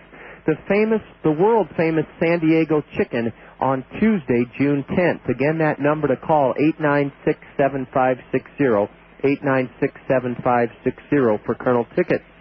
We go to have a day off on the 11th. Then the 12th and 13th, Thursday and Friday, we're in Burlington. We're in Burlington Saturday the 14th. And then the final game before the All-Star break is Sunday, June 15th. That's Father's Day. And by coming to the ball game that starts at 2 o'clock, you'll receive a ticket upon entering the gates in the new Veterans Memorial Stadium. And that ticket will be good for a chance to win a trip for 4 to Anaheim, to go to Edison International Field to see our parent club, the 2002 World Champion Angels, play, and also to go to Disneyland. Again, everyone coming to the game on Father's Day, Sunday the 15th, will be entered into a drawing for that trip for 4 free to Anaheim. After the game, all families are invited down onto the field to play catch with Dad. That's our way of helping you celebrate Father's Day, a game of catch with Dad on the field following Sunday's Father's Day game, the 15th of June. We start at 2 o'clock. Then the All-Star break. The All-Star game will be right here in Grand Rapids, Michigan. We had Jim Jarecki, the general manager of the Whitecaps, was with us during last night's broadcast, and Jim set the scene by telling us that on Tuesday the 17th here at Fifth Third Ballpark, Ryan Sandberg, Andre Dawson, and Darrell Evans will be featured in a home run hitting derby before the All-Star game here on Tuesday, June 17th. Now, we host the All-Star game next year in the new Veterans Memorial Stadium. And if you'd like to get a preview of how exciting and how memorable an All-Star game experience can be in the Midwest League, you can call this stadium, the Whitecap ticket office, at 616-784-4131. That's 616-784-4131. Darrell Evans, Ryan Sandberg, and Andre Dawson will be participating in a home run hitting derby before the All-Star game. After the All-Star game, we play at home on Thursday the 19th, and we host the Battle Creek Yankees. Former Colonel skipper Mitch Cioni, former Colonel pitching coach Steve Renko, part of the Battle Creek staff. It'll be McDonald's baseball glove night, as well as Stand for Children night on Thursday, June 19th, a 7 o'clock start at home against Battle Creek. Now, come early, because those McDonald's baseball gloves will go to the first 1,000 kids, girls and boys 12 and under, on Stand for Children Night, Thursday, June 19th. On Saturday the 21st, Procter & Gamble will present post-game fireworks. Fireworks will light up the skies, a beautiful scene at the new Veterans Memorial Stadium on Saturday, June 21st, a 7 o'clock start. The 4th of July weekend will be a blast, pardon the pun. Friday the 4th, we play at 5 o'clock, McDonald's Baseball Bat Night. McDonald's Baseball Bat Night is Friday, July 4th, a 5 o'clock start. The gates open at 4. The first 1,000 children, 12 and under, receive a regulation-size wooden baseball bat from McDonald's on Friday the 4th of July. The game starts at 5, but the gates open at 4. Then we invite you, after the game, to stay on hand. We'll have some fabulous entertainment for you on the Rockwell Collins Game Link leading up to the Freedom Festival Downtown Fireworks Show. You can watch them from the comfort of the new Veterans Memorial Stadium. The next night, Saturday the 5th of July, the Blues Brothers will be entertaining throughout the evening. The Blues Brothers will be on hand Saturday, July 5th, a 7 o'clock beginning. Let me check just a little further ahead on the promotional schedule. As the rain continues to fall here, the tarp is on the field, and we've played 10 innings here at Fifth Third Ballpark. We're tied at 1. Freedom Festival Thundersticks, Sunday, July 6th. That's a 2 o'clock start. Sunday, July 6th, the Freedom Festival will be giving away Thundersticks. Oh, are those popular. They're the first reward that youngsters can earn this summer by reading in the Toyota Financial Services Summer Reading Program, and they're wildly popular, made so by the Anaheim Angels' run into the postseason. You saw what a big part those Thundersticks were in the Anaheim Angel World Series victory over the San Francisco Giants this past fall. Thundersticks presented by the Freedom Festival Sunday, July 6th. It doesn't say how many or who they'll go to, but we'll check with Mike Kuhlbeck, our Director of Public Relations and Marketing, to find out if there are 500 or 1,000 Thundersticks and who they will go to on Sunday, July 6th. Well, that's a look at upcoming promotions at the new Veterans Memorial Stadium. And we are in a rain delay here at Fifth Third Ballpark with the game tied at 1. We're still not sure if we don't play again tonight whether this game will be suspended and played out tomorrow or whether it will be ruled a 1-1 tie. We're just not sure. We do have a few finals to pass on to you on the State Farm Major League Scoreboard from Interleague Play. The State Farm Major League Scoreboard is brought to you by State Farm Insurance agents Gary Shubat, Al Shetler, Lanny Peterson, and Dale Thompson. Finals, Interleague Play. Let's start with a final from Atlanta's Turner Field. The Braves whipped Texas 5-2 tonight. A final from PNC Ballpark in Pittsburgh. The Red Sox dismantled the Pirates 11-4.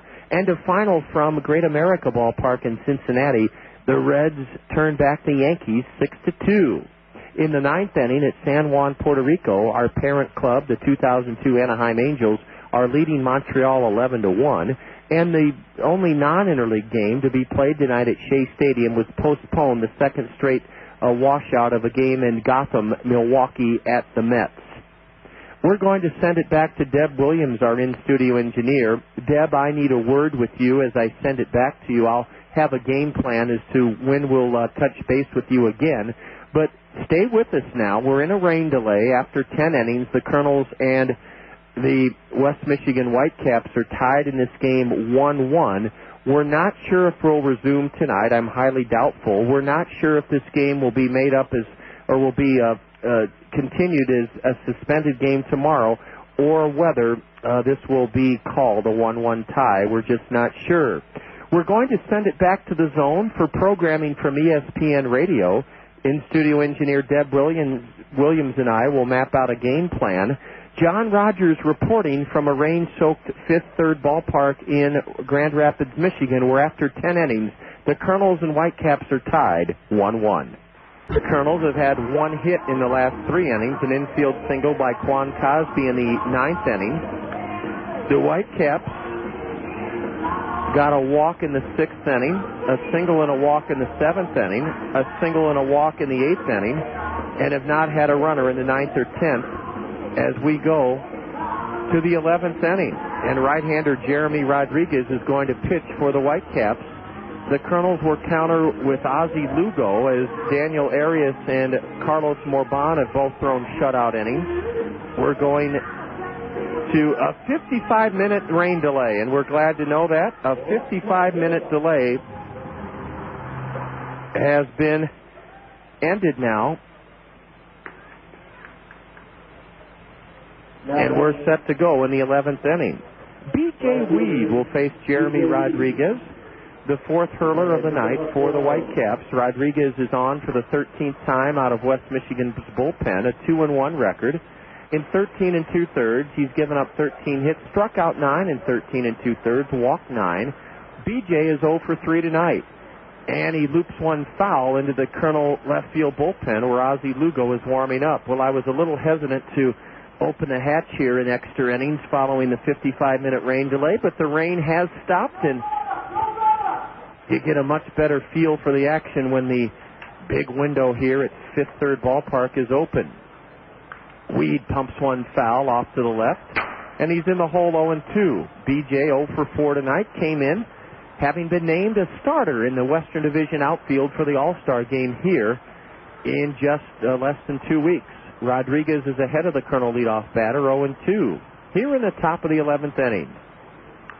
B.J. taps one foul at his feet to stay alive. Jeremy Rodriguez, we didn't see him when the Whitecaps took 3 of 4 from us in our home ballpark back about 3.5 weeks ago in the second week in May. The temperature is in the low 40s. The rain has stopped. And a few faithful fans have remained for the action. B.J. lines one into center for a base hit. He almost undressed the pitcher, Jeremy Rodriguez. B.J. Weed tied for third in the league with 65 hits on an 0-2 pitch. Ripped one over the pitcher's head into center. And here in the 11th inning, the Colonels have the go-ahead run at first with nobody out. B.J. Weed lined one. May have broken his bat, but lined it over the pitcher's head. It looked like Rodriguez actually ducked for cover. Eric Ibar, who's 0 for 4, will now face Jeremy Rodriguez for the first time tonight. Juan Figueroa pitched the scoreless 10th inning, fanning the side. Eric is squaring to bunt, a throw to first, and Weed is back standing up.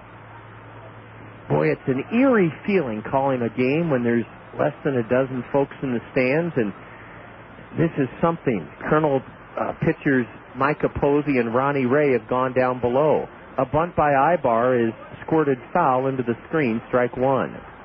Ronnie Ray and Micah Posey, a pair of young Angel prospects, pitchers in the Colonel rotation, are now watching from below after spending much of the rainy night up here in the press box. Now they have to battle frigid conditions rather than rain. Weed at first. Ibar is squaring to bunt, and a terrific bunt. The pitcher's only play is to first, and he throws Eric out. Jeremy Rodriguez fielded the bunt by Eric Ibar, the Western Division starting shortstop in the All-Star game, and threw on to first baseman Jody Roten, and that sacrifice has B.J. Weed in scoring position now in the 11th inning for Alberto Callaspo. Alberto is joining his best friend as the second baseman in the All-Star game here in Grand Rapids on the 17th. Alberto will try to put the Colonels ahead with B.J. Weed in scoring position. Ball one is low from Rodriguez. We are in the top of the 11th inning, and we're tied at 1. Outfield playing Alberto extremely shallow. Callaspo walked in the first, and he's 0 for 3 since. Hitting .327. A pitch off the pitcher's glove, and Weed goes to third. That may be a pass ball. No, they call it a wild pitch, and B.J. Weed, the go-ahead run, is at third on a wild pitch unleashed by Jeremy Rodriguez. Quite frankly, I thought it could have been a pass ball. The ball was in on Callaspo, and Mike Rabello appeared to get a glove on it, but it went past him, and now the infield's in for West Michigan. And the Colonels could take the lead for the first time tonight, here in this top of the 11th inning with one out. Weeds at third for Alberto. The pitch was ruled a wild pitch, and it was taken for ball 2 by the All-Star, Cayaspo. A line drive into left puts the Kernels ahead. Alberto Cayaspo has sliced a single into left, and B.J. Weed scores, and the Kernels lead it for the first time tonight, 2-1. Alberto Cayaspo, with his first hit of the game, lined a single in front of the left fielder, Jason Knadler, to score Weed, and it's 2-1 Kernels here in the top of the 11th inning. 2-1 Kernels on a solid single driven into left by Alberto Cayaspo. Weed got it all started on an 0-2 pitch, singling into center. Now A.J. Sager, the pitching coach of the Whitecaps, out to counsel right-hander Jeremy Rodriguez. Boy, Cayaspo is a real magician with that bat. On a 2-0 pitch, he didn't try to pull it. He singled into left field, lined it into left, and it scored B.J. Weed, and it's given the Kernels a 2-1 lead here in the 11th inning. Now let's get some more. 1 on, 1 out, and the batter is Quan Cosby. He's batting left-handed, and he's batting for the second time in this game here in the top of the 11th inning. 2-1 Kernels. Rodriguez has surrendered a run here after a 55-minute rain delay. Remember, Juan Figueroa fanned the side. In the 10th inning, Daniel Arias struck out the 3 batters he faced in the bottom of the 10th. That's how bad the conditions were for the hitters with that rain falling steadily about an hour ago. Ball 1 to Quan Cosby. Batting left-handed. Is Alberto running? A throw in the dirt. Alberto may go to third. He will go to third. They may try to score him. He's headed to third. Todd Klaus is going to stop him there as Jody Roten, the first baseman, gets it back in. An error on the pitcher. Jeremy Rodriguez has Cayaspo to third. Well, a similar error led to the Colonel first run in this game back in the 7th inning. Dvorsky was the runner at first. He drew a throw from the long-departed starter Matt Pender past first base, and all the way to third went Dvorsky. He was pinch run for. Now it's 1-0 to Cosby, and Quan with the infield in will try to put the Kernels ahead by a pair here in the 11th inning. Cayaspo at third. From the set, Rodriguez pitches high, ball 2 to Cosby. A wild throw past first by right-hander Jeremy Rodriguez has Cayaspo at third with 1 out. We're in the top of the 11th, and the Kernels have taken the lead 2-1, looking to make it a bigger lead. Quan waiting patiently, Rodriguez taking forever. Jeremy Rodriguez gave up an 0-2 hit to B.J. Weed to start this 11th inning. Ibar sacrificed B.J. to second. B.J. ran to third on a wild pitch and scored on a single into left by Cayaspo. Alberto is at third after the right-hander threw in the dirt over to first. Now a pitch out. The Kernels, or the Whitecaps, suspected a suicide squeeze from the Kernels, and it's ball 3 outside to Cosby. Phil Regan thought that the Kernels might try to squeeze a run home, so he pitched out, but Cayaspo was not breaking towards the plate. It's 3-0. Quan may be turned loose. No, he takes a strike at the knees, a fastball. An unusual strike call all evening by Joshua Carlisle. He sounds a little bit like a seal yelping for some food. If you've ever heard a seal, they kind of have this high-pitched squeal, and that's the strike bellowed out by Joshua Carlisle. The 3-1 to Quan. Looped foul into the net above the on-deck hitter, Abruzzo. Strike 2 to Quan Cosby. Boy, that's a big run at third if the Kernels can bring Alberto home. Yes, we've taken the lead 2-1, but a 1-run lead in extra innings is not very much. Quan with the infield in, trying to drive home Alberto with the second run of the 11th inning. Here's the payoff pitch from Rodriguez. Swing and a tip foul. It thuds the mask right off of Mike Ribello. He's all right. After a rain delay of 55 minutes, the Kernels came out and have broken a 1-1 tie here in the top of the 11th inning. Juan Cosby battling right-hander Jeremy Rodriguez, who's working from the stretch. Tons of hitting room up the middle for Quan with the infield in. Tyaspo leading away from third as the payoff pitch heads home.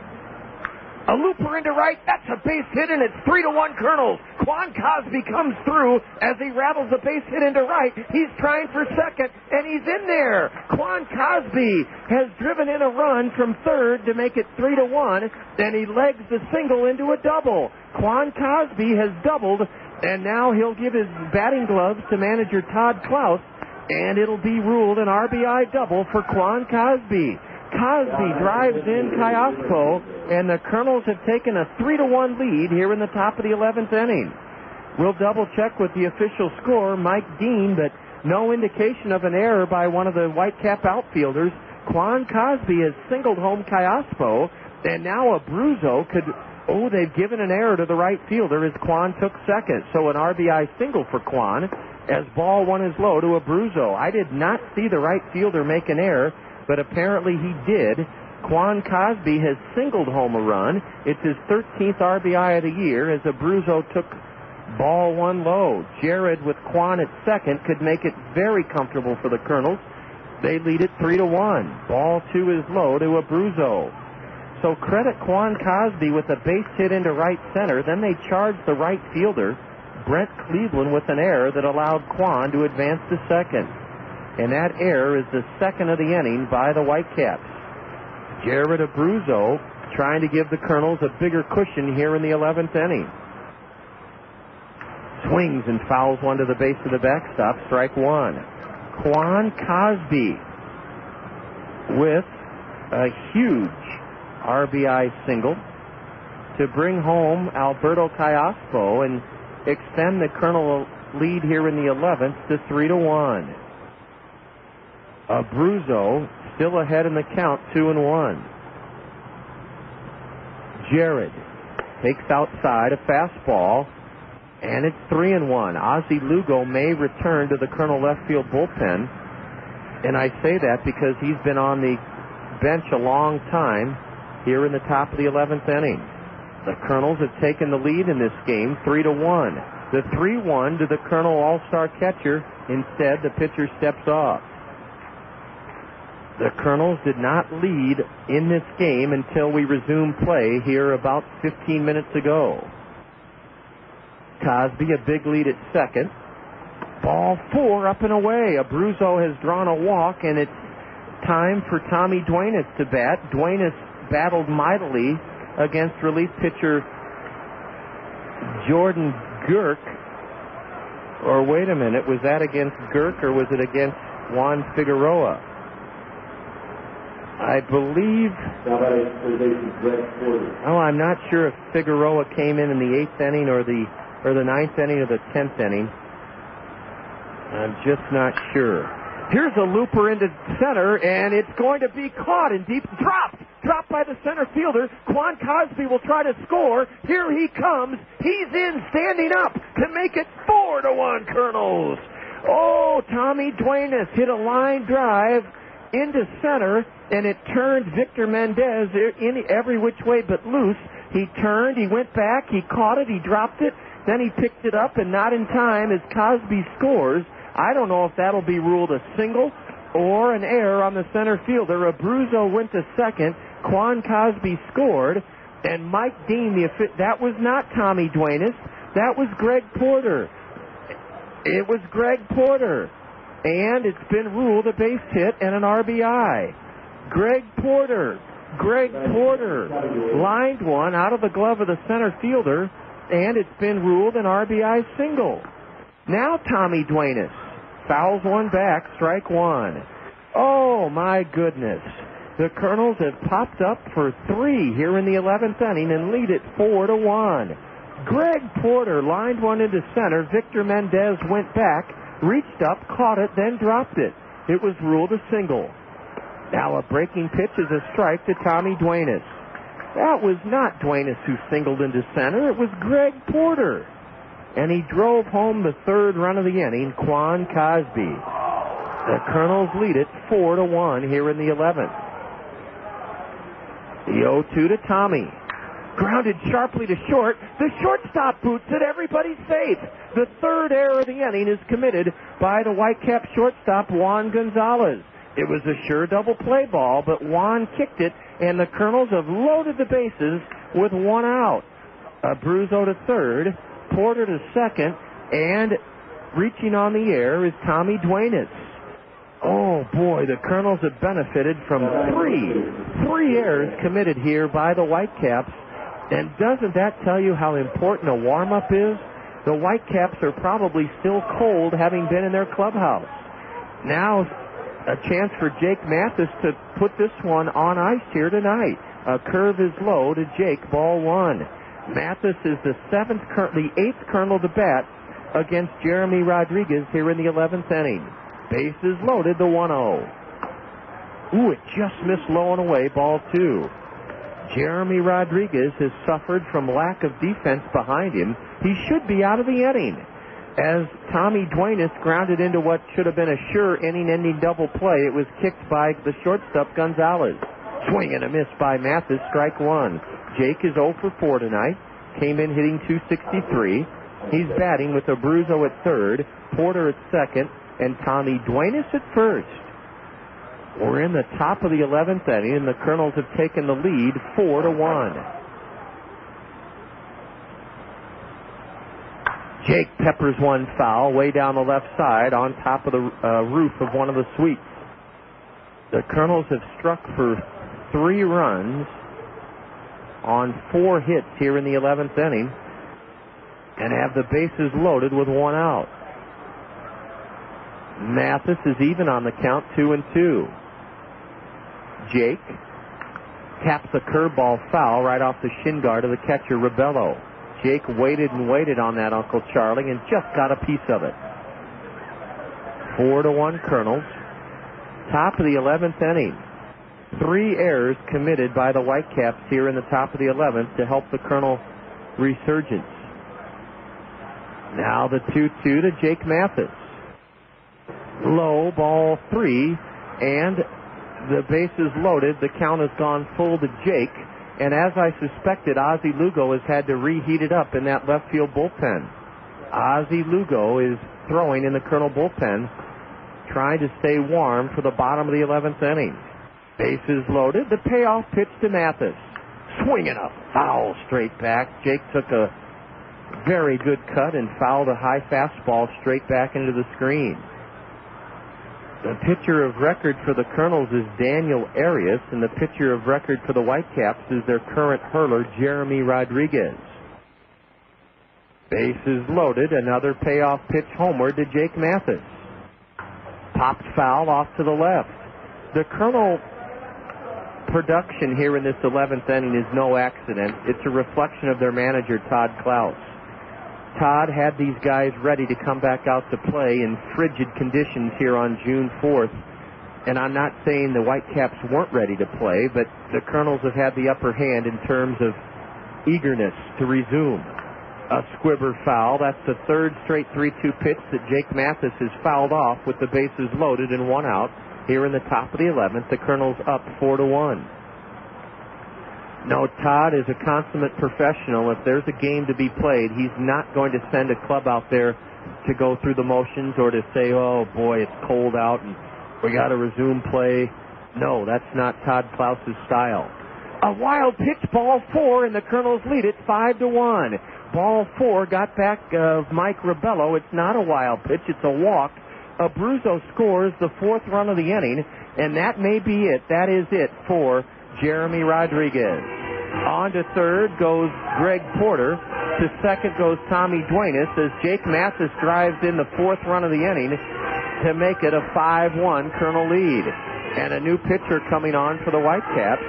Jeremy Rodriguez leaves the game having gone 1/3 of an inning. In 1/3 of an inning so far, he's allowed 4 runs on 4 hits. Rodriguez struck out none. He walked a pair. And the new hurler coming on for West Michigan, well, we're trying to see.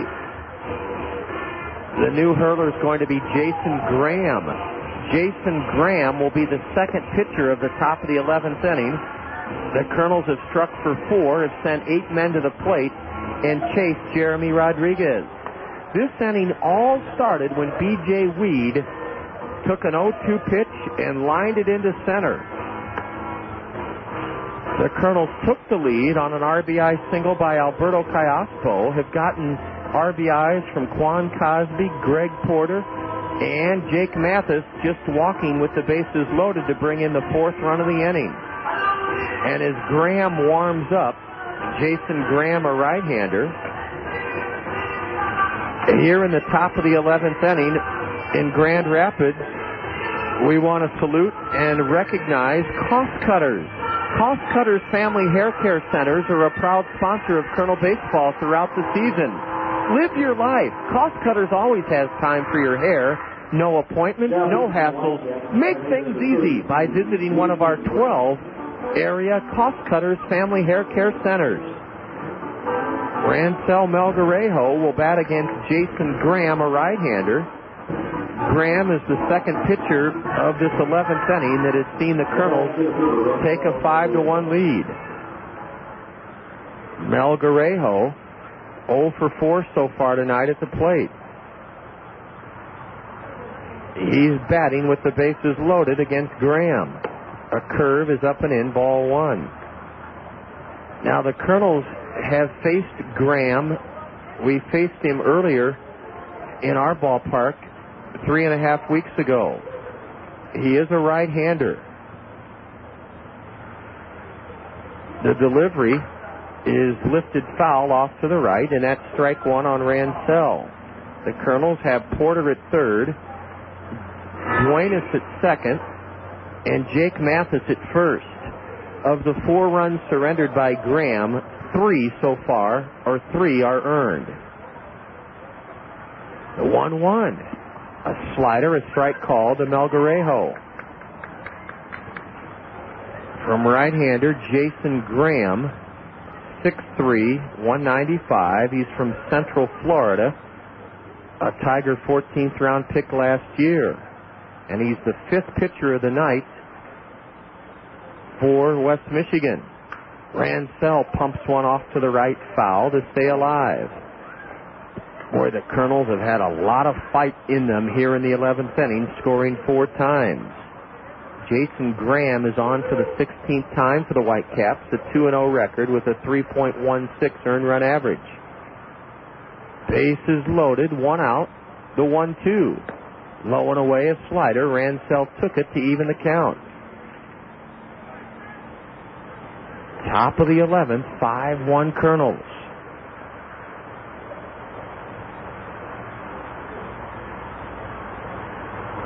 Graham is working from the stretch. He's set above the letters. And he misses in the dirt, ball 3. Now the count full with 1 out. Bases loaded with Kernels, who have struck for 4 and lead it 5-1.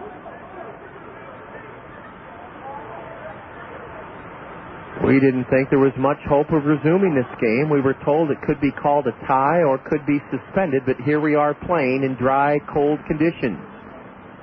A looper to second will be the second out of the inning. Juan Francia retreats and has it. Rancel was jammed and popped one in the air to shallow right. Francia backpedaled and made the grab for the second out of the inning. And now the batter for the Kernels is the man who got it all started here in the 11th, B.J. Weed. B.J. Weed singled and scored earlier in this inning. He's the 10th man to bat. Credit the right-hander Graham for getting Rancel on a 3-2 count. B.J. batting left-handed. He batted left-handed earlier in this inning, and a slider is in there at the knees. Strike 1 to B.J. Weed's only hit in the game started this 11th inning.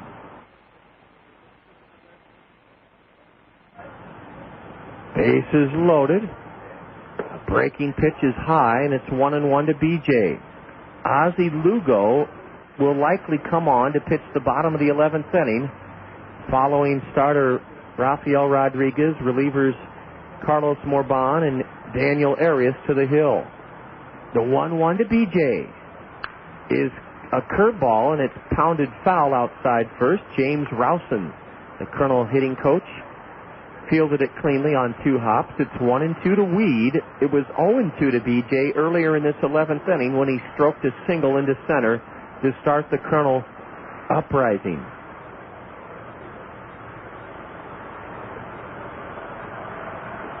One and two to the Colonel leadoff hitter. A high fly ball into right will end the inning. Coming on is Brent Cleveland, and he has it. And that does it for the Colonels in the 11th as BJ flies to right. The Colonels strike for 4 runs on 4 hits. 3 West Michigan errors. The Colonels leave the bases loaded. They've stranded 7. We go to the bottom of the 11th inning. The Colonels lead the Whitecaps 5-1. What can I help you with here at Big Time Motors? Well, I'm looking for a used car. I like this one. What's the price? Listen, lady, I don't sell prices. I sell cars. But I guess if you must know, it's this. Wow. That's $2,000 more than the one low price on the exact same car at Randy Keel Honda. And I didn't even have to ask them. Randy Keel has the prices posted for every car on their lot. Well, we've got the best service department to stand behind our vehicles. Really? Randy Keel showed me they're #1 in service and sales customer satisfaction. How do you know yours is the best? My manager told me. Thanks, but I think I'm going back to Randy Keel Honda to get the best price and the best service. But I can throw in a free air freshener to put over the rearview mirror. Nice try. Randy Keel Honda understands what you need when you're looking for a new or used car. They post their prices clearly, so you don't have to guess, and they'll never pressure you. That's why they're #1 in service and sales customer satisfaction. And they just won the President's Award from American Honda. Come find out for yourself. Randy Keel Honda is on Center Point Road in Cedar Rapids, or you can visit them at randykeel.com. Who's that cool cooking man? King of the grill, who's sure? Patio, Daddy-O. Your patio, Daddy-O. Charbroiled, sausage flipping man with the buns, who's your patio, Daddy-O? Your patio, Daddy-O. He only cooks Clements, cause it's #1 for taste and fun. Econo Foods is the place to save on Clements Fine products this week. Shop Econo Foods for hot pricing on Clements.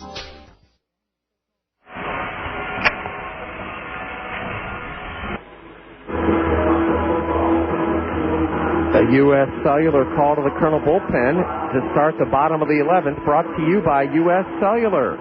Visit a U.S. Cellular store or call U.S. Cellular at 1-888-BUY-USCC.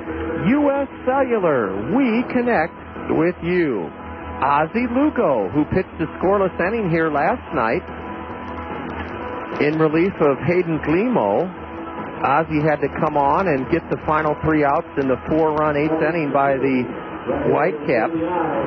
And Ozzie Lugo has answered a U.S. Cellular call to the Colonel bullpen, and he's facing the numbers 6, 7, and 8 men in the Whitecap order. 5-1 Colonels. Ozzie Lugo is going to pitch the bottom of the 11th inning. Daniel Arias worked 2 scoreless innings out of the Colonel bullpen. 2 innings, no runs, no hits, 4 strikeouts, no walks from Daniel Arias. And now Ozzie Lugo takes over on the hill. The Colonels have gotten 4 shutout innings from Carlos Morban and Daniel Arias. Brent Cleveland takes low, ball 1. Ozzie Lugo is on the hill here in this bottom of the 11th inning. 5-1 Colonels. Cleveland tonight 0 for 3 with a walk, takes low, ball 2. From Ozzie Lugo.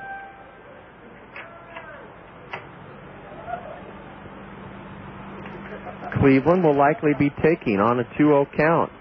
He is, and a strike is down the middle at the knees. Ozzie Lugo, no record this year, is pitching for the 22nd time, has a save and a 2.63 ERA, working for the 2nd straight night out of the Colonel pen. Ball 3 is low, according to the plate umpire. And Ozzie's fallen behind Brent Cleveland 3-1. Cleveland waits. The delivery downstairs, ball 4. That's how the bottom of the 11th starts. A walk drawn by Brent Cleveland. He never swung the bat. He walks for the second straight time. Both clubs had to endure layoffs of 55 minutes, a rain delay.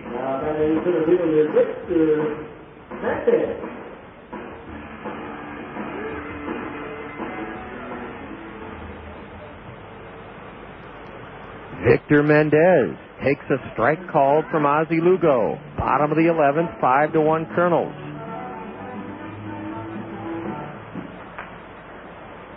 Mendez 1 for 3, tripled and scored the only run of the night for West Michigan. It put him ahead in the 5th, 1-0. Victor hits one a mile high, straight back here. You'll hear it hit the top. Well, you didn't, but it landed right above us for strike two rather. Victor Mendez, a switch hitter with a .222 average, leads West Michigan with 35 RBIs. He went around on a high fastball. He swung and missed, and that's the first out of the bottom of the 11th, recorded by Ozzie Lugo. The Kernels have still been out hitting this game 8-7, but lead it 5-1 in the bottom of the 11th inning. A Kernel victory would even this series at a game apiece and run the Kernel 12-game road trip record to 5-5. That's what we're hoping for.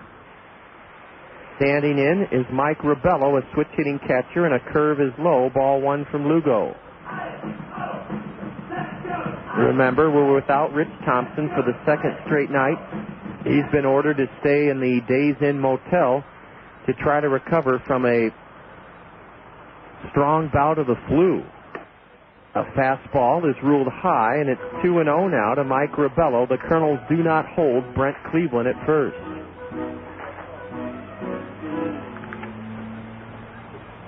Lugo pitched last night. He also pitched Sunday in game 1 of a doubleheader. There's a strike to Ribello. He was taking all the way. In fact, this is Ozzie's 5th appearance on the road trip.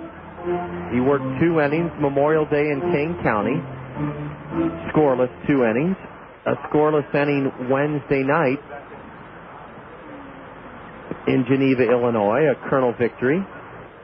2 scoreless innings in the first game of a doubleheader Sunday in Beloit, a Kernel loss.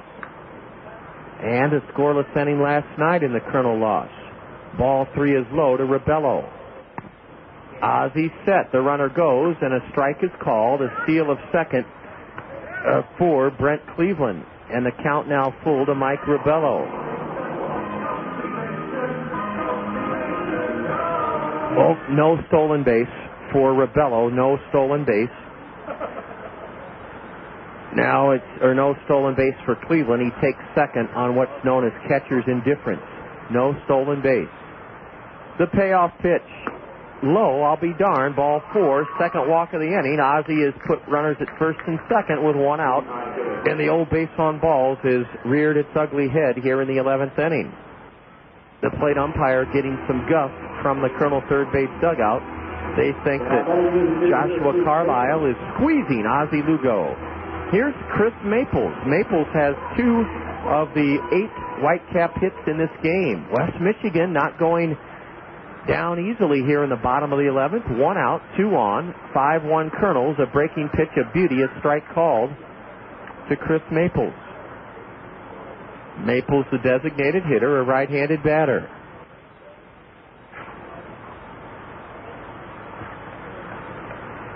A double play would end tonight's action.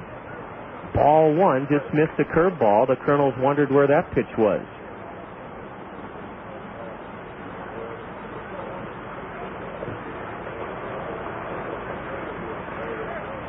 Maples uses a black lacquer bat. He's a right-handed hitter facing right-hander Ozzie Lugo. The 1-1. Low, ball 2. Now Tommy Duenas sprints out to the mound. Ozzie just hasn't been able to throw enough strikes yet in the 11th inning. And as a result, the Whitecaps have runners at first and second. 1 out.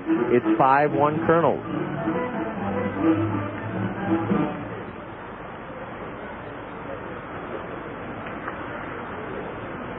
Kernels sent 10 men to the plate in the top of this 11th and broke a 1-all tie with 4 runs. A curve, that's strike 2 called. Maples took it, 2-2 now.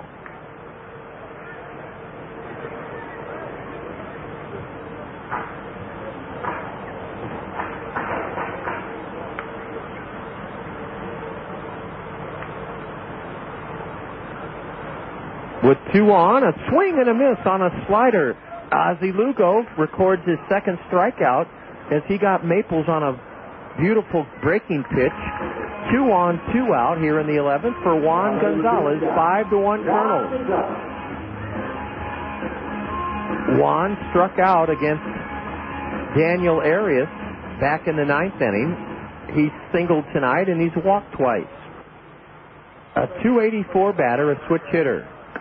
Looks at a strike called. Ozzie is pumped now, knowing that he's within an out of helping the Kernels to a win.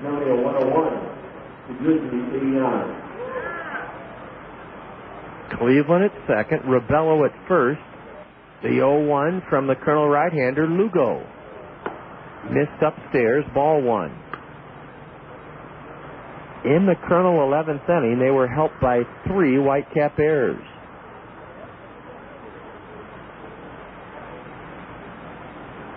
Ozzie has his sign from his best friend Duenas. Here's a high fly ball into center. Mel Garejo comes together with Cosby, and in left field, Quan Cosby nabs it, and that helps the Colonels to a 5-1 11-inning victory.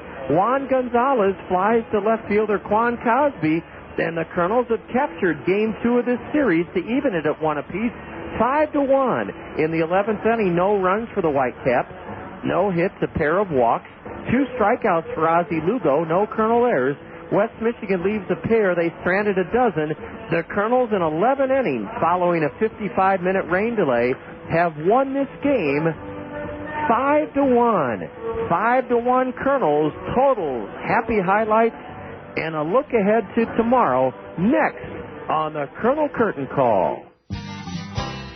You save big money. You save big money when you shop Menards. Complete your summer projects with big savings at Menards and don't pay till 2004.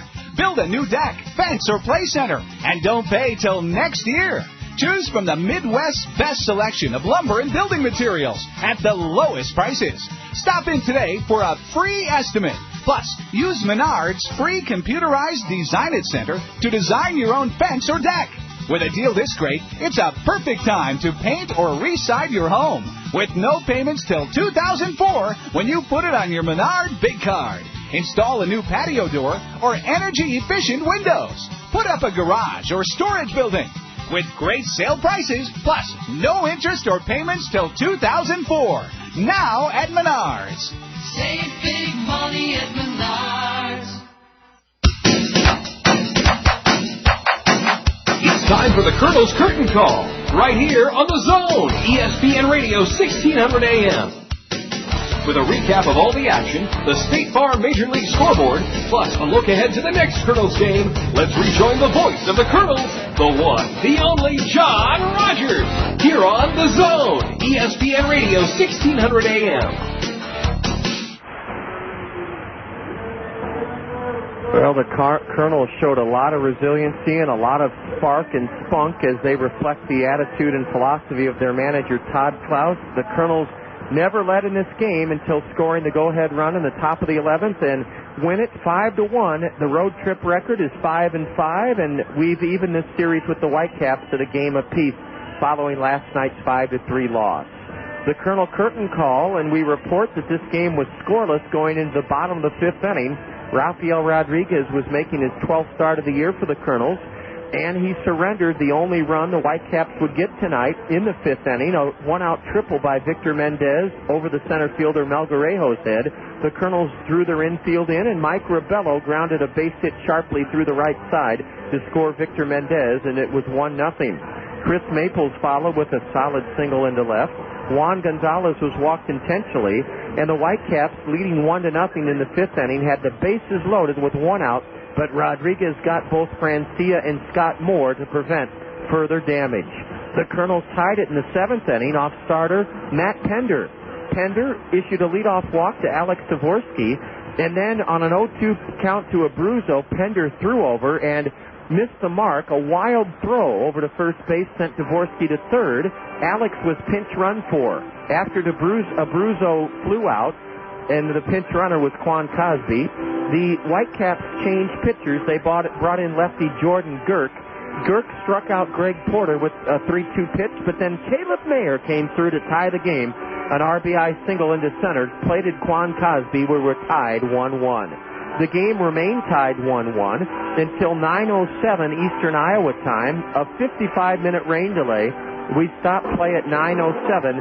After 10 innings, we were tied 1-1. Let's note the great work of the two Colonel relievers in the 7th, 8th, 9th, and 10th innings. The Colonel relievers, Carlos Morban, pitched 2 scoreless innings in relief of Rafael Rodriguez. Daniel Arias pitched the scoreless 9th and 10th. Then we went to the 11th, tied 1-1. B.J. Weed, who was hitless in 4 trips on an 0-2 pitch, singled off Jeremy Rodriguez. Eric Ibar advanced the go-ahead run Weed to second with a sacrifice bunt. In the next batter, and then a wild pitch by Rodriguez sent Weed to third. With the infield in, Alberto Callaspo put the Colonels ahead with an RBI single to left. A wild throw pass first by Rodriguez had Callaspo advance to third. And when he was at third, Quan Cosby singled into right center. It scored Callaspo to make it 3-1. Alberto took second on his RBI single on an error by the right fielder Brent Cleveland, the second of 3 errors committed by West Michigan in the 11th. Abruzzo walked to make it first and second. Greg Porter then lined a drive into center, and it was dropped by Victor Mendez. It was ruled a single for Greg. Scoring on the play was Quan Cosby from second to make it 4-1 Colonels. Duenas then hit what should have been a sure double play ball to the shortstop, Jeremy Gonzalez. He booted it for the third error of the Whitecaps in the Colonel 11th by the Whitecaps. And with the bases loaded, Jake Mathis fouled off 3 3-2 pitches, then drove in the 4th run of the inning, Abruzzo, when he drew a 3-2 count, a walk, ball 4. Abruzzo scored to make it a 4-run inning. In the bottom of the 11th, Ozzie Lugo walked a pair, struck out a pair, and with runners at first and second and 2 out, got Juan Gonzalez to fly out to left to preserve the Colonel victory. Here's the final line score for the victorious Colonels: 5 runs, 7 hits, no errors. We stranded 8. And for the Whitecaps, 1 run, 8 hits, 4 errors, and West Michigan stranded a dozen. The winning pitcher, Daniel Arias, he's 2-1. The loser, Jeremy Rodriguez, is 2-2. The game was played before a crowd of, let's see, is there attendance given here? I do not see an attendance given. Yes, 3,171, and it took 3 hours and 38 minutes to complete, not including a 55-minute rain delay. The Colonels 5, the Whitecaps 1. We're going to take a timeout on the Colonel Curtain call. We'll check in with Deb Williams right now, our in-studio engineer. Deb, we're coming your way now. Colonels 5, Whitecaps 1 in 11 innings. Back with our Colonel plays of the game following this break. Everyone deserves a great insurance agent, not just any insurance agent. Paul Draper, your Pekin insurance agent at Sheets Forest Draper Insurance in Marion, has the experience and knowledge to provide you with top-notch insurance coverages.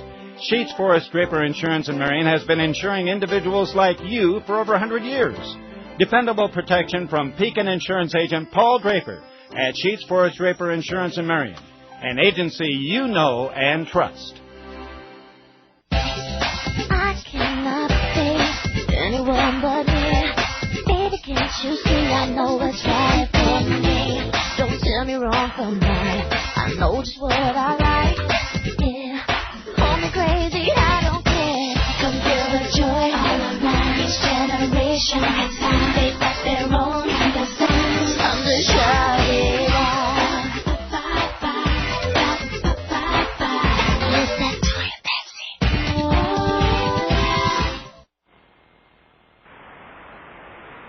A hard-fought 11-inning Colonel 5-1 victory here tonight. And on the Colonel Curtain call, we bring you the Colonel plays of the game. With pinch runner Quan Cosby at third base in the 7th inning and 1 and 2 out, the Colonels trailing 1-0. Caleb Mayer came to the plate. Here's our first Colonel play of the game. Quan Cosby, the pinch runner at third, with 2 out. He's the tying run. Caleb, a right-handed batter with an open stance. The 1-2 from the lefty. A looper into center is a base hit to tie the game. Caleb Mayer brings home Quan Cosby with a 2-out single, dumped into center field, and we're tied at 1. Yes, Caleb Mayer came through with 2 outs in the 7th inning to score the pinch runner and tie the game at 1. It remained tied after a 55-minute rain delay. The Kernels batted in the 11th inning. B.J. Weed on an 0-2 pitch single to center, advanced to second on a sacrifice bunt by Eric Ibar, went to third on a wild pitch, and with the infield in, Alberto Callaspo was at the plate. A line drive into left puts the Kernels ahead. Alberto Callaspo has sliced a single into left, and B.J. Weed scores, and the Kernels lead it for the first time tonight, 2-1. Alberto Callaspo, with his first hit of the game, lined a single in front of the left fielder, Jason Knadler, to score Weed, and it's 2-1 Kernels here in the top of the 11th inning. Yes, Alberto was named a starter at second base along with his best friend Eric Ibar, and B.J. Weed a starter in the outfield. All three contributed to the Kernels taking the lead. Our third and final Kernel play of the game came when Callaspo advanced to third on a throwing error by reliever Jeremy Rodriguez, and Quan Cosby was at the plate. Here's our third Kernel play of the game. A looper into right, that's a base hit, and it's 3-1 Kernels. Quan Cosby comes through as he rattles a base hit into right. He's trying for second, and he's in there.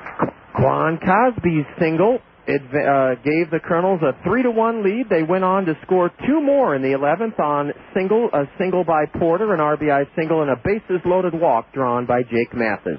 Those are our Kernel plays of the game. We'll take one step aside for one more time here on the Kernel Curtain Call, and when we return, we'll have the State Farm Major League Scoreboard. The new Veterans Memorial Stadium is among the most awe-inspiring attractions in our great community. The most common remark made by first-time visitors to our new ballpark is simply, wow! The dazzling giant scoreboard, the roomy seats, the spacious concourse, and yes, the numerous women's restrooms all evoke that wow reaction. The most alluring element of all, though, is that perfectly nurtured, lush, green field that composes the diamond. Thanks to Peck's Flower Garden and Landscaping, the aura and magic of the field of green in the new stadium can be replicated in your very own yard. That's right. The experts at Peck's are teaming up with the renowned Kernel Grounds crew to award one of you with a Field of Green lawn makeover this spring. Just stop into the Garden Center at Peck's to enter. The Peck's Field of Green dream could be yours. Register this spring in the Garden Center at Peck's, corner of Blair's Ferry and Edgewood Roads Northeast.